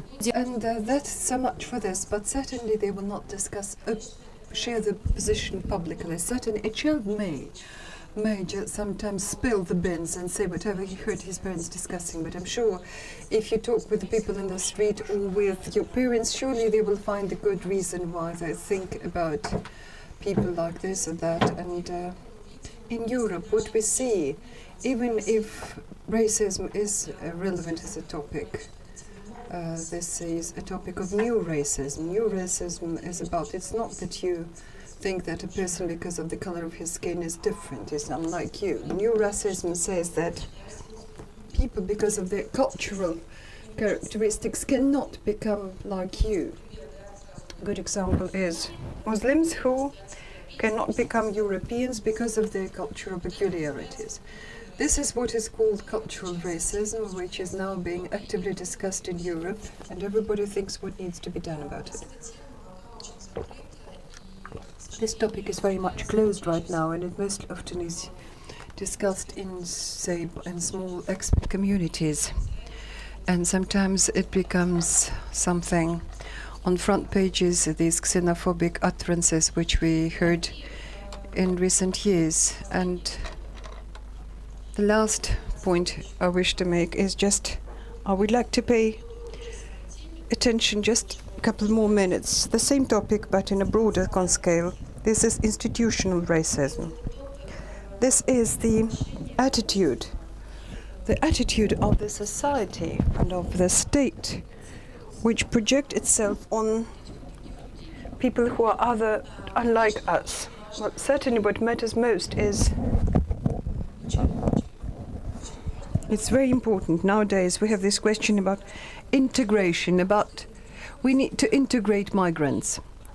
And again, first and foremost, whom we remember first, they are Tajik migrants and Caucasians, but two categories that need to be integrated. At that, we don't even pay attention to that. There's other category whom we're referring to, and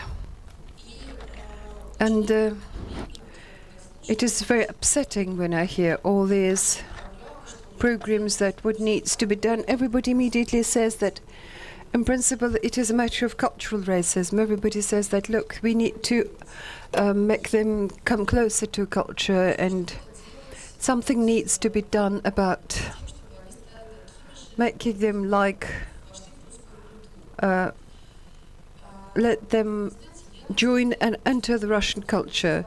Honestly, for me, a great question is, although integration is something that I use because I work for the subject, for me the matter was very interesting.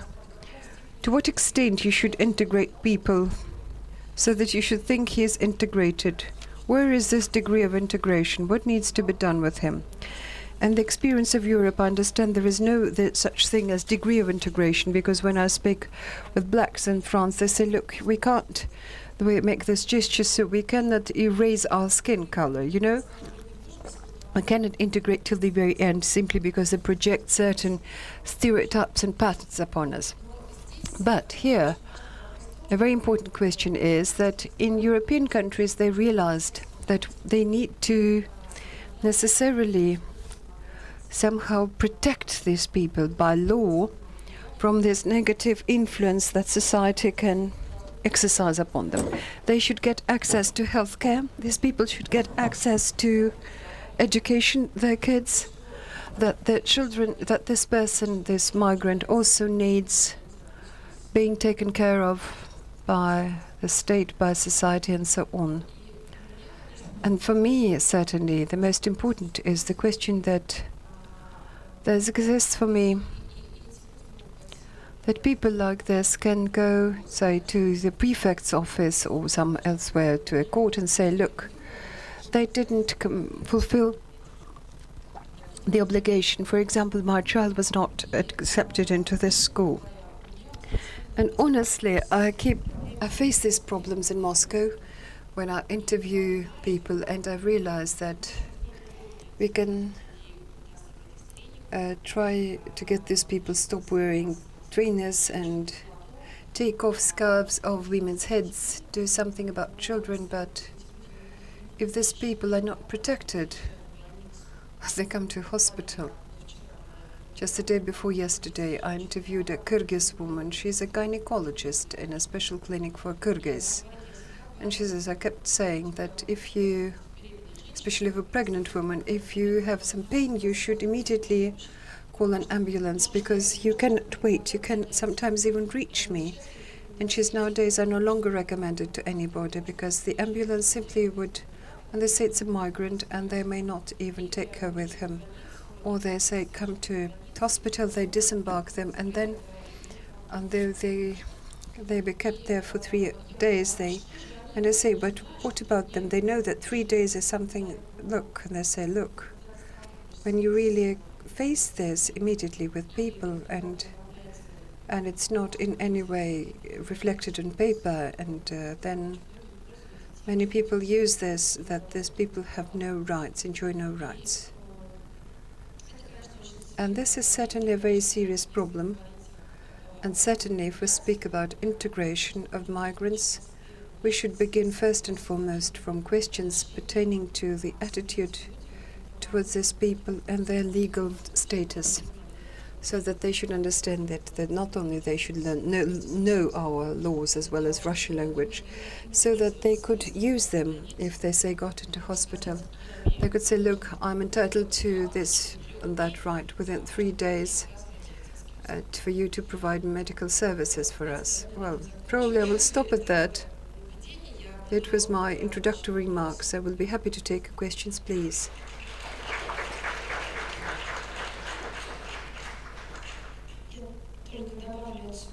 May I only add?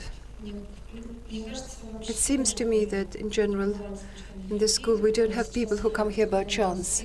But now I just exchanged looks with Lena and Yuri Petrovich, and I think on behalf of all of us, I can say that I have this feeling that Katya certainly has always been with the school. And I want to thank you for this most sophisticated subject. We didn't know how to tackle it. Most difficult because of tragedy, and secondly, because of its tragic character, and secondly, because between a myth and reality there is a huge gap. There's an abyss, and there's little understanding, little knowledge, and even less, there's lightness and openness that Katya has, which she can both speak with a child and teach at a university and write research papers. And that you should understand. What is unique about Katya's experience is that first, it all is done, it's just handmade, as you can see. And secondly, her knowledge is substantiated and supported by her work, not in Russia, but also in France and Africa, if I remember correctly. So we have a unique specialist before you here. Thank you very much once again. And we now start Q&A.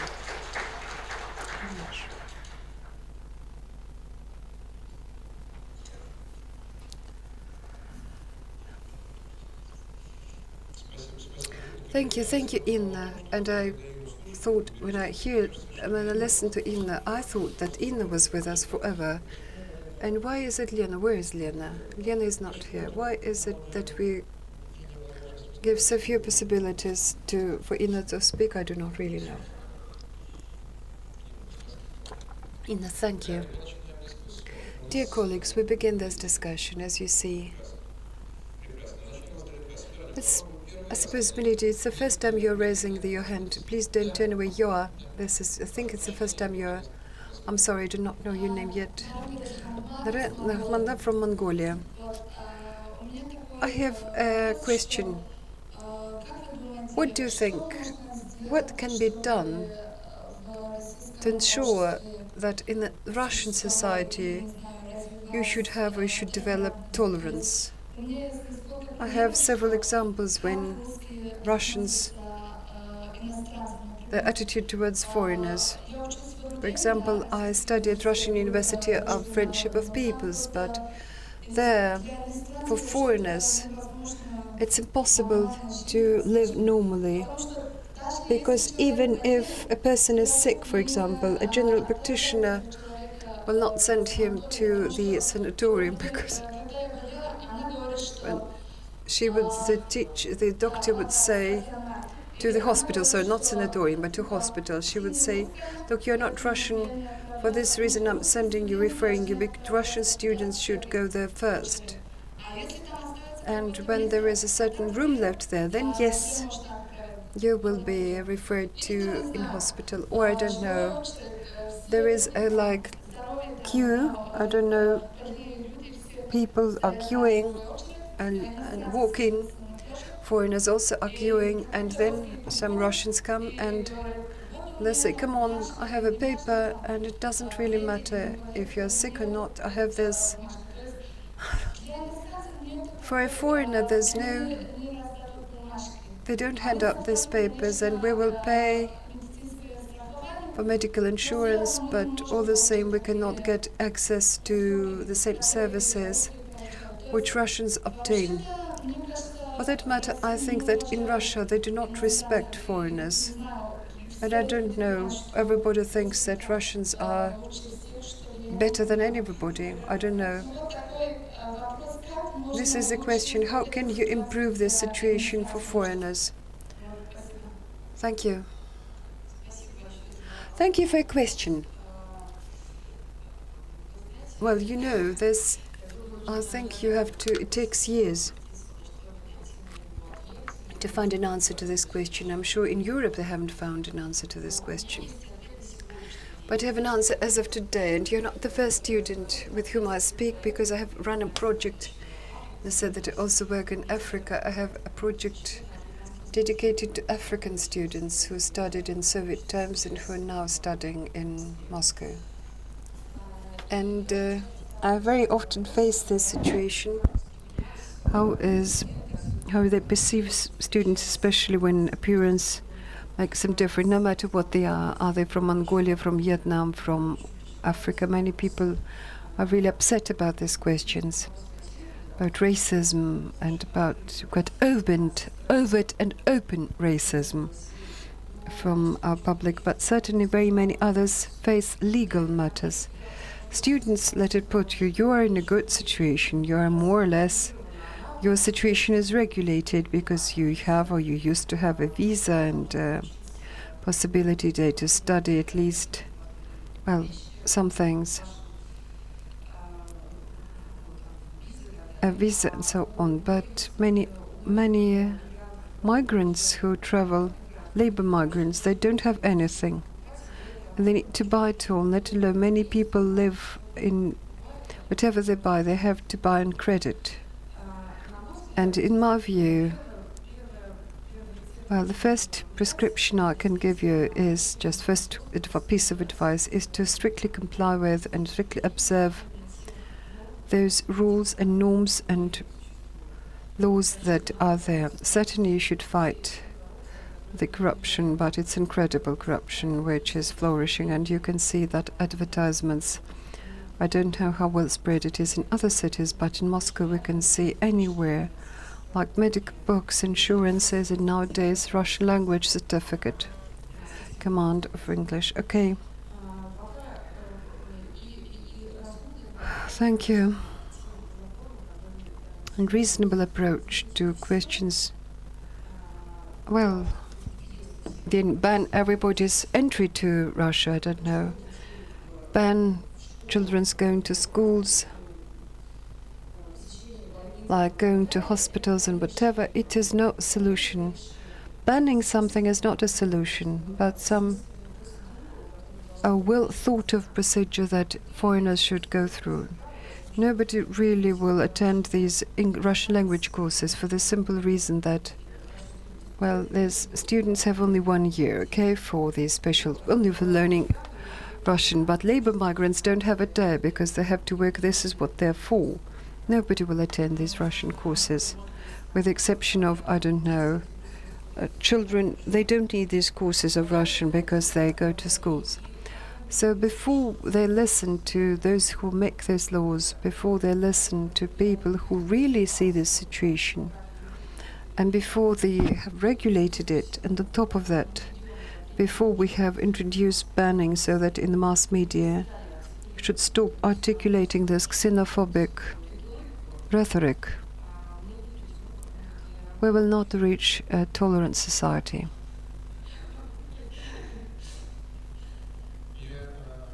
I will allow myself, in consolation for our guest from Mongolia, I would say that a trip to district polyclinic, it's a great ordeal for Russians too, trust me. And I do understand that it is sweet consolation, but bear in mind, indeed, those who haven't faced yet this system of healthcare, free healthcare, have not seen some disease, even Muscovites, they can see that even for Muscovites, ethnic Russians, that there's failure to comply with some laws about, say, free medical care. Regrettably, they're not observed by physicians, and I don't want to put the blame on the physicians here, and this is again quite egalitarian approach. Regrettably, it's is in the same way they treat you ill very much like they treat Russian citizens, in healthcare and other social services too. although certainly there is room for improvement. A question from Poland, please. Pani Magdalena.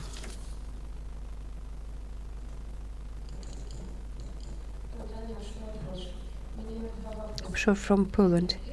I have two questions for you. The first question is about the scenario of these classes for children that you mentioned.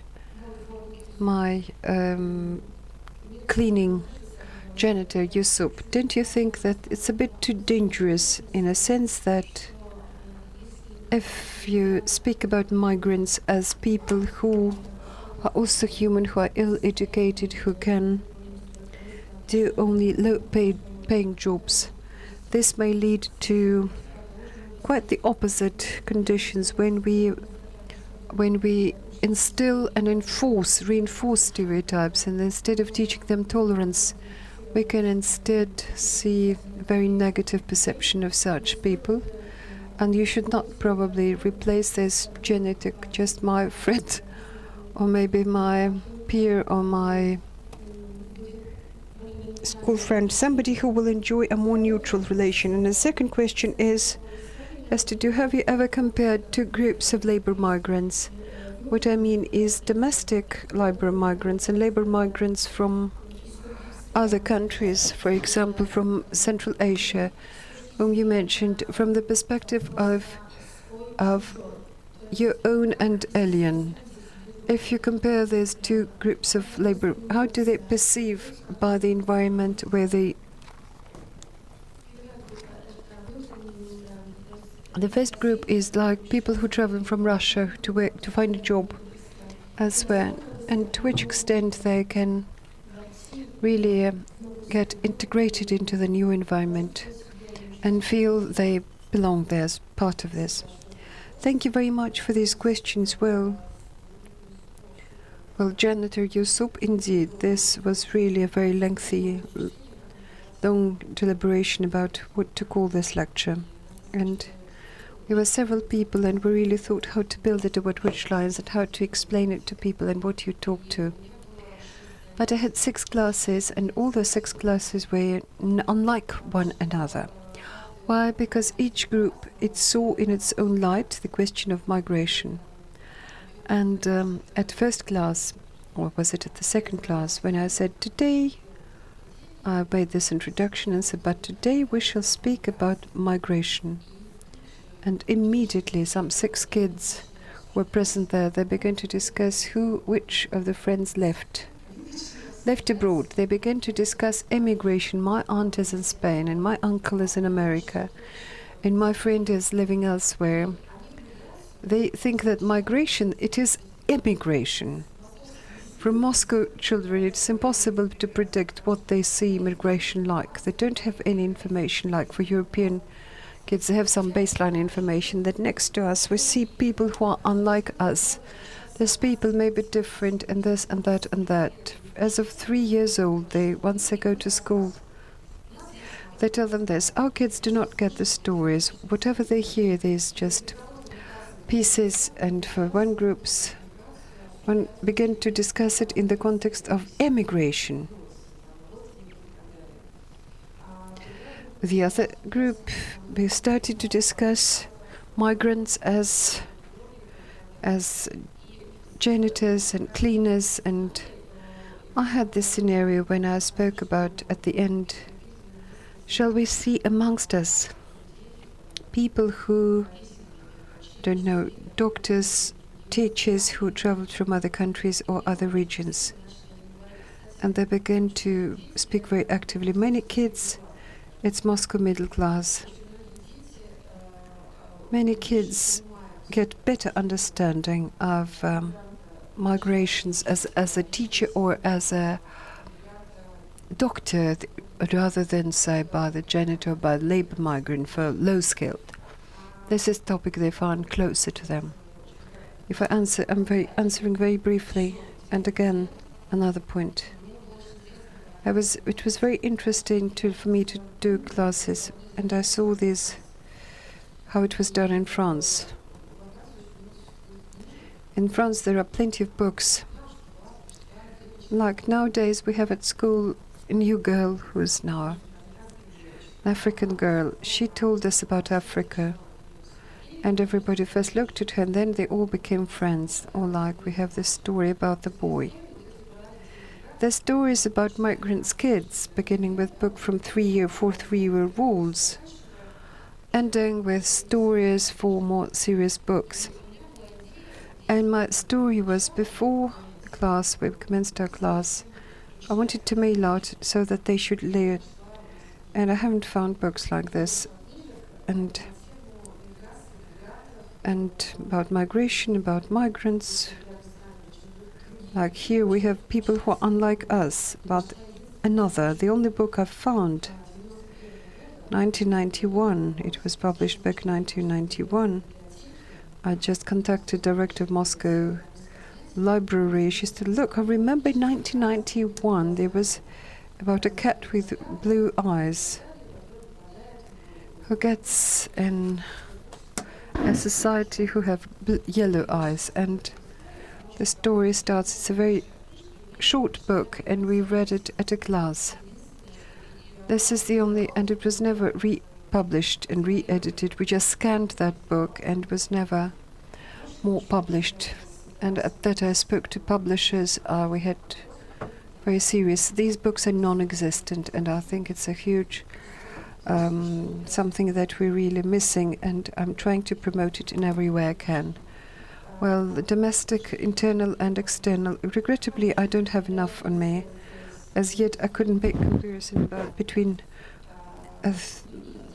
domestic and external migrants, and it's interesting that migrants that are visible, I mean from the Caucasus and Middle Asia, and invisible, now jargon, like perception of Ukrainians and Moldovan, who are not really very visible, and perception of, they say,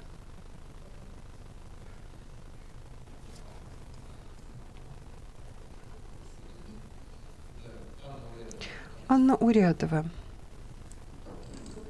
Good day, Anna Uryadova from Yaroslavl. I just have comment and support. First of all, about children's books. Excellent project that's called Respect. It may help many. Project by Goethe's Institute in Moscow, who won a grant from the EU. And they draw comics on the problem, one of our own and alien.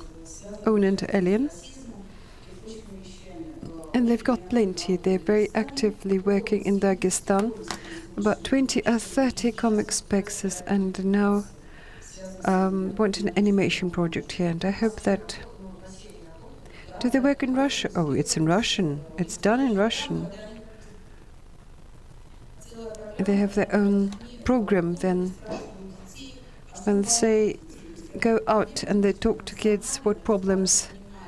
How do they take other children, how they accept them in their own team or not? It's actually very interesting. So this friend or foe. So it's just not another. Second is institutionally. These migrants' structures are not institutionalized. Most migrants whom you study are Muslim. And it seems to be the first thing you should do. You should go into a community, Muslim community. Yes, I'm in cooperation. I'm talking to them. The third issue about France. You cannot study migration. Also study migration about Russian migration. And for a long time I lived in France, about 5 years. Cannot study migration apart from the historic situation which they live in. You're studying migration in France at this time under President who opened the doors for migration, including for Arabic. I lived in France some 10 years ago when the doors were shut and they were really igniting cars, and about Arabs too. So every time when you say this is the way it works and it's so great, it may be under this president, but you can say that it was very nicely so ago, some 10 to 15 years ago. You appealed to the 1960s, 1970s. Actually, 10 or 15 years ago, the situation was different. Yes, there were some entities, some organizations, but again, when we speak about French schools, do you speak about municipal schools, whereas most middle-class children attend private schools you might disagree with this, but nevertheless, most kids, they go to municipal schools. The same is true of Masquerade nowadays. I can say that in many districts we can have as many as 60% of migrants who, I'm just know people who work in schools, and they say, look, before kids, we teach them something. We first to try to teach them Russian. It's actually quite a challenge for many schools in Moscow, not located in the central district, not maybe private schools. Well, at that, yes, and another comment I wish to make. You mostly study your migration, people who travel into towns.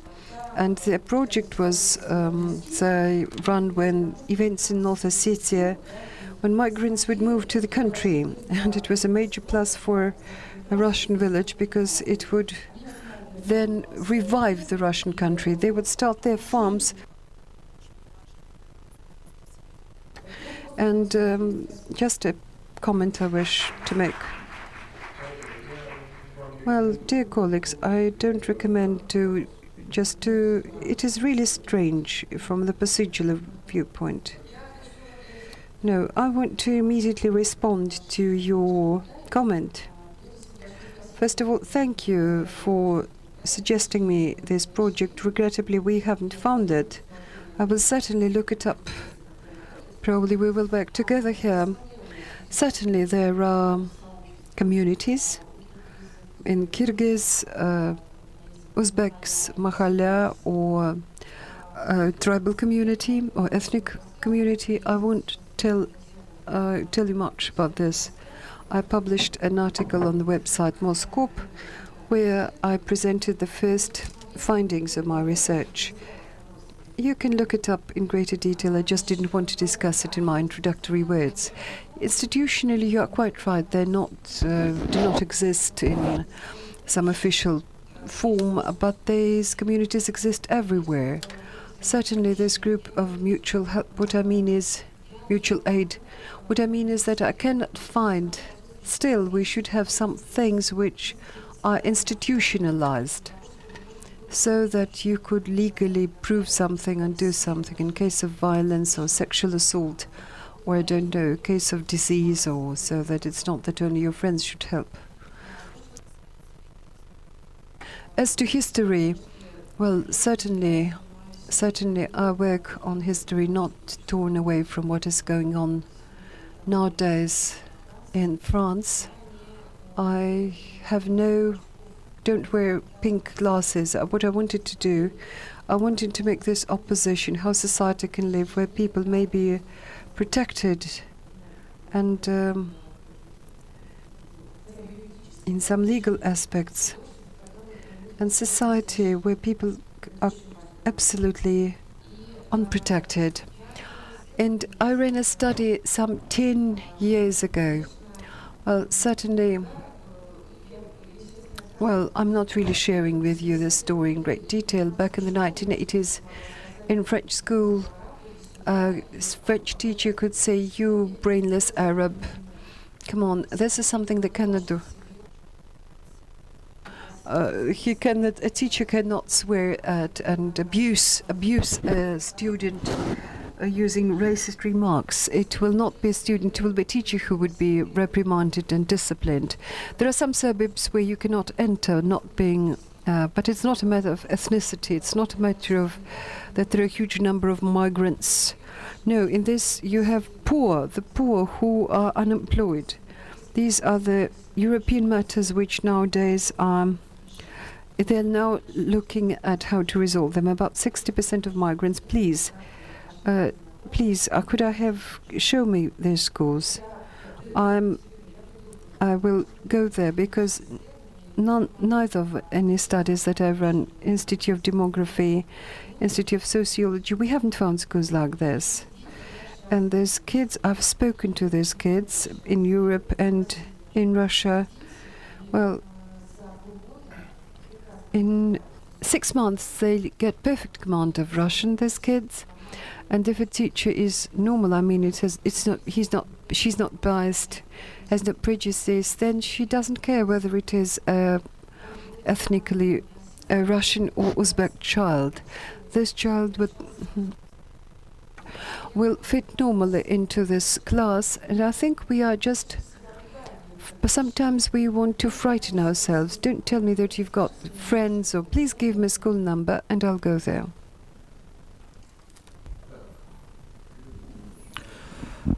A question from Luda Klimovsk of Ulyanovsk. Thank you very much for your presentation.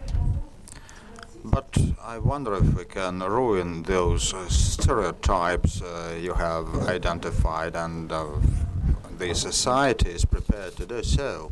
And what's the attitudes of the migrants to those stereotypes?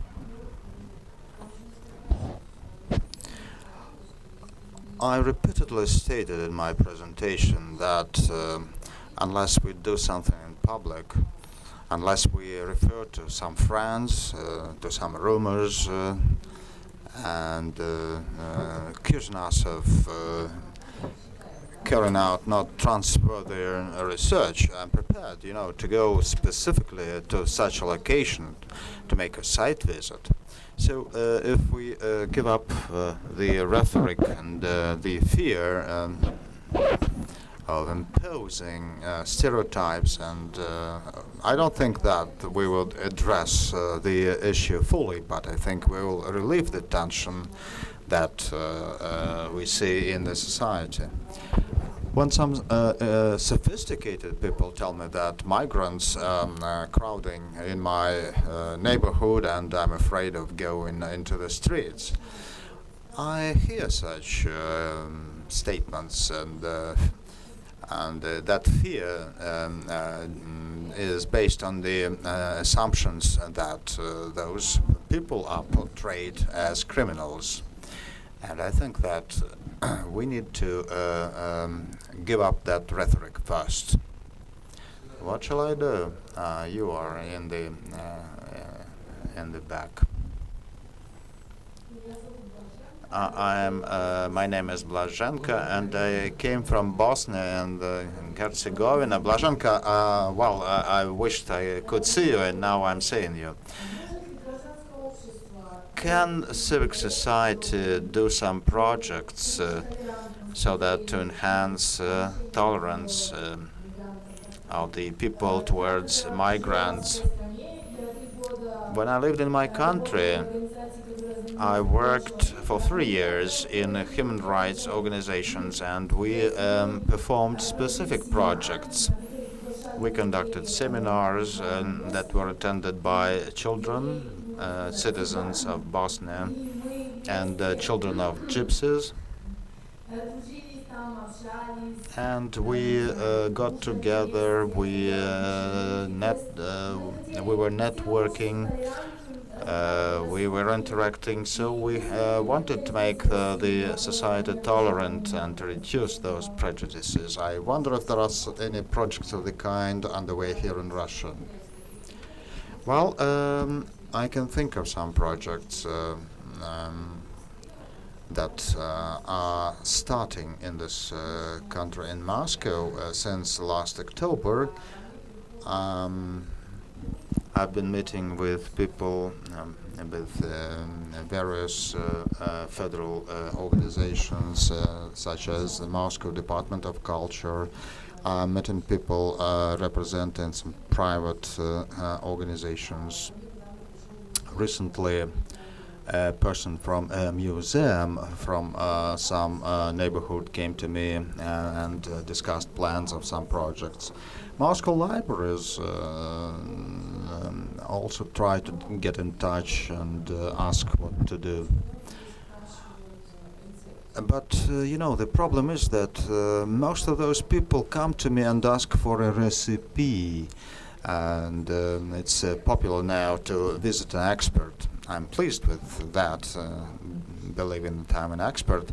But I suggest we think together, we join the effort, and they cannot understand why, because they think that if I'm an expert, I have a recipe.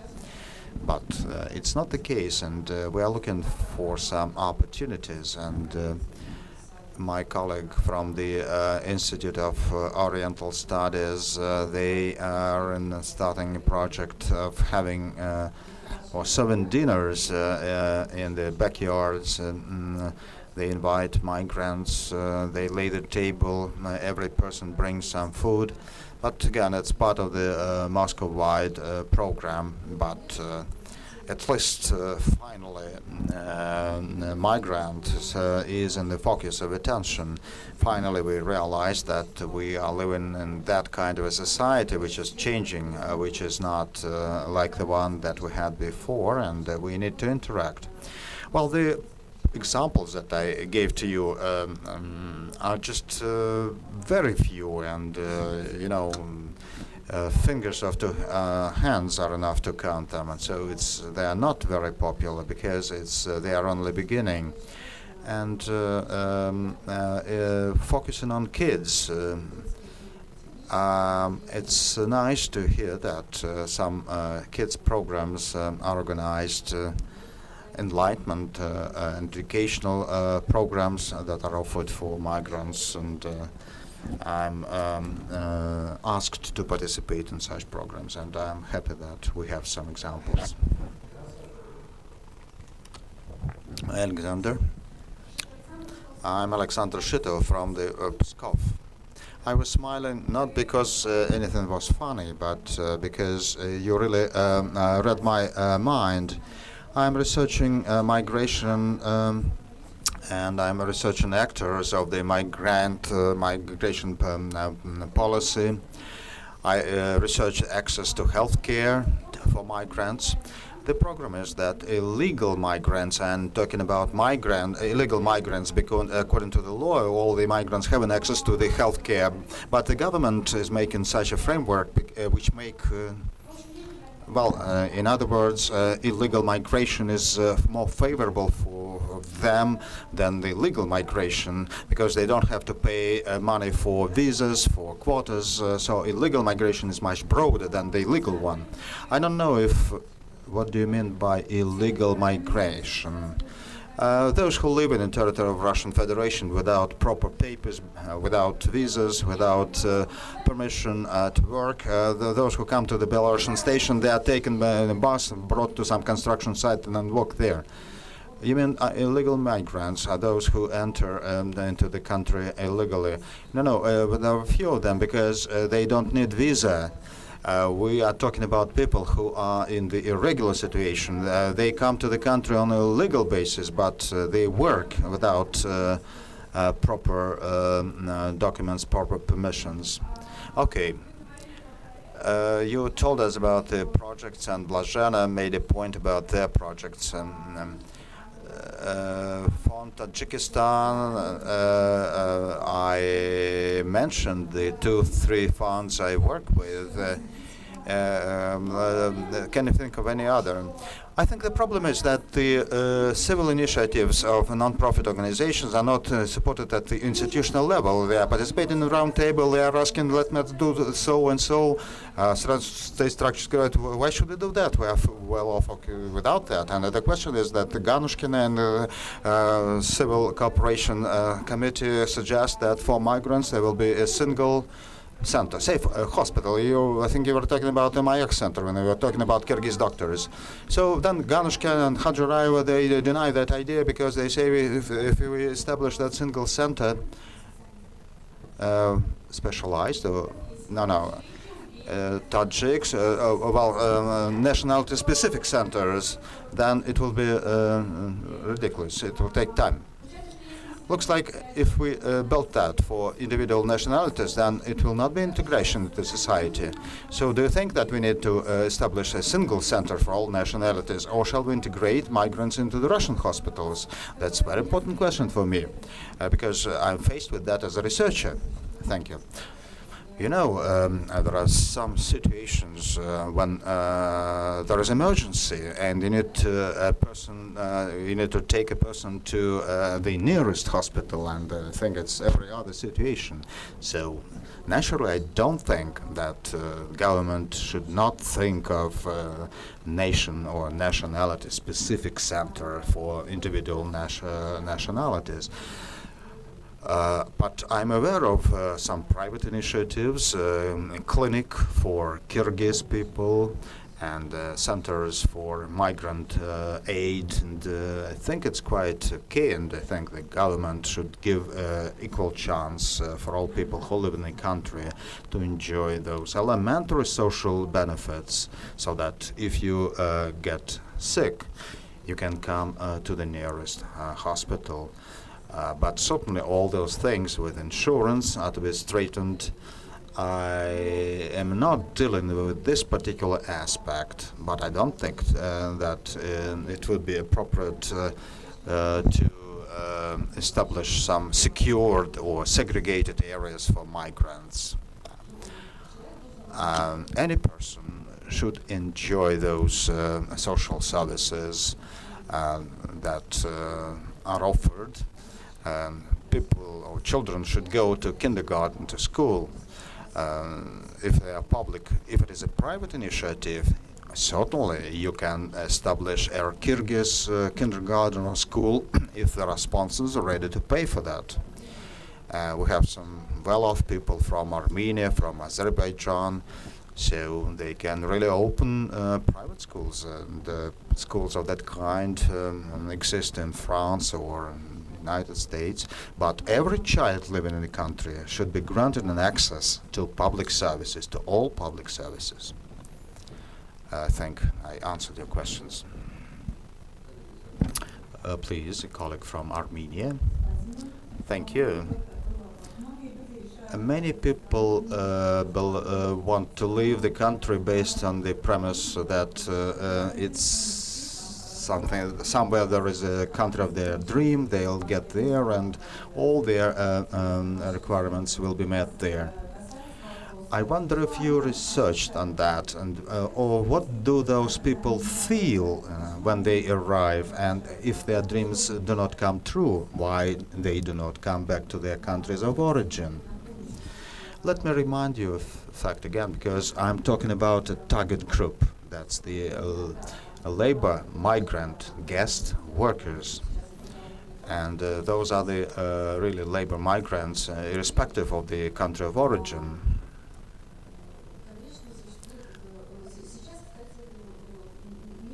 And it's less a myth now, because when in 1960s, when Arabs were coming to France or Turks coming to Germany, they really believed they were going to the country of their dream. But now we have the internet, and many labor migrants talk to their families through Skype. They show the apartment they live in, and not many people have that kind of fundamental disappointment. So they realize that they are not going to heaven, and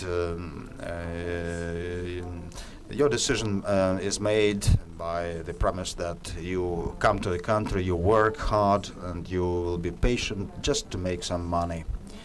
And people we talk to, their first response is that we are tired. And when they live under that conditions, when you are never alone, you don't have home, you always have some neighbors, people do not look at you well, so you are under pressure. And some of them are leaving. And just not because they cannot tolerate any longer, but they make plans, say, to make money to buy a car, and if they make that money, they get back.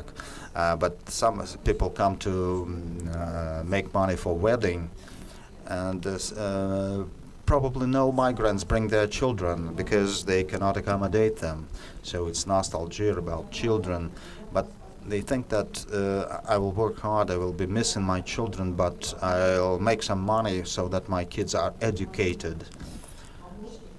One of my aides, a Kyrgyz by origin, he'd been living in Moscow for 8 years. His wife and him are living in a cabin, at the checkpoint at some parking lot or what. And he says that still we made money to pay for the education of my daughter. One daughter already graduated from the law school. And perhaps when we provide education for the second daughter, the first daughter, the older daughter, will pay for the third daughter, and then we'll be able to get back home. Question from Khabarovsk.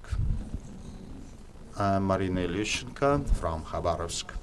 Thank you very much, Ekaterina, for that research. Frankly speaking, it's my first time I hear of the research of that kind. In Khabarovsk, we have a center that was established on the initiative of the Orthodox Church, and migrants come there to study Russian. It's been in operation for the second year. Many migrants would like to go there, but there are only 2 teachers of Russian language. I cannot teach everybody. So the teaching course is 1 year. But the teachers work on a voluntary basis, and they are really eager to help those people get integrated. You cannot get integrated if you don't speak the language of the country, no matter what laws and regulations are passed. We had an accident in Khabarovsk. One woman came to Khabarovsk from Uzbekistan with her husband, and she delivered a baby, and doctors didn't allow her to feed her baby. And they were telling her that we will let you feed the baby until you pay for that service. And then I read comments in Facebook, and people read that on the one hand it's terrible, and on the other hand, and those people in hospital, nurses, they are not paid much, and perhaps there is some fund of social insurance or some other organizations that can help in this particular case, or is it that no one can help and intervene here? So news that I hear is always sad, but there should be some way out, you know. I would comment on the Russian language and integration. I've never heard of any Orthodox Church courses. I will try to confirm, but anyway, neither my colleagues nor I never learned anything about that. As for the Russian language and integration, on the one hand, I can agree with you that if you come to the country, you need to speak the language. But say somebody comes to work for a year, if you make money to buy something you desire, and if you work as a sweeper, and by the way, in among those sweepers, cleaners, there is also segregation. Sweepers, cleaners, then checkpoint operators, and they work for a year and just. Do you think they have time to study Russian? But those who come for longer than 1 year, certainly they need to. If you take a decision to stay in the country, you need to take certain steps.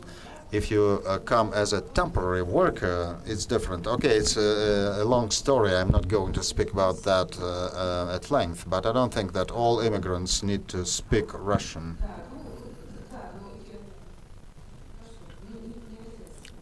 Okay, so it's not mandatory. What was your second question? That's because you are misleading the expert. You don't let the expert answer. You keep on adding.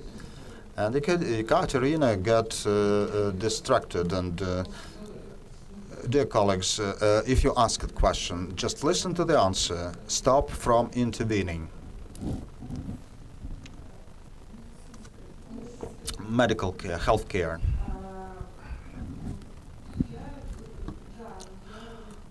I think that it's not only the issue for migrants or about migrants. That's the responsibility of the government to pay decent salaries and wages to doctors, nurses, and staff, hospital staff, because any Muscovite can find themselves in such a situation. So it's, I don't think that this is the question to me only, and I can only hope that sooner or later the government will start hearing what the expert community says. And, my research is published, and I am not certain if any conclusions are made based on that research. And as you say that in research we have covered a number of areas, and certainly I wish those doctors and nurses could earn more money, but it's criminal when you don't let mother feed the baby.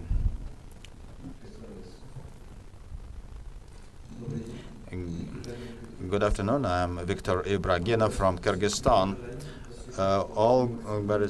Thank you very much for dealing with the migrants' issues. You made a point about the Mayak hospital. That's correct, and the union of various nationalities, and for them there is a single medical establishment. I think such initiatives are to be supported by the state. Speaking of migrants' children, and personally I saw a case that even when kids are adopted to kindergartens, they are segregated, and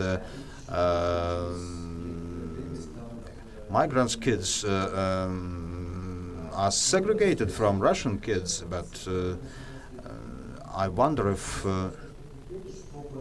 the state is doing any effort so that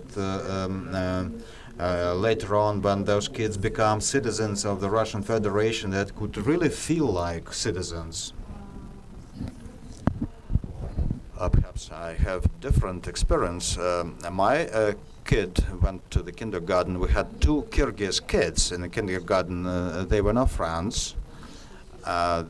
He had other friends, but that two Kyrgyz kids, they made friends with other Russian boys, and there was no segregation. It's a multi-level thing. In Europe, in the 1980s, we saw the situation when there were teachers saying, and nobody made them in 1970s, 1980s, but they kept on saying that we have children from various countries, various nationalities, and they tried to demonstrate to the kids that there was no segregation. Perhaps it was the kindergarten where my kid went to was good because the teachers were responsible people, and they were kids from different countries and nationalities, from Georgia, from Slovenia, and who came without knowing Russian language, but at the graduation party all of them were singing songs in Russian. And I met with Kyrgyz children, and they switched from one school to another, and they had to leave because the teacher was very tough at them. But at another school, they were really happy with another teacher, and with admiration they were telling me about very interesting lessons and cultural events they take. So again, a lot has to be made. So far we can see initiative only on the part of individual teachers, and there is no centralized governance or management, and it's something that is human. Perhaps there is a teacher who can read something bad about Kyrgyz, and they will start torturing those kids at school. In her class, but there could be some others who could really behave well and treat well those Kyrgyz kids. And again, that brings me to my earlier point that there is too much negative things about migrants in our media. Timur, the floor is yours. I'm Timur Uzhakhov from Ingushetia Republic. Thank you very much, because I have really something to say. I would like to make a remark about France. Some 7 or 8 years ago, when Mr. Sarkozy was elected president, and in Paris, my friends and I were discussing the situation with migrants, and Sarkozy was elected exactly at that point, and he was negatively tuned to migrants. And some of them some of my French told me that they had some historical feeling of blame before Arabs, because they were used to be their colonies. So French officials attempt to close their eyes to some cases of riots and unrest. In Russia, we don't have such complexes. We don't have such a feeling.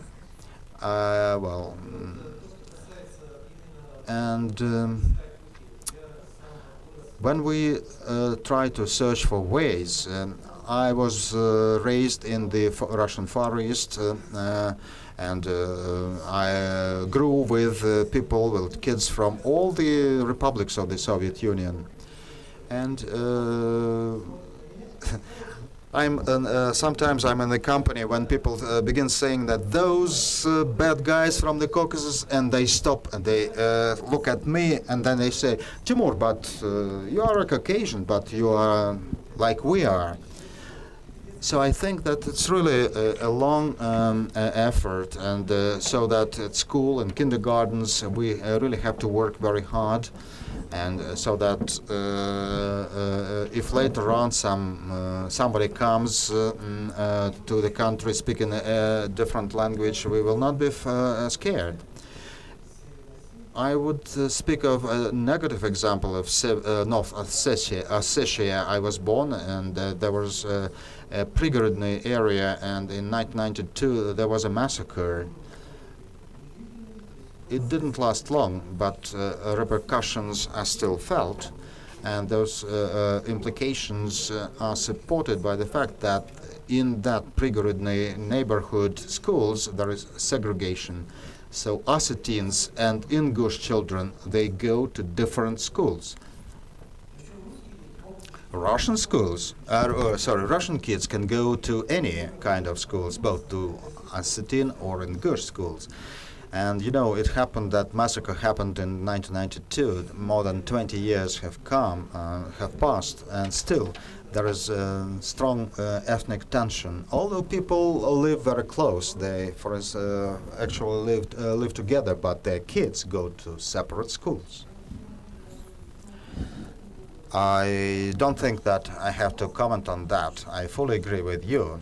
I agree that it's in school where people can mostly get integrated, and I cannot agree more.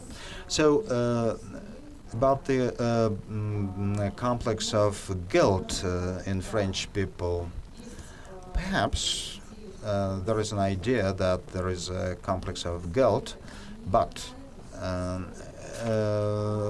those implications you mentioned are not based on that. I think it's based on the fact that French society is now a multinational society. In 1990s, when the second generation of migrants came, and the original French realized that now there were people of different race, color, who were also French citizens, and something had to be done. And it's not because they have some feeling of guilt, but because those children, they walk across the same streets and go to the same schools. And when people ask if we really need tolerance and hate being heard about European experience, and there are cries that we need to really let them all go away, first I try to tell those people that Russia is a multinational country. We have Caucasus, we have Tatarstan, we have many other national republics. And in my research, and I have very narrow selection, and I can see that there are so many people now who used to be migrants, but who have already become full-fledged Russian citizens. And we had some people with Russian citizenship who acquire that citizenship just to get a fair, a decent job. Because you cannot be employed well if you don't have a Russian passport. In the same way, people can be kicked out because they don't have Russian citizenship. So it is not really about a Kyrgyz person, but a doctor or any other person may literally refuse rendering a service, and not only to a Central Asian, but even to the Russian of Russians, only on the basis of a personal dislike. There are many people who have Russian citizenship, having come from other countries, other cultures, other religion, people with other attitudes and the history of attitudes that run for generations in their families, that have acquired the Russian citizenship and need indeed be treated equally. Colleagues, if you take a look at your watch face, you'll have to contain your questions because the time's up. I think that this has been a very interesting, a very good session, as we have been able to talk to a person who deals with practical matters. This is not just because we are discussing theory. Theory is also a requirement, but theory has to be supplemented with practice. And the fact that Ekaterina Borisovna was able to tell us this story, I think is excellent. The one thing I'm a little bit concerned with is some refutation of the practice. This is not good. When you refuse the practical, when you refuse and refute the empirical things, then indeed this is not safe. Before we thank the expert, I would like to give the floor to Inna Berezkina for just a moment, and I would like to first thank Inna for having secured our expert's participation. Thank you very much. Thank you, Ekaterina. Just two short comments. I have been with this school for 8 years, and it is very unusual for me to take part in a discussion. First, because I think that this is because of my maybe my personal disposition, and also because I think that I'm not mature enough to participate in your discussions, and I continue to learn. And the second thing I would like to say is something that Katya mentioned, and something that we all communicate. I always heard two things between the lines. There is the other, and there are those who are different from us, and I have no other way but to respect that other, but to respect that alien. And then there is the law, which is equal to me and to the alien, or to the other. What I would like for this idea to sound, and that it really threads all of our sessions, irrespective of the fact of if we talk about history, literature, or the law. And indeed, we do arrive at the law in the end of all ends. Thanks.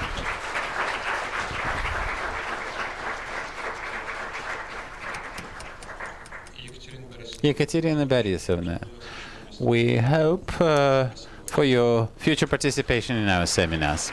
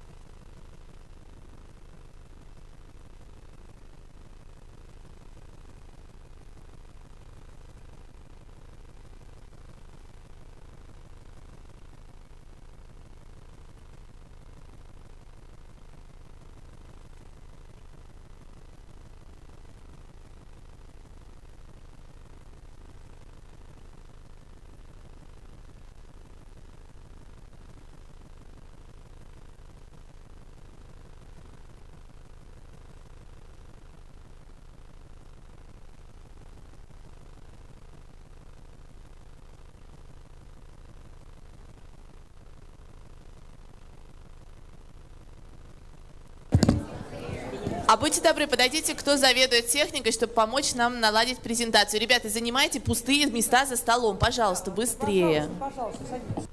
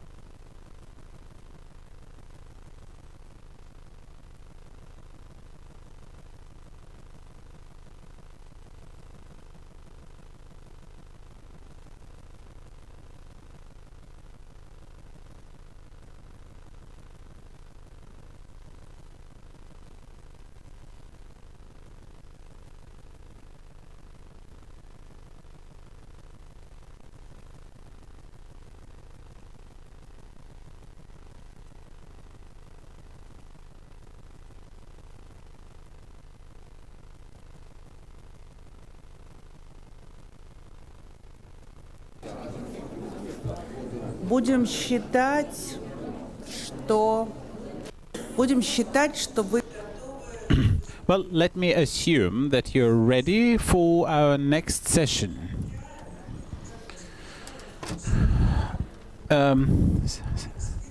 Starting them this morning,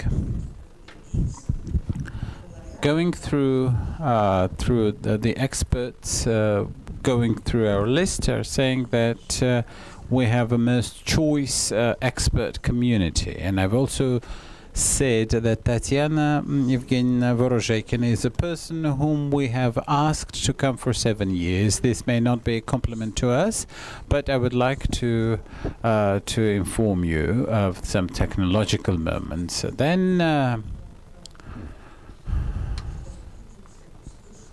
that's something that you might not be aware of, but Russia is a female country. But I don't like the gender talk. I think that there are not particularly any particular female problems. The only problem of ladies is men, and the only problem of men is ladies. All other problems are quite common. And Yuri believes that society is a common problem. Well, that's true. We will be deliberating some very sharp topics, but let me just repeat that even the most urgent, acute, and delicate things have to be considered with cold head and clarity. Thank you very much. After such an introduction, I would like to, cover myself up and then run away because you're afraid of a failure. But I'm very glad to have come here from this morning and to attend Natalia Zubarevich's lecture and Emil Payen's lecture. But having attended Mr. Payen's lecture and Ms. Zubarevich's lecture, I thought that they come from what exists. Mine, in spite of Lena's appeals, are also from what ought to be. So I called my presentation, May the Society Change the State, New Protest Movement and Revolution in Ukraine. I would be Happy to talk about the revolution in Ukraine for a longer time. And I'm glad that there are participants from Ukraine who might correct me if I'm wrong. But what is important that I would like to, and this is of course a boundless topic, but I shall say a couple of disjointed things, trying to keep myself within these 30 minutes. As you know, from spring of 2011, the world faced huge street protests in the cities, in very different cities and urban centers of the world, all very different, which are indeed parts of the global phenomenon, which I would have called something as a self-organization of a society, which goes against the political system, which does not seem to express the interests of this society, or else when the society does not see the channels throughout the existing, to self-express throughout the existing political channels. So from 2011 through to 2014, while they were different in intensity, were distributed, if you move from west to east, they were started from Rio, São Paulo and Caracas, and of course Rio and São Paulo were the major centers, but then moving eastwards through to Madrid, Cairo, Tunisia, Istanbul, Sofia, Moscow and Bangkok. All these protest movements are definitely united by the acute discontent and the dissatisfaction with the existing institutions, which disallow these people to express and to reach their goals through legitimate ways. This can be in case of the authoritarian regimes, as in Kiev, Moscow or Cairo, or else in democratical regime like Madrid. Now, these may permeate the existing situation and takes the people out in the streets, trying to oppose the corruption and the insolence of office, or the actual repressive or authoritarian policies have spanned the world throughout the past years. So this arbitrariness in action has generally been considered to be unacceptable. And this opposition to corruption and arbitrariness or voluntarity were able to unite very different demands, from social stability and equality through to democracy and the demand for fair elections.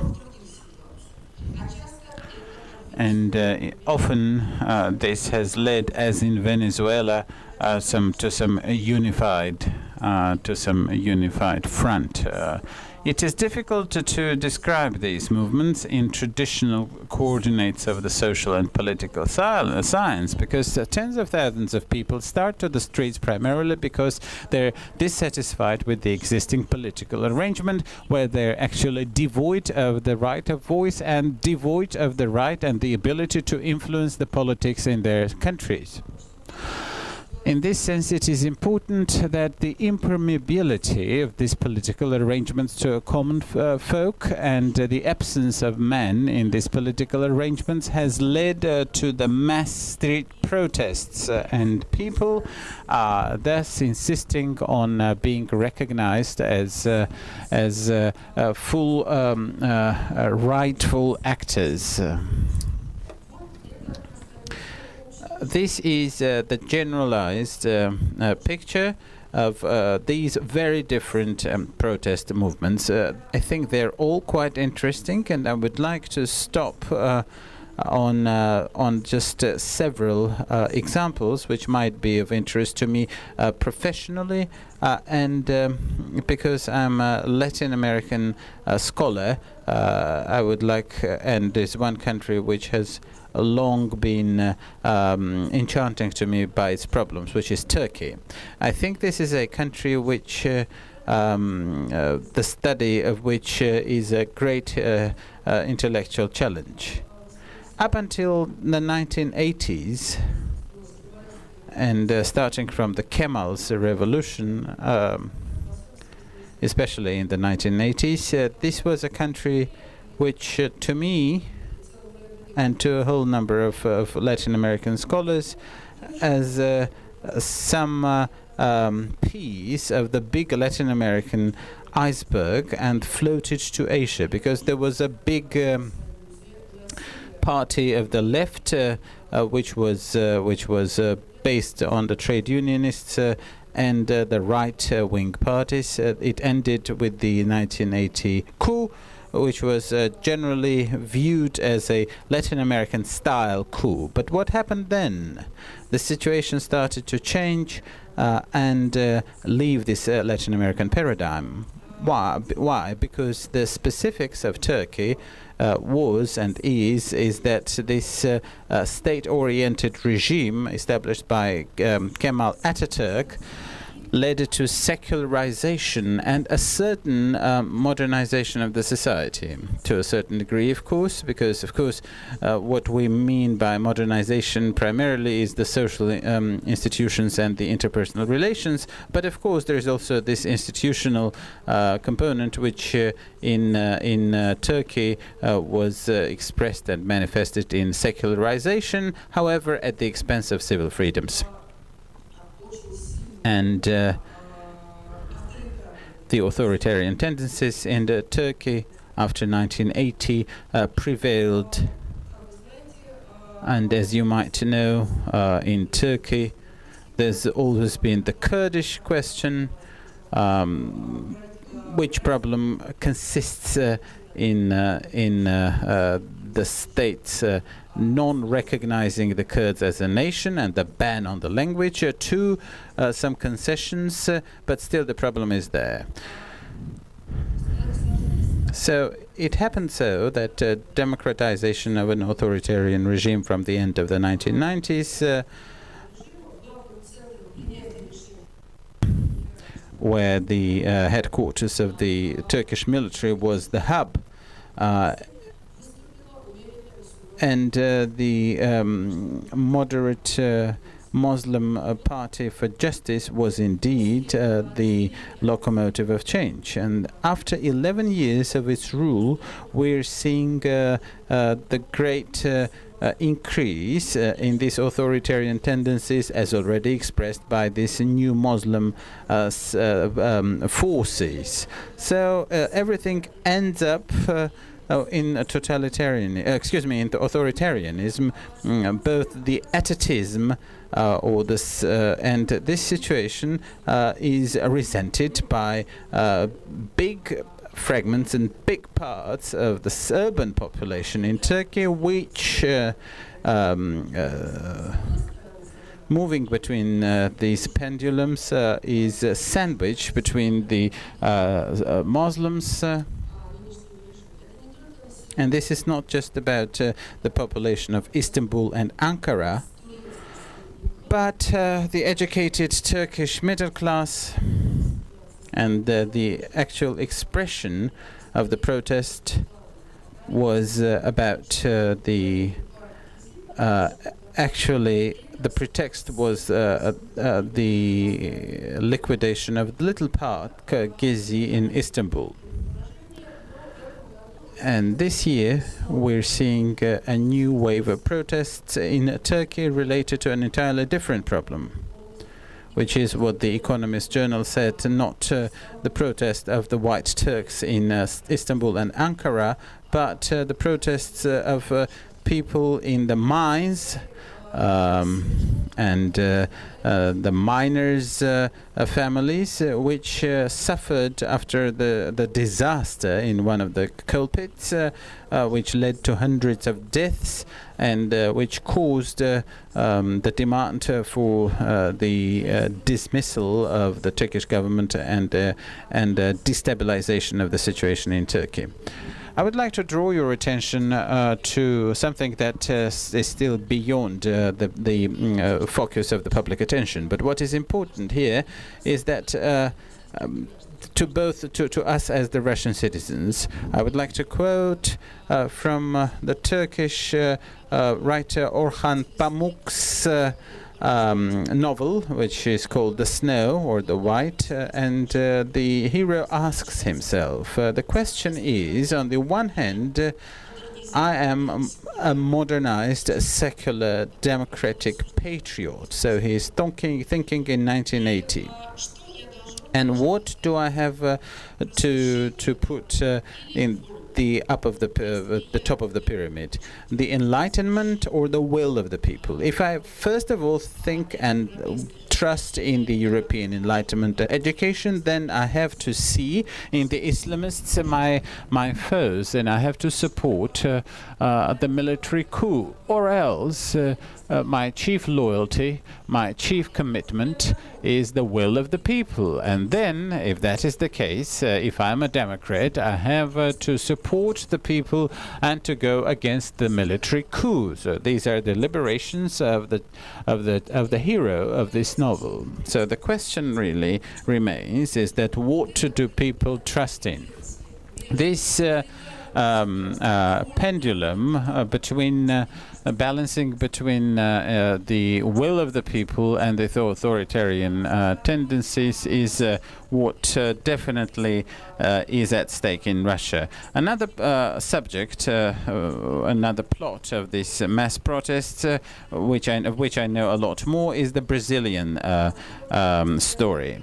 The Brazilian story is as follows over the past 20 years, and I will start with my personal impressions of 20 years ago. 20 years ago, in June of 1994, some might remember there was a Soccer World Cup in the United States, and it happened so that in preparation was in Brazil. And at the moment when the Brazilian team played against the US team, I was going from Rio to home here I was flying Moscow for 2 months, leading to the soccer cup, to the football cup. I saw that the presidential campaign was stalled. Neither the people nor the newspapers were interested in anything but football. And I have to tell you that this was an extremely important presidential campaign when the president, Luiz Ferdinando Barroso, was elected to lay the foundations for the modern Brazil. However, there was nothing for the people except for football. The people, the country, and I was very much annoyed. People were wearing verde amarelo, these woolen caps and scarves. I don't know how they survived. So I saw in this heat. So this was a true patriotic frenzy. In spring of 1994, when I was in Brazil, Ayrton Senna died during the race in Italy, which was, of course, the cause of the all-national wail and mourning. One journalist dared to write in Folha de São Paulo, and I said that he was a pioneer of the international and transnational corporations. He was all but killed, and indeed even the ministers of the Brazilian government said, "How can you, how dare you talk in that way about the national treasures, of which one was Ayrton Senna?" So today we're starting a new World Cup and we're seeing an entirely different country. To a person like myself who has spent so much time studying this country, hundreds of thousands of protesters went to the streets who are indeed protesting against the gigantic costs of this football cup and the stadium construction. They are against and they say that the national colors are not particularly fashionable and there is not much advertising. And 20 years ago the situation was extremely the opposite. What happened in Brazil? The protest started 1 year ago with the protests against the transportation, the increase in the transportation costs. São Paulo is a huge city of 20 million people. It has a metro. However, the buses are a very important means of city transportation, and the cost for a round trip was 2.25 euros, which is not particularly high by our scale. However, this is the highest ratio between the salary and the cost of a bus ride. So people went to the streets. However, the protests were very soon spilled over. And one has to remember this slogan, that this is not about the cents or centavos. It is about rights and dignity. The people who went to the streets of São Paulo and Rio de Janeiro were saying, it is about keeping our rights. It is about observing our rights. We have want to be the subject of the law. And I also remember this lady.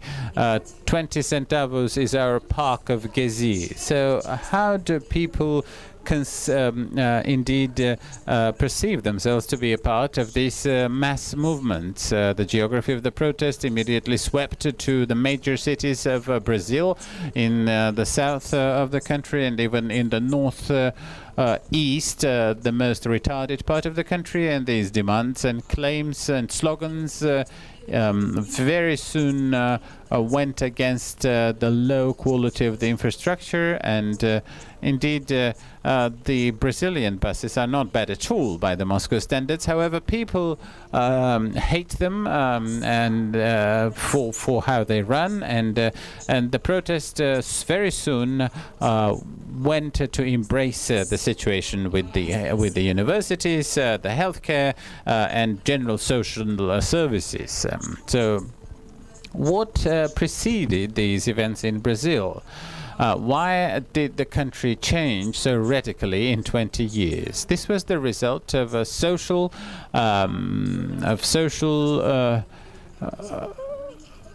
policies started by Fernando Henrique Cardoso, and then and while he was the right centrist, and then the following left centrist government. Natalia Zabarevich referred to me this morning. Indeed, Brazil is the country with the highest level of inequality in Latin America. The top 20% have over 50% of gross national revenues. So the Gini continent is one of the highest on the continent, and for the past 20 years, especially, this has been decreased. I will not go deeper into this, but you'll have to trust my word that because of these social measures and the struggle against poverty, the people finally, about 1/3 of all families, started to get some small benefits. They started to be paid for money on condition that they take their kids to school and inoculate them against disease. Because the vicious circle in Brazil was such that the more children were leaving the elementary schools, the less qualified people could be created by by the country. And this was the vicious circle which was reproduced in every generation. So both Fernando Enrique Cardoso and Lulu started their crusade for the high school education to become mandatory. And the economic boom also played a role. And the middle class, something that they call the middle class, which is the people who are no longer in the informal sector and for the first time received or obtained bank cards. They started to pay taxes. These people en masse went to the streets as for the first time they perceived themselves to be taxpayers. I would like to refer to this hearkening to the morning presentation by Natalia Zubarevich. The people who 20 years ago, when I was working in Brazil, lived in utter poverty, indeed total outcasts from the economic standpoint. The police would not dare entering the city districts where they lived. However, they felt themselves to be taxpayers and demanded to be treated with dignity and to be rendered social services. Today, Brazil is a country with one of the most well-developed and a powerful civil society in Latin America. The Corinthians Stadium, where the football cup, World Cup, is opening today. This stadium was created in part on the territory which had been occupied by slum districts which had been liquidated. Although these people didn't enjoy any legal rights, like all poverty, these settlements, legal settlements, they just came to seize this land and build illegal construction. São Paulo saw strike by people who work on transport. So what I want to say that the country has changed so dramatically, so that all the calls for soccer patriotism, which used to work, that irritate me so greatly, because when you open a newspaper and if they mention election, it's only which candidate would benefit from the victory of the Brazilian national soccer team. And if they lose, then it would find it dangerous to return to their country. So they no longer appeal to soccer patriotism. And in this sense, I really envy Brazilians, because soccer, to a certain extent, in Brazil, it's something like our cream. Our Crimea is our back house. It's again opium for people. And my biggest plot, they made me. What I like it, I really like speaking about these countries. I would like to hear your opinion. The third line is about Ukraine. From my viewpoint, Kiev Maidan is all about a unique phenomenon alongside among these global trends. What is unique about Maidan? First of all, most of movements that are enumerated, with the exception of Tunisia and Egypt, have never achieved their goals. Brazil, the situation is now specific because they're going to have an election in autumn, and certainly the government will have to make some concessions. Certainly they could not say no, that we will not hold a championship, but the salaries, they will increase the wages, they will release those who went on strike and were arrested, because the situation is not popular. But nevertheless, and many analysts look at it. One publicist says in Venezuela says there's a huge disproportion about huge energy of this demonstration and very small, insignificant practical outcomes and results. So we'd like to speak about this gap, but at the end of my presentation we will look at Ukraine. In the Ukraine, the results are there. They overthrew authoritarian regime. They achieved change in political government in the country. Secondly, Kiev Maidan was the longest and probably the most movement that enrolled most in terms of number of people. For 3 months, it successfully opposed violence by the government, and at its height involved anything between 500,000 and 1 million people. Thirdly, I think very much like in Arabic countries, it is in Kiev where people demonstrated exclusive stubbornness and stamina and mass readiness to go to the end and even die for their own goals. And this is the perception which I think has been the factor that resolved the showdown with Yanukovych in favor of the popular revolution. I would very much like to talk about the reasons why in Kiev, why in Ukraine in general this happened, but I do understand that I have very little time left. That's why I will not discuss the reasons for this, although it's a very interesting plot, especially given as compared to Russia. I would say only one thing, that what served as a trigger of this event. As you know, the trigger was when they had the situation about concluding a treaty of association with the EU. Here, the symbolic importance of Europe, where Europe served as a symbol for self-determination and bringing together the part of the Ukrainian society that was against growing authoritarianism and corruption in government. I suppose it's very substantial, and in general we should say that it is the European choice for these people. People actually went out in the streets about European choice, about rapprochement with EU. For the Ukraine, it looked like a gradual way to set up transparent economic and political institutions that would be accountable before the society and not to oligarchical clans. Another thing that makes it different. So this is where it's important to understand the symbolic character of this European aspiration. But when we look at Europe and at its Ukrainian policy, we would see that, first of all, Russian investment, Russian gas matters more. It's not an ideal Europe, but the Europe that mobilized people to protest in the Maidan.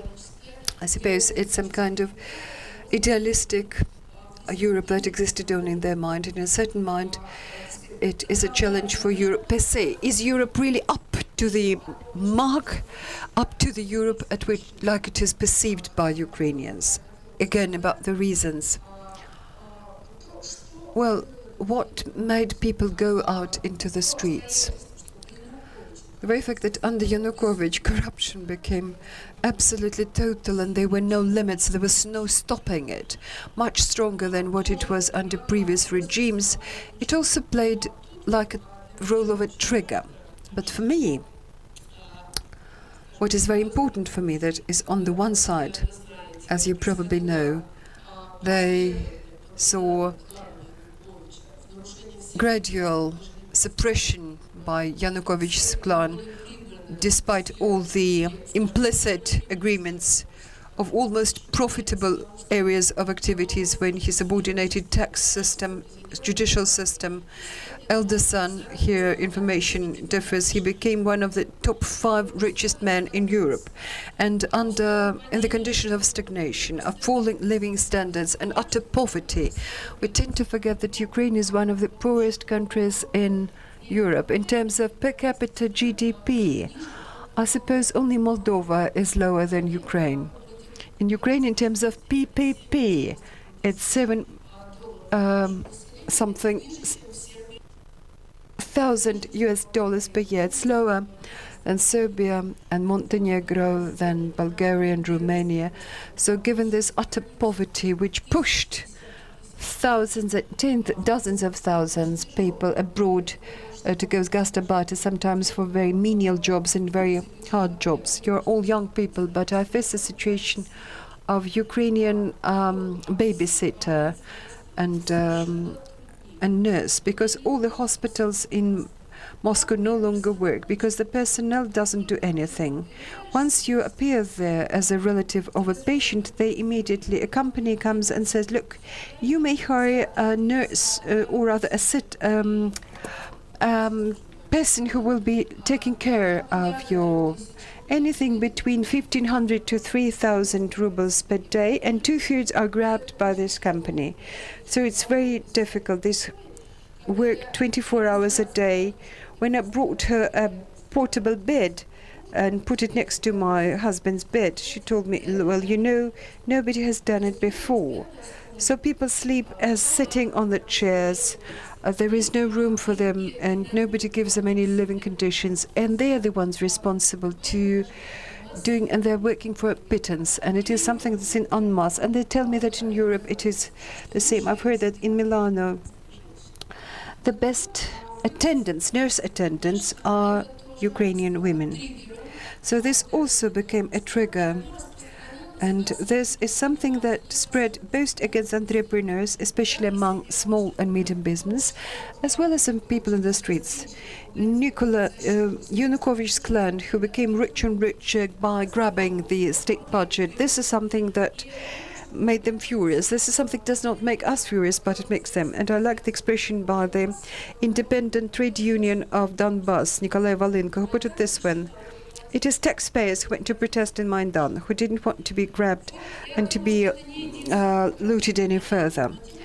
But it's a very important thing that people understand that this is their money. And again, Natalia Vasilievna spoke about it. We have just the idea that it does not come from out of our pocket. It's because of oil and gas that we pump. No, it's actually exactly the tax which we don't pay on our own. They deduct it. In Russia, I understand they also deduct it from people's salaries and wages. But since the economy and the country is smaller, they see a clearer link between this. For good reason that entrepreneurs accounted for were one of the most numerous professional groups in Maidan. In early February, there were, as Ukrainian sociologists said, there were about 17%. But then their share in early February grew to 17. It was somewhat smaller before. So mostly people who said they were small and medium business. So much for the reasons. If we speak about what was Maidan like? Again, in the Ukraine, they have very good quality and serious studies that show that what can be seen at the face of it, but that actually there were 3 different Maidans that took place. One Maidan as a rally, another as Maidan as a Vyetchi, like a self-made parliament, and the third is a siege like a military camp of Zaporozhye Cossacks. And there's a world of difference between them. What is it, shall I put it, what was typical of Maidan? I suppose what was typical is for these things that I'm discussing or trying to discuss with you today. First of all, inbuilt distrust for politicians. As sociology says, about 90% of people who protested in November and December, it's that they didn't belong to any political or social organizations or parties. It was just self-organization, pure and simple. And the third most important component of this Maidan as a rally and Maidan as Vyetchi or town's meeting, I suppose it was non-violence. Original distrust of protesting politicians had to do with the obvious reluctance to repeat the experience of 2004, when mass protests were used by the opposition to come into government, but they did not bring about either economic or political reform. But if you look at it in terms of what should have been there, I've been looking at it that we need to create a new political nation, and that self-organization of the protesters should become something that will be a predecessor of these institutions. Nothing like this happened. This self-organization institutions that could transform this protest into political sphere and become political organization. This is something that Ukraine didn't see. Example like this exists. I know 2 examples. They are Polish Solidarity, that was set up as a public social organization under authoritarian regime and later turned into a political party, political force that came in charge of democratization process. And the second important, this is the party of labor of the workmen rather in Brazil.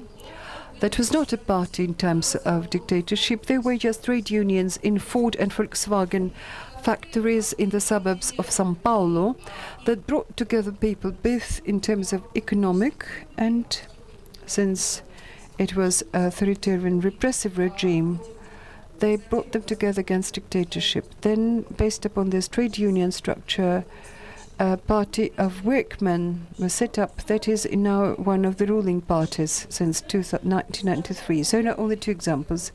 In Ukraine they did not do it, although there was demand.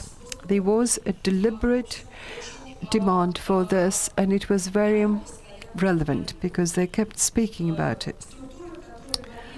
The entities or structures that could have, again I'm saying, structures of social organization that might turn into a political and economic government. A very important feature of Ukrainian protest, and this is where I fully support PAIN, although we are opponents in many cases. This is a very important difference of Ukrainian Maidan and Russia's protests in 2011-2012. This is the difference between them. I would put it this way. The spontaneous protest in Ukraine that was not based to any political party, it was because of unprecedented geographical and economic representation of the population of the country in Maidan.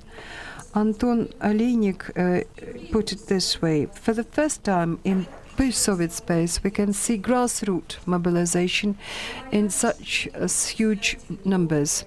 Not only representatives of a new creative class, main hope of Russian liberals, they mixed together with small business, intelligentsia, engineers, workers and people from the country. Maidan indeed was about sociological slice of the Ukrainian society, and not just people who live in the city and who are pretty much well off. Sociological data is very interesting.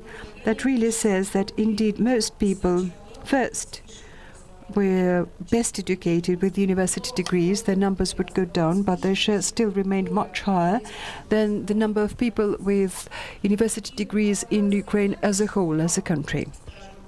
So if we speak about professional representation, then, as I told you, the share of entrepreneurs would go up, the share of students would go down, and remain unchanged like 10-13% is pensioners and workers. Indeed, unlike Moscow and St. Petersburg, it had the slice of the whole society of Ukraine, not just one class. And it would be interesting to look at geographical representation. First, in Maidan, as a rally, as a meeting, first, Kiev dwellers accounted for 50%, and later it went down to 19 and 13%. And respectively, the share of those who came to Kiev, especially from Western Ukraine, was growing. So it turned from intelligentsia sort of led, urban, it became more pro-Western, more country-like, because although the share of people from Western Ukraine never exceeded 52%, and about 20% were people from Eastern and South Ukraine. So much for social and geographic representation. Another important problem that has to do with the topic I am discussing here today is self-organization. At the start, as I was saying, they mostly thought they would go for non-violent process, and when this protest became violent, many people regretted it. And since non-violent protest helped increase the potential, enhance the potential of moral and political supremacy over the police and the government, people felt that they had the upper hand. And as one Ukrainian researcher said, he put it this way: all of them, means those who opposed neutral Europe they realized that not one single and more expensive imitation of activity cannot compare to what ideologically motivated people can do. But after the 19th of January, the protest turns violent. Maidan, as I put it, becomes more provincial, more pro-Western, meaning Western Ukraine, and somewhat more organized. So in January, February, it's mostly where people who belong to some social or public movements. People who were non-affiliated with any movement, their share was still very large, but it fell from 92 to 70%. And at that time, since they turned violent, they formed this amorphous civic showdown, turned into military self-defense.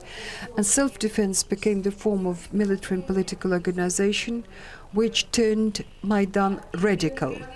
And elements of civic self-organization, such as kitchen, medical care, and scenes, and it all a stage that was set up for orators. It lost its relevance.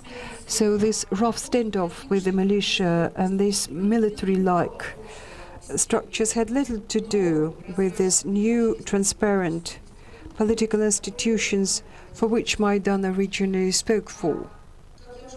And as I told you, elements and of these institutions, they rise, as it successfully happened in Poland and Brazil, as they fought authoritarian regime, and during the process of civic self-organization that can go in and hand in this.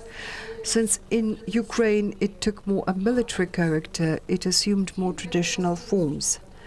And the last point I wish to make is that it's a question to which extent the outcome of Ukrainian revolution in the 3.5 months, to which extent they coincide to the goals in which sometimes paying the price of their own and somebody else's lives, hundreds of thousands of people.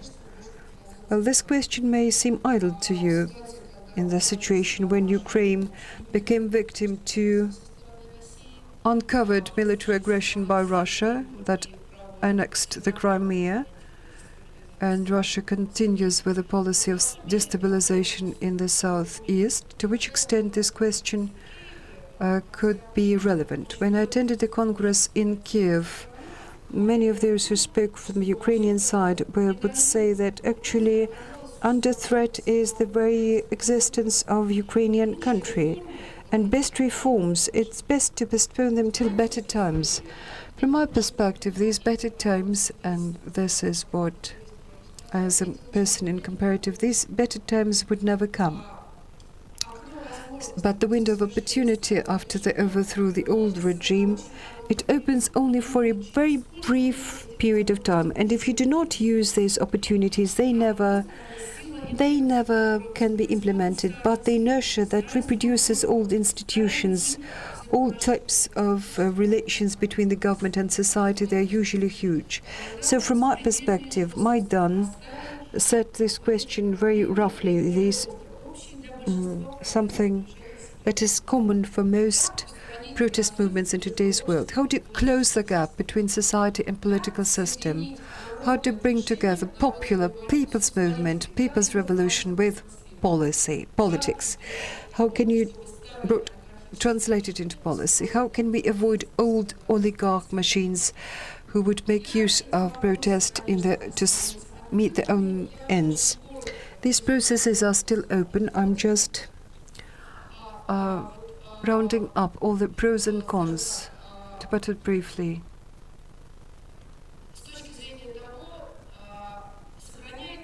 Whether the potential of democratic transformation is still there in terms of transformation of government, given the extraordinary conditions. What are the factors that work for, or which are the factors, there are many more numerous factors that work against it? I would put it this way. There are certain things, some things that work against it. First of all, Maidan that so desperately spoke against politicians, including opposition politicians, are several times watched on Ukrainian television, their public television, their broadcasts from Maidan. It was really pitiful to look at Klitschko and Yatsenyuk when people protested against them and wanted to talk to people. So this all-potent Maidan turned out impotent when the government... But the Vechi, or town assembly, people's assembly, cannot take part. And there were no institutions who could relay this experience into a representation. Secondly, military weakness. Ukraine never got ready to wage a war. Ukraine, this is where the army is not only weak to oppose not only Russian inaction and first diversion groups, and then there's self-organized volunteers that Russia supports. But this, I suppose this is something else. But those who speak about poor combat worthiness of the Ukrainian army, they are really getting distracted. Chechnya has made them forget that people, Chechen war, that people now have to face their compatriots, both armed and not armed. This is psychological barrier.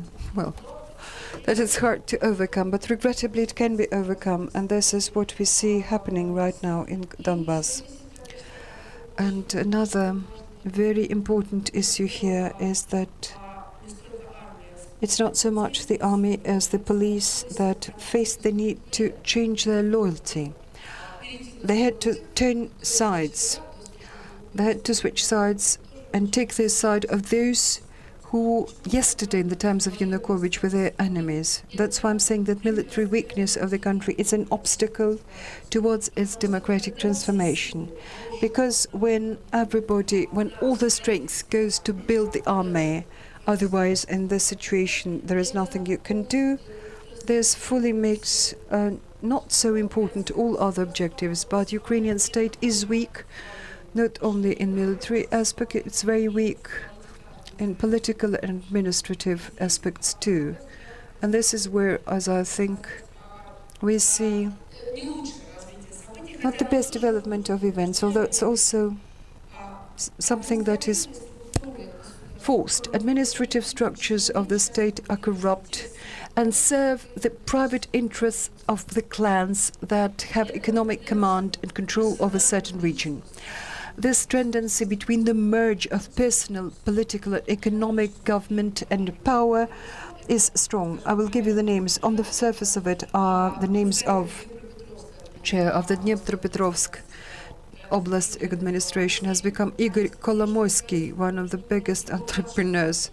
His younger partner, Igor, I don't know, Palitsa or Palitsa, Beck is in charge of the administration of the city of Odessa, and Sergei Tarota controls metallurgical production in Donetsk region, is the head of the administration of Donetsk region. So there's sort of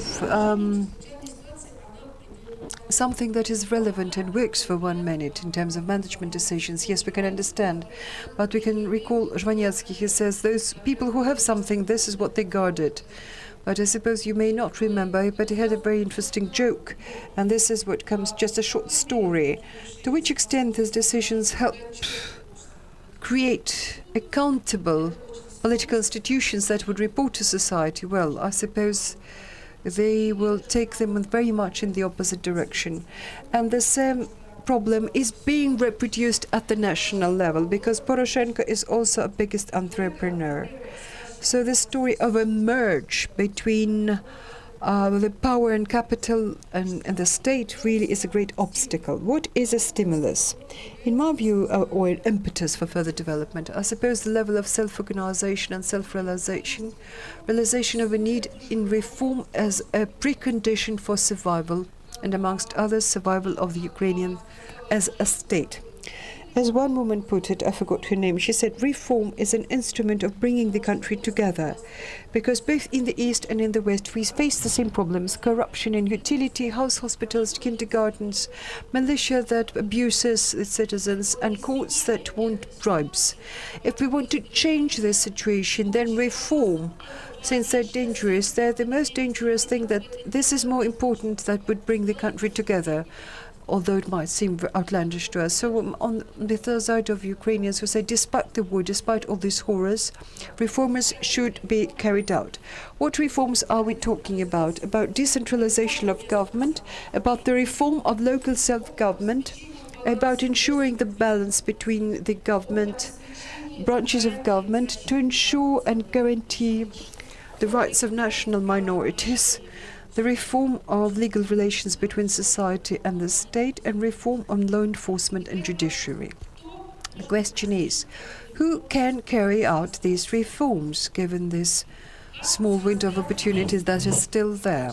How can we create working democratic institutions in a poor country that is being torn apart by a conflict that is spurred from a side? And how can we go and not stop at autocracy and oligarchs and Maidan, which will turn into a violent crowd whenever it dislikes something? So all these questions are still pending in Ukraine. At that, I suppose I would stop. I would like to tell you about the lessons that we can draw from Ukrainian experience, but I suppose I would better stop at that and leave some room for Q&A. Итак, коллеги, So, dear colleagues, questions Q&A. Boris was the first to raise his hand. Boris Grozovsky, please, now has the floor. Well, Tatiana, thank you very much for the brilliant presentation, which I enjoyed really. The question is, in Latin American countries, it often happened that revolutions in the long run would lead to semi-socialist regimes, populist, and so on and so forth. And Latin American history is rich in these events and transformations. Do you think anything like this could happen in Ukraine, given pretty strong socialist traditions and attitudes and modes of the masses? And second, in a situation where some government and state institutions, as you pointed out, they have this process when somebody is seizing power in the state, like state administrations are not governed by state institutions, but rather follow business institutes of groups that are elites. And on the other side, a number of functions that should be supposed by the exercised by the state are non-existent. And what are we going to talk about? What are they going to do? And are they going just to grow state functions in their new shape and form in this standard administrative regime, or they want to do something else, a new model which is not known in the CIS countries, completely different, when some functions they migrate to the society, to social movements, and the state has a subordinate function. So thank you. Thank you. And with regards to your first question, so about the implications of the revolutions in Latin America and then the Ukrainian prospects, I can tell you that the socialistic or socialist or kind of pseudo-socialistic revolutions, they've been only a few. Cuba and Nicaragua, only two. But populism is much wider spread, so in more developed countries. So that goes back to the 30s, to the 50s of the 20th century, all the way up to the 70s of the 20th century. Classical populism in its classical shape and form, from Venezuela to Brazil, and in other options. And I would say about populism the following. So first, the change of the type of relationship between the state and the economics, and because this is the state that does the import replacing industrialization, and so the beneficiaries, not only industrial institutions are included. They do this import replacement effort, but the wide masses of the population and the market itself and the industry. So this is the populist social bloc. The state, then businessmen working for the protected domestic market, and the workers who are involved in this process are the beneficiaries, because not only as customers but as those who get social benefits. All social systems spring up to being at that time. So if populism is regarded as that way, then so that's exactly what was done in Soviet times in eastern Ukraine. So I don't see this to repeat. But if we talk about more modern things, and then there's the following phenomenon, and it only is true of Ukraine, Russia, Venezuela. It's true of all this. It's not important what kind of economic policy the authoritarian regime will pursue. It's important on who it relies upon. Because if it relies upon exclusively on the strata depending on the state economically, I mean state public officials, who they're paying pensions to, and thus so they ensure their survival, political survival. So like for example, Putin regime, if you select, and the Venezuela Chavez regime, so when all the economic and social activity works only for Chavez, and then in Venezuela, so there is such a beautiful thing. So then, so there's a polyvalent bourgeoisie, meaning that the people from the administration of the clan of Chavez who seized the most profitable areas of economic activity, and they're quite happy with that, and they kind of. But they are so they're closer to the regime and they don't oppose it than private businesses. So this danger exists and exists in Ukraine. This is a general threat, a danger. This failure to include susceptible, vulnerable politically and socially into the institutions that would allow them to achieve their ends through political channels, and not only as clientele of the paternalistic structures of the state.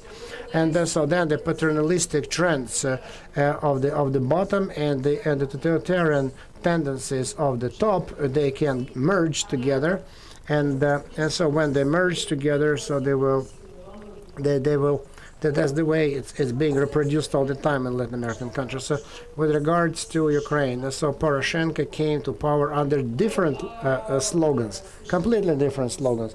You probably heard his opening speech. He spoke about, so he wanted to separate the state from the society. He wanted to gravitate towards the West. So then in his inauguration speech, usually is not important. But he is involved and he is biased to another type of development, and so he is committed. He is committed to this type of development. And so what's interesting, so the Brazilian example is very interesting because so then the system is democratic in Brazil, but there was. So I was so much envious when I went to an election poll, during the municipal elections in São Paulo. It's completely different between what they have and we have. I was so envious when I saw this is a working democratic system, and I was so envious when I saw the election campaign, how the elections were going on, and so the party that came to power democratically was 3 times re-elected. And it relies on its social beneficiaries, and this is a very powerful connection, a democratic, close cohesion. So I'm sorry that I'm so prolix, but the absence of the state in Ukraine and how the state will be built. Let us see. And Actually, I was thinking at the beginning of the 90s in Russia, because the collapse of the state against the background of strong civil society, maybe it's good. If we look at kind of the zero-sum game, you know, it's okay, because all the niches that the state leaves are filled in by by organized civil society. That's exactly what happened in Mexico. So then the civil society, after the earthquake of 1985, so when the state actually was not capable of doing anything, all of a sudden, like a mushroom, there's so many self-governance organizations, and so they took all the capacities and opportunities that the state was doing, so they started to do it, and they filled in for the state, and excellent, and they did very well. And all of a sudden, so Mexico became the strait of strong civil society. So then, and then the strong municipal government and regional government. But there is one condition. It's certainly the presence of strong civil society. In Ukraine, it's stronger than in Russia, the civil society. That's why I would not exclude this opportunity. But it does not exclude, it does not cancel the necessity of building efficient political institutions that would cooperate with those public institutions, but not replacing them. And so then decentralization of a certain return of function of self-governance, public self-governance, but you cannot liquidate, for example, so the police should work, because if there will be no police minister of interior, then under the slogans of the left or the right sector, so they will start to burglarize companies and steal and kill people, or on the other side there will be no rule of order, a rule of law, and a complete breakdown of law and order. So the police will need the police. And so, but the more transparent they do it, the better. And I think that both opportunities can play out. So we continue. And so you please go ahead. Mm-hmm.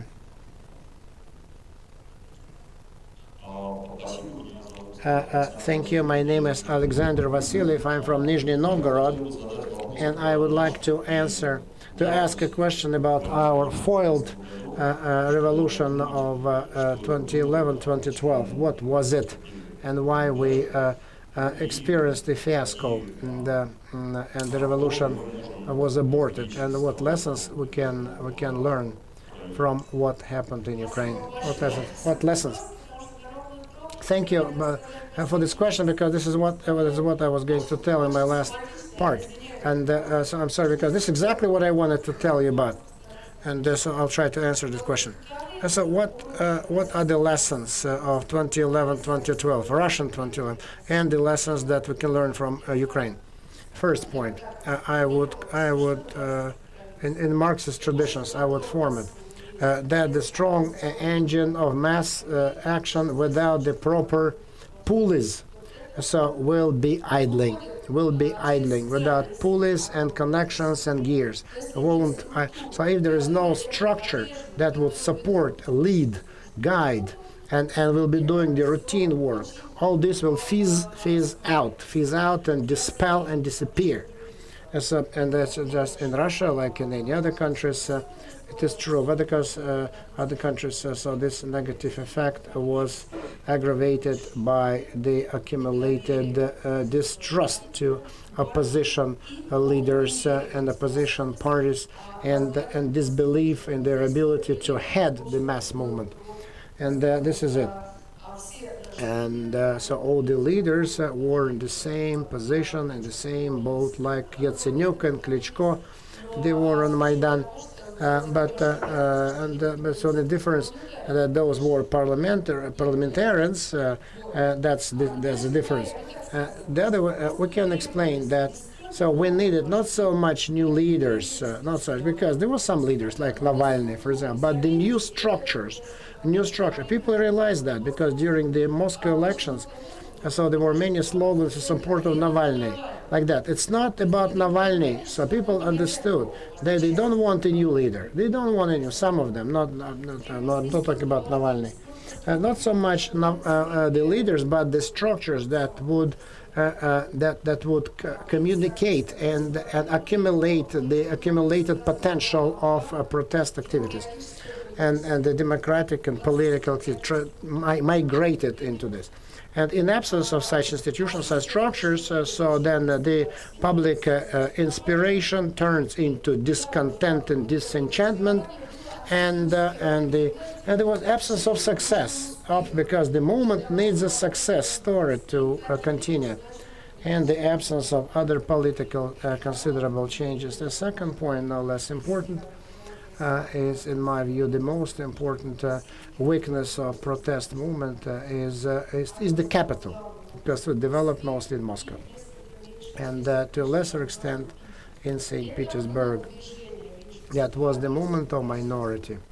And if we go back to Anton Oleinik, who quoted Ukraine, so that was the movement of unnecessary people in Moscow, in the other capital, because they are ousted, because they didn't have the right to express their own opinion, and they were unhappy, indignant, so they were kicked out. It was a political protest of the middle class, but not in the scale-up understanding of the Brazilian approach to this issue. And what's more important, what was negative, because it was perceived in this fashion, not so much by the participants, but by the media and independent analysts. So what I mean by that? So then it's a simplified interpretation. The middle class opposed not only the authoritarian power, but a lot of lumpen proletariat who were raised intentionally by the power. So I'm quoting Latinina. So those are the freebies and the stupid cattle, the rabble who do not want to protest against anything. So because they were against power, they were against because unlike rabble and who cannot survive without their paternalistic state, the middle class fight for their freedom and honor, unlike that rabble who want the state to help them all the time. So this way it turned into charity, and for this there were grants. This pro-Putin performances in Moscow, when people were saying, as long as it doesn't get worse, and so I'm happy with what we have, etc. And that was the level of relevance of this two-pole perception. We are not them, and they are not us. And because the weakness of the protest movement was in its inability to include social requirements of the majority of the population in democratic processes. That's exactly what happened in Ukraine, what's happening in Brazil. So it was announced as its strength. And suddenly the power immediately took advantage of this. So they used the self-presentation of protest movement. So the protest was sold out on TV to the population as the movement of the rich against the poor, as the office loafers against the society. And that laid the foundation for a successful isolation of this protest movement. And that was aggravated after Putin came to power for the third term. And as I was saying, and in my view, so the agenda of the democratic movement in Russia, and I keep repeating it like a parrot in all my publications. It should include social interests of the strata dependent on the state, the budget pensioners, and definitely so the public officials and the public sector people who get salaries from the state. We need to include them, involve them, because when pensioners in 2005 went to protest against the abandonment of the of monetizing their breaks, their benefits. So they went to the streets, and so there were thousands of them, and they had to repeal this change, and they returned the benefits for the pensioners. Or for example, crucify Khodorkovsky, or we're all for Putin. So what kind of dignity is that? It's not coherently mingled with social characteristics and its income and his income. Primitive picture. And so I'm deeply convinced that without the representation of the interests of this stratum dependent on the state and in political institutions of the position, so democratic movement will be doomed to failure, and it won't work. And so this inclusion of social requirements and inclusion of social structures. If we do that, we could hope for success.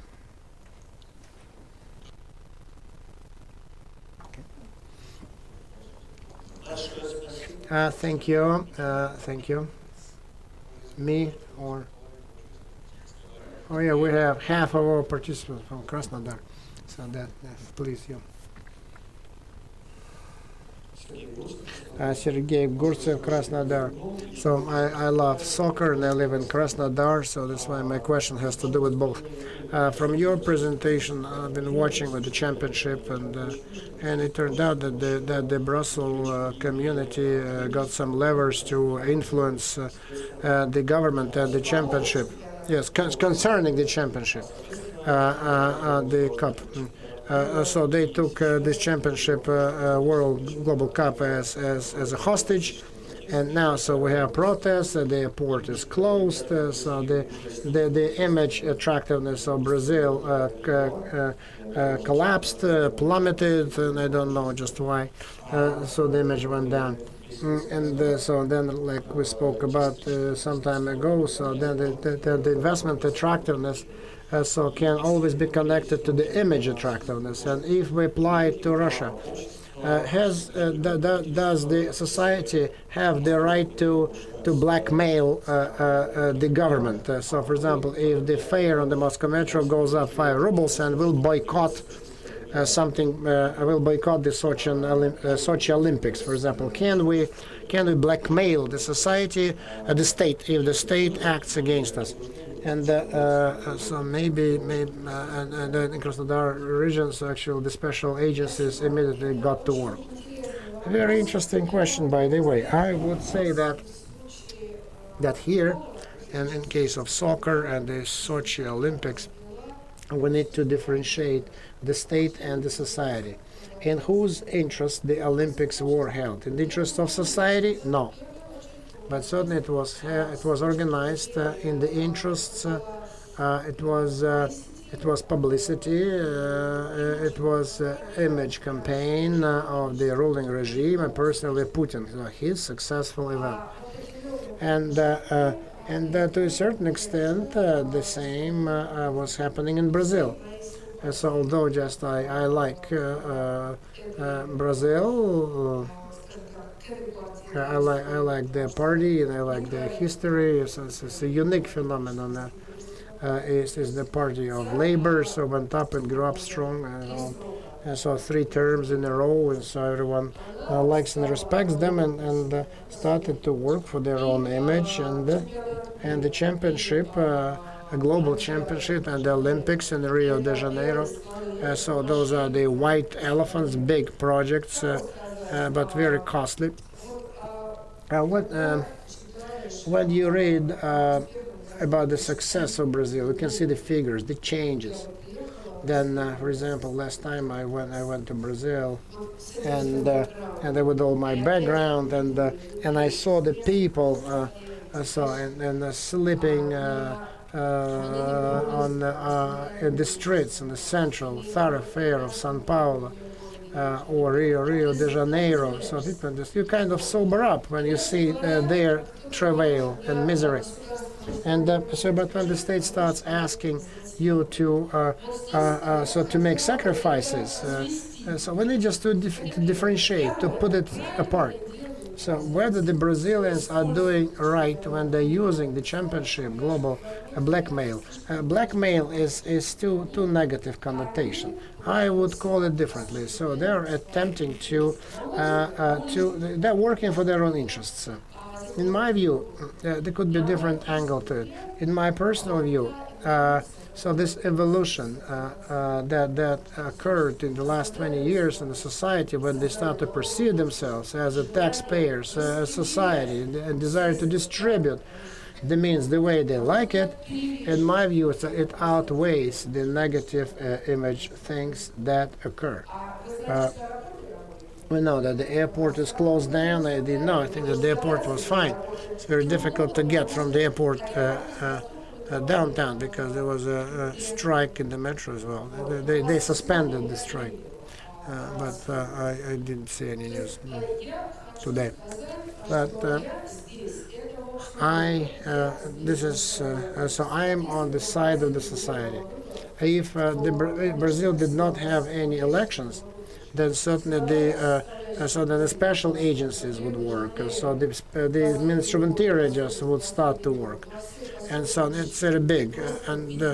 So they just have troops everywhere in all poor regions. So just to squash the drug cartels. Drug cartels, they want to show, because the Ministry of Interior is everywhere, so the troops are everywhere just to squash the drug trafficking. And so this is, and so unlike, but the elections, makes up for it. I think that's a good development of the Brazilian society, because I'm not a fan of soccer, although I went to saw the soccer matches. It's interesting. People don't kill each other. They're singing. They're happy. It's so much better. Don't fight. They don't get into fist fights. Yeah, but still.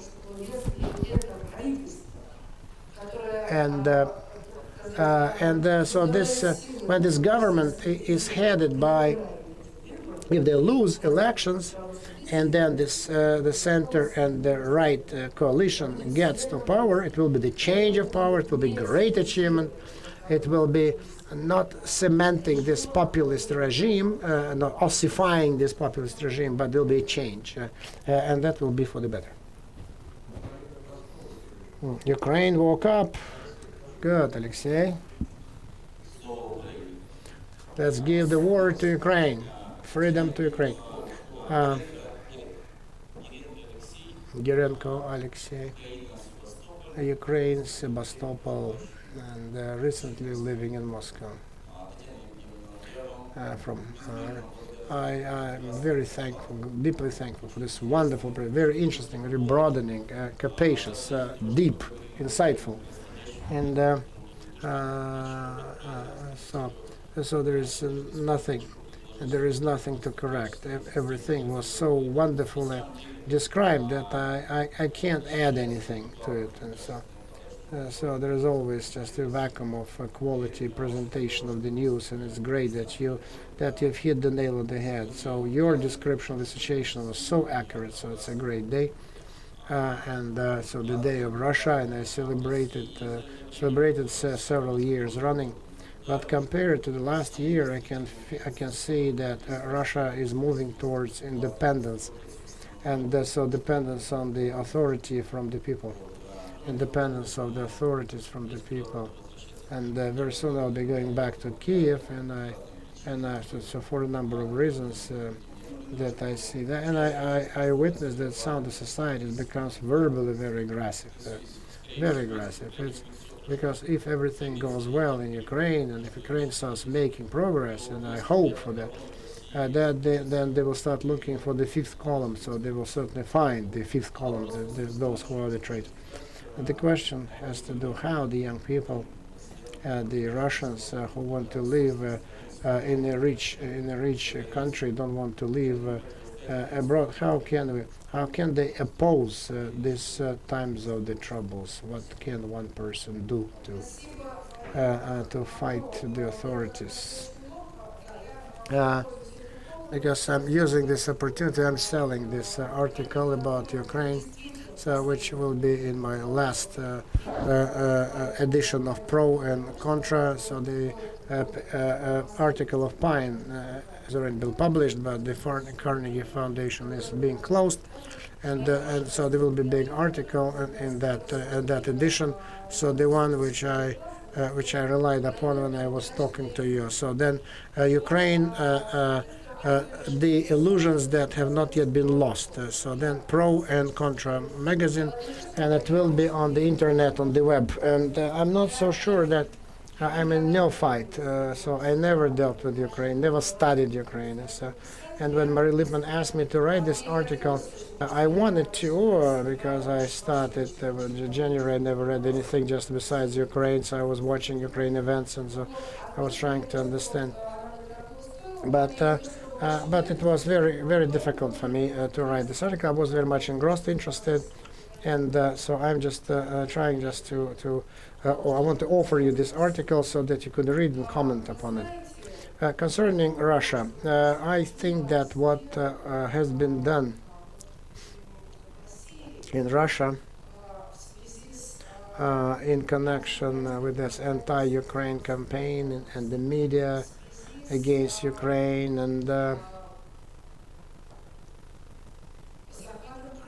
and then the conquest of Crimea and general approval of the Russians. Certainly this has corrupted the society greatly, because the society, they sent a strong message to the society, and those who are strong, those are right. So be on the side of power, of strength, and you'll be right.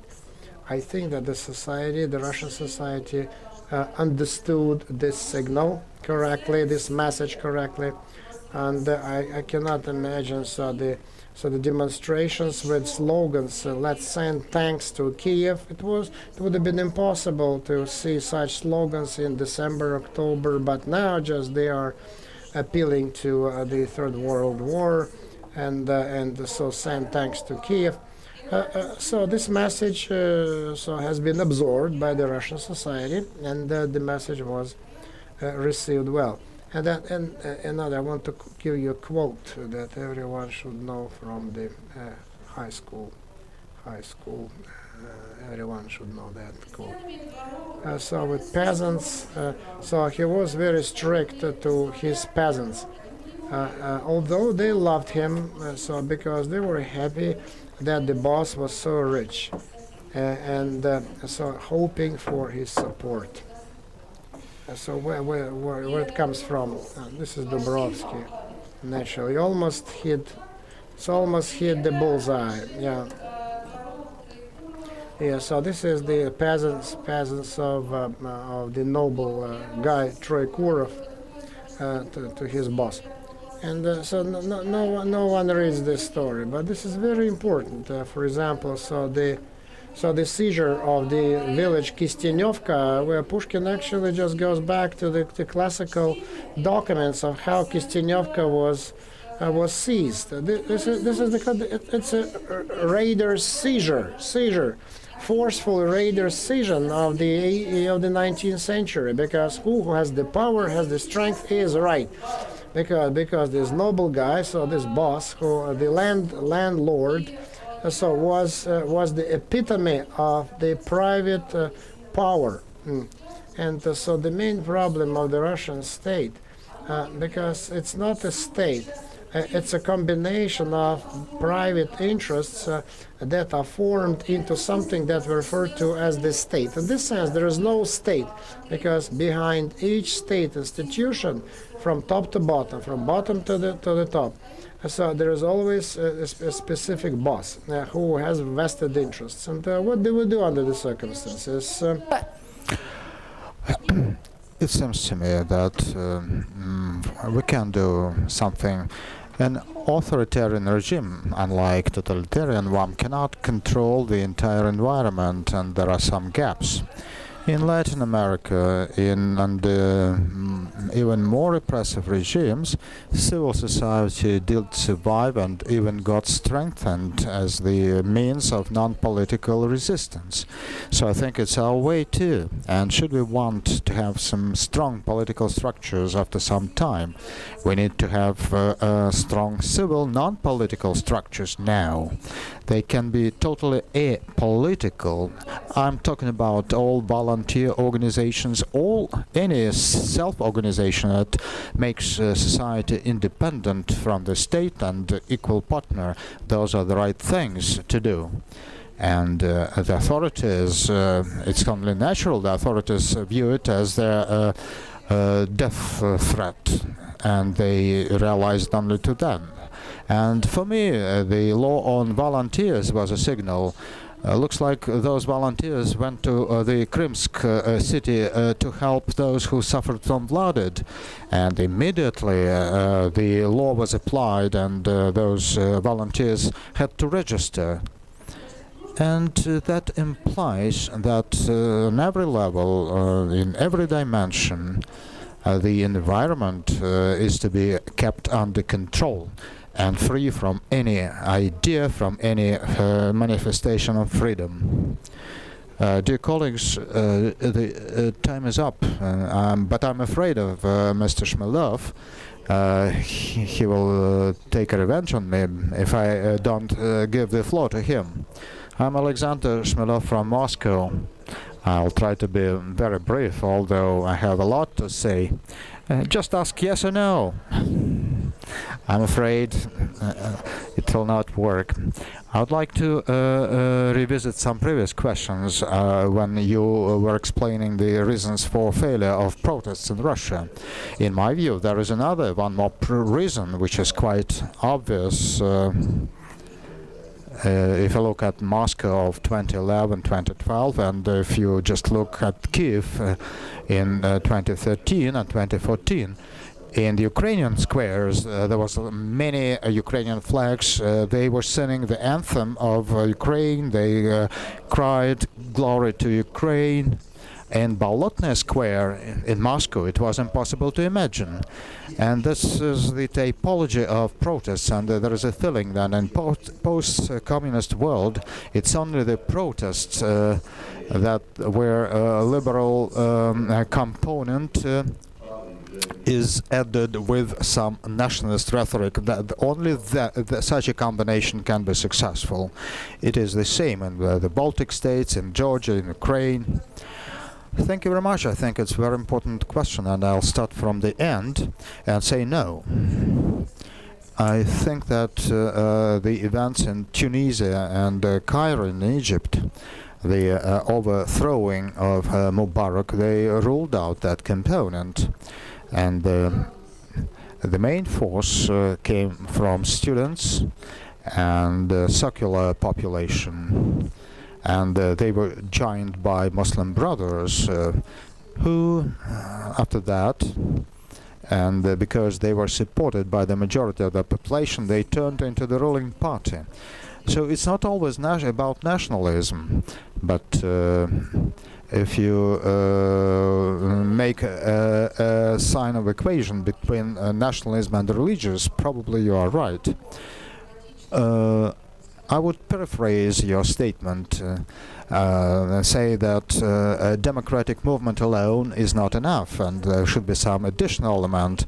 And again, here comes the Russian situation. And personally, I don't see any opportunities for democratic revolution or evolution and any kinds of Russian nationalism.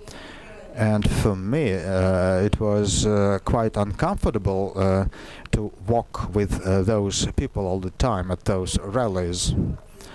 I should also admit that when the latest rally took place against the invasion of the Crimea on March 15th, and I thought that finally all things went well, but I was not irritated by the leftist movements, but they also supported me. But so, in an empire, ethnic nationalism is always linked with imperial symbols. And I mean that even this very dangerous stake of the regime on the ethnic nationalism, which means saving Russians and Ukraine, it was the slogan. I asked myself a question, what are they? Who are they? Am I Russian? My grandmother is Ukrainian. And it came to me for the first time, how we will differentiate between those people. Shall we take blood tests? And I think that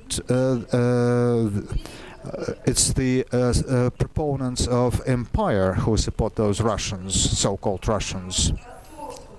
And what you saw in Ukraine singing the anthem, and a friend of mine who came from Ukraine said that, look at those people, they are proud of singing their anthem, something that we cannot do.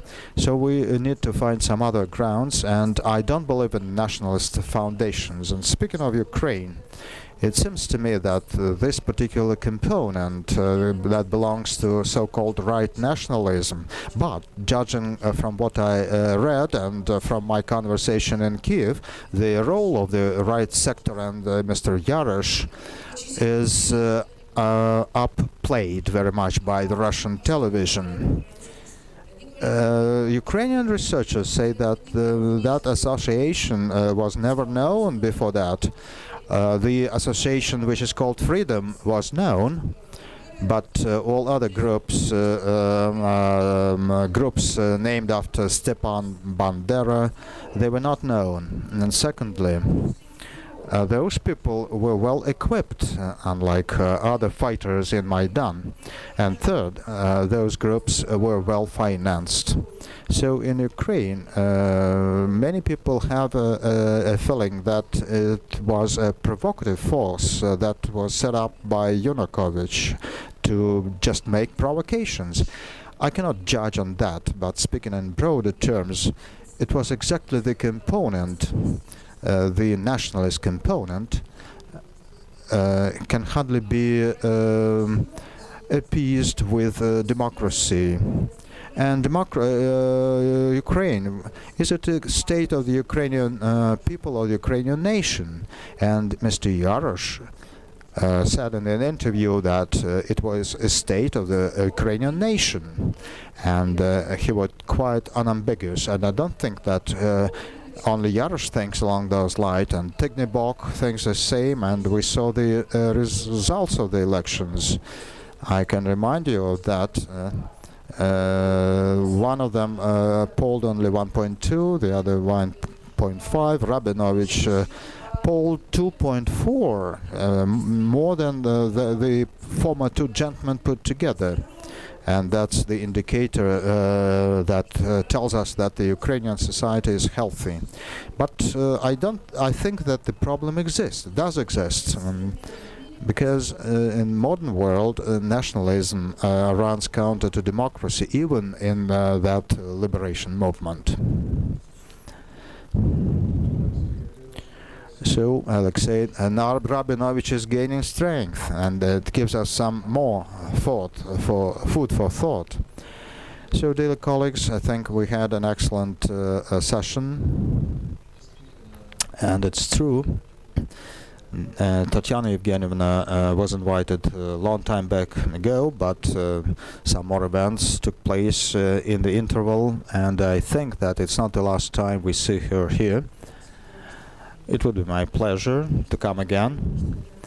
And I don't think that I'm so exclusive, just I didn't receive those invitations. And I'm really impressed by the quality of your questions. I spent the entire day here, and it was really my observation that you asked well-qualified questions. Thank you very much.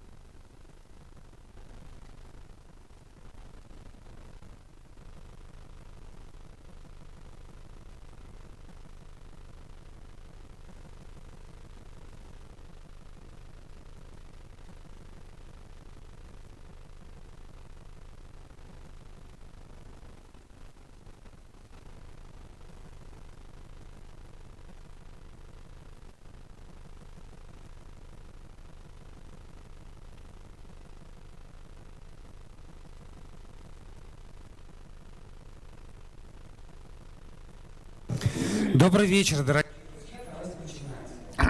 Good evening, ladies and gentlemen, dear friends. It's time for us to start.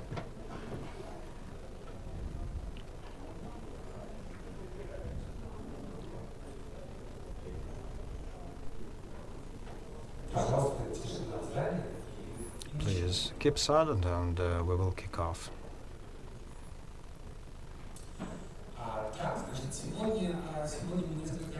Today we will depart a little bit from the topic we discussed last time, that is institutions, social capital, and we will revisit it at some next seminar.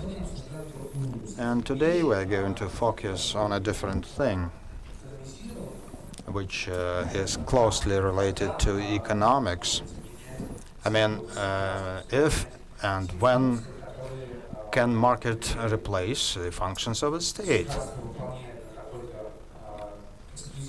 And some functions that one believes are exclusively functions of the state. And I would like to ask you, if my understanding is correct, the Mundial World Cup will start at midnight. Opening ceremony at 22:15. It's not important. I don't think that anybody wants to see the opening ceremony. Opening ceremony is nothing. We will not vote on that. And the game will start exactly at midnight, and that's our deadline. We'll have to wrap up by that time.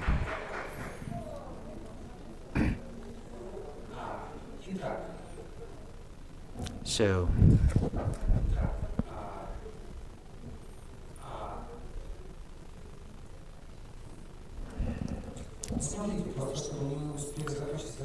and you know, in order to complete in 1 hour, it's not realistic, but 2 hours is quite a realistic deadline for us. But it will depend on everybody present.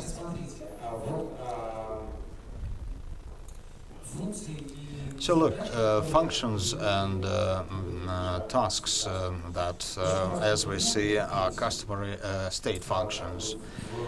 For instance, it's pensions, and it's, in contemporary society it is believed that the responsibility for retired persons, when people stopped making money, so that responsibility is with the state, and it's hard to imagine any other arrangement. At the same time, even before Otto von Bismarck, there were no pensions at all. So in historical terms, it was just 150 years ago than yesterday. And people coped with that problem on their own.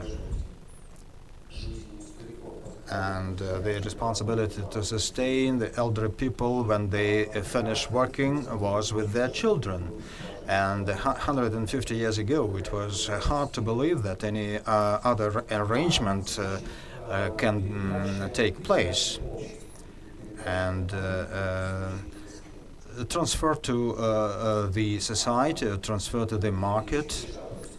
I will speak about that later if there is some pricing mechanism.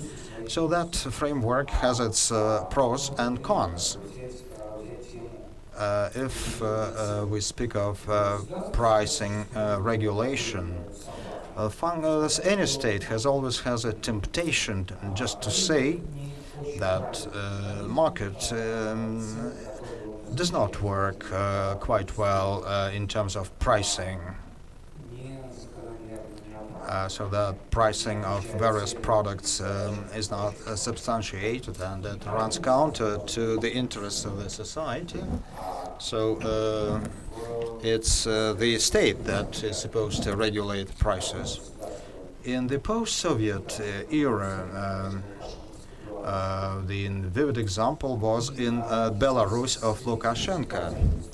So if you keep track of the situation in Belarus, that Lukashenko regulation of prices led to the situation when they seriously think that some soft form of serfdom can be reimposed, reinstated. And that's the result when the state interferes with markets functioning. Prices are to be established on the basis of offer and supply ratio. But sometimes the state can do some adjustment to stop some prices from growing too fast and to stop other prices from falling too fast. And it leads to some disparities because no planning body, no state can be fully knowledgeable about the preferences of economic agents. And some prices turn out to be extensive, or others are, on the contrary, contracted. And Lukashenko, as former USSR leaders, prefer to keep agricultural product prices lower, so that food would not cost too much, and the government is not criticized by the population for expensive food products. But because of some economic laws, and since agricultural prices are lowered, it's not very beneficial to work in agriculture. So in some next phase and next step, the government has to make people do farming. So Lukashenko is imposing that kind of a serfdom when people engaged in farming will not be allowed to leave their farms without governor's permission and move to cities.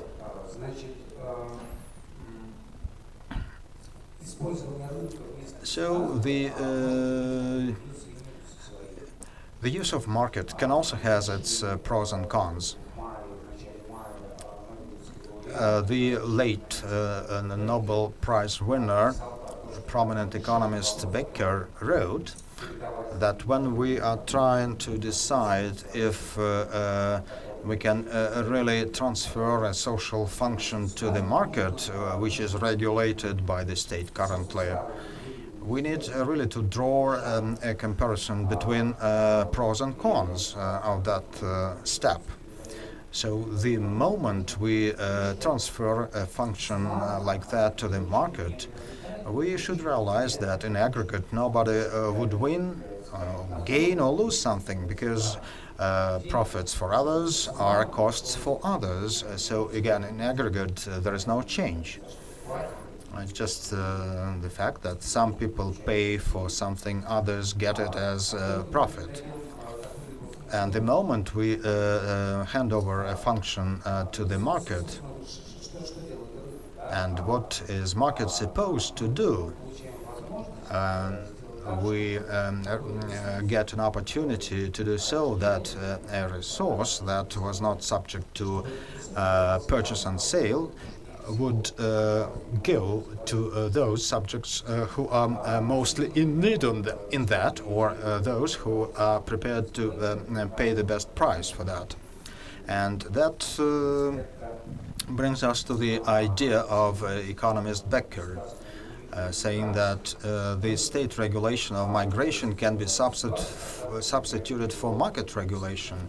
So in a situation when Europe and the United States are the countries where many people who are not born in those countries would like to go to, the state imposes some regulations trying to filter those would-be immigrants, trying to allow for immigration only those whose professions are in need.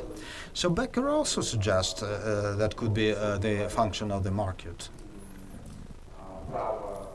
so that the right of residence in the United States can be valued. It's a very tentative amount, so it could be valued in $50,000 US, while the migration, as we can see here in Russia, results from the delta of salary and wage. So the person hopes that the moment he comes from Tajikistan to Russia, to the United States, he will be able to be paid 3-4 times more. And the moment the price or value barrier is imposed for migration, it's exactly what the state is doing on the administrative level. So the moment this function is transferred to the market, and people can really value for themselves if that investment, say in those tentative $50,000, is worth paying, and to what extent that migrant, that person, will be able to pay back. So given his previous payment in the country of origin and the next in the next country. Such is the mechanism of immigration regulation. A simpler situation is with traffic jams. When the roads are free and you can drive into downtown free of charge, traffic jams ensue. Well, nobody profits by the traffic jams, and there is no market here. There's no profit to be made on the traffic jams. So this is indeed a more of a burden rather than an opportunity for anybody, and everybody loses. Probably, with the exception of those who are traveling by helicopter or the specialized siren-equipped machines and cars, but these are certainly not the winners anyway. So the concessional fees and the fees for entering downtown, the toll roads, it is where we are surrendering this quasi-free resource to those operators, onto those who are ready to pay for it. The users who are ready to pay for it. A couple of more examples before we pass on to your work, to your contribution, and or even just one example is the example of a situation where market could hardly ever be accepted, where there is a moral prejudice, which is the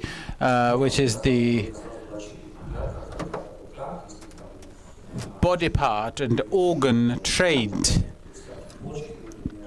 When you think about a situation when somebody needs a kidney transplant, and these organs are in a great shortage because they can only be transplanted from the bodies of very fresh cadavers, and by definition there are fewer than those who need the transplant. I'm not sure about the statistics in Russia, but in the United States there are about 90,000 people need a kidney transplant, and about 6,000 per year are transplanted, and about 4,000 die annually in the United States because of the inability to transplant the kidney, and they're on hemodialysis. So from the moral standpoint, it appears that the organ trade or commerce, when somebody sacrifices his kidney, this is not ever to be admitted. There can be terrible abuse, and there are always rumor in Russia when and there are horror stories in the news about some crimes resulting from this. But there are several examples in, I think, Pakistan, India, and one other Asiatic country where the mechanism of organ trade was introduced, and it did not seem to have been to have originated. There is yet another great objection. Once we allow the market into this sphere, it happens so that 90,000 now require the actual transplant, and which means that the wealthy will survive and the rich will die, and the poor will die. And I think that Pakistan and Sri Lanka and a couple of other countries have overcome this problem in the following way. The state continues to subsidize this situation, and it continues to pay for it, so that the state pays for it. And this is a limited scheme, and the monies are paid for by those who have given up their kidney. So these are just a few examples where the market should and must not be introduced or accepted. So the way I would propose to build up this session today would be somewhat different. What we will do now is that you will be subdivided into several groups. You can do it in an arbitrary way. You can the only condition is to have no less than 12 persons in each group. No less than 12, I said. And every group may take one topic. Medicine,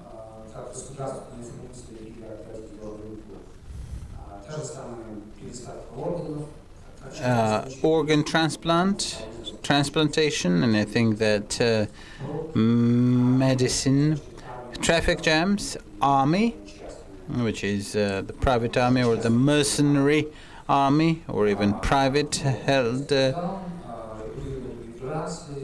immigration control.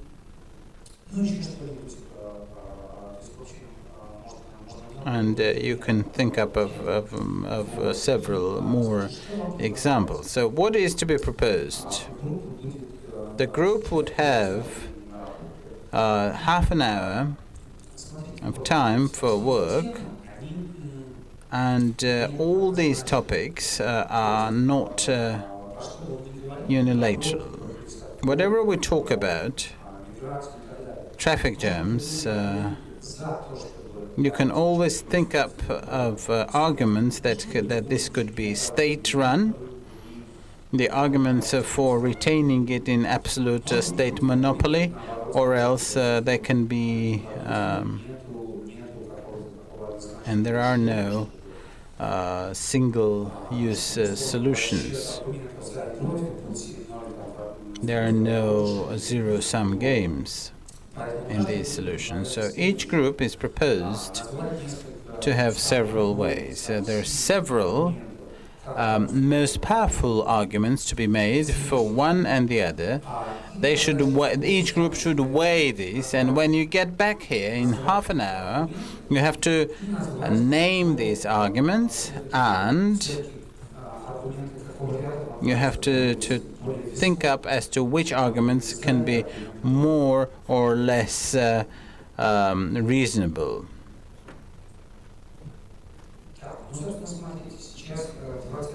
So it is 20 to 10. Let us get back here at 20 past 10. Get back here for about 20 minutes or 30 minutes at maximum. And then each group, with each group being not more numerous than 12 people, and each group may pick up any of these topics. The topics may crisscross,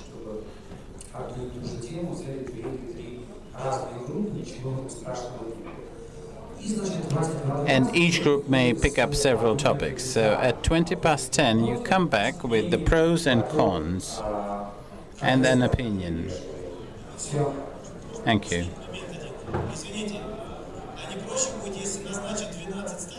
Well, could you have 12 elders? Self-organization.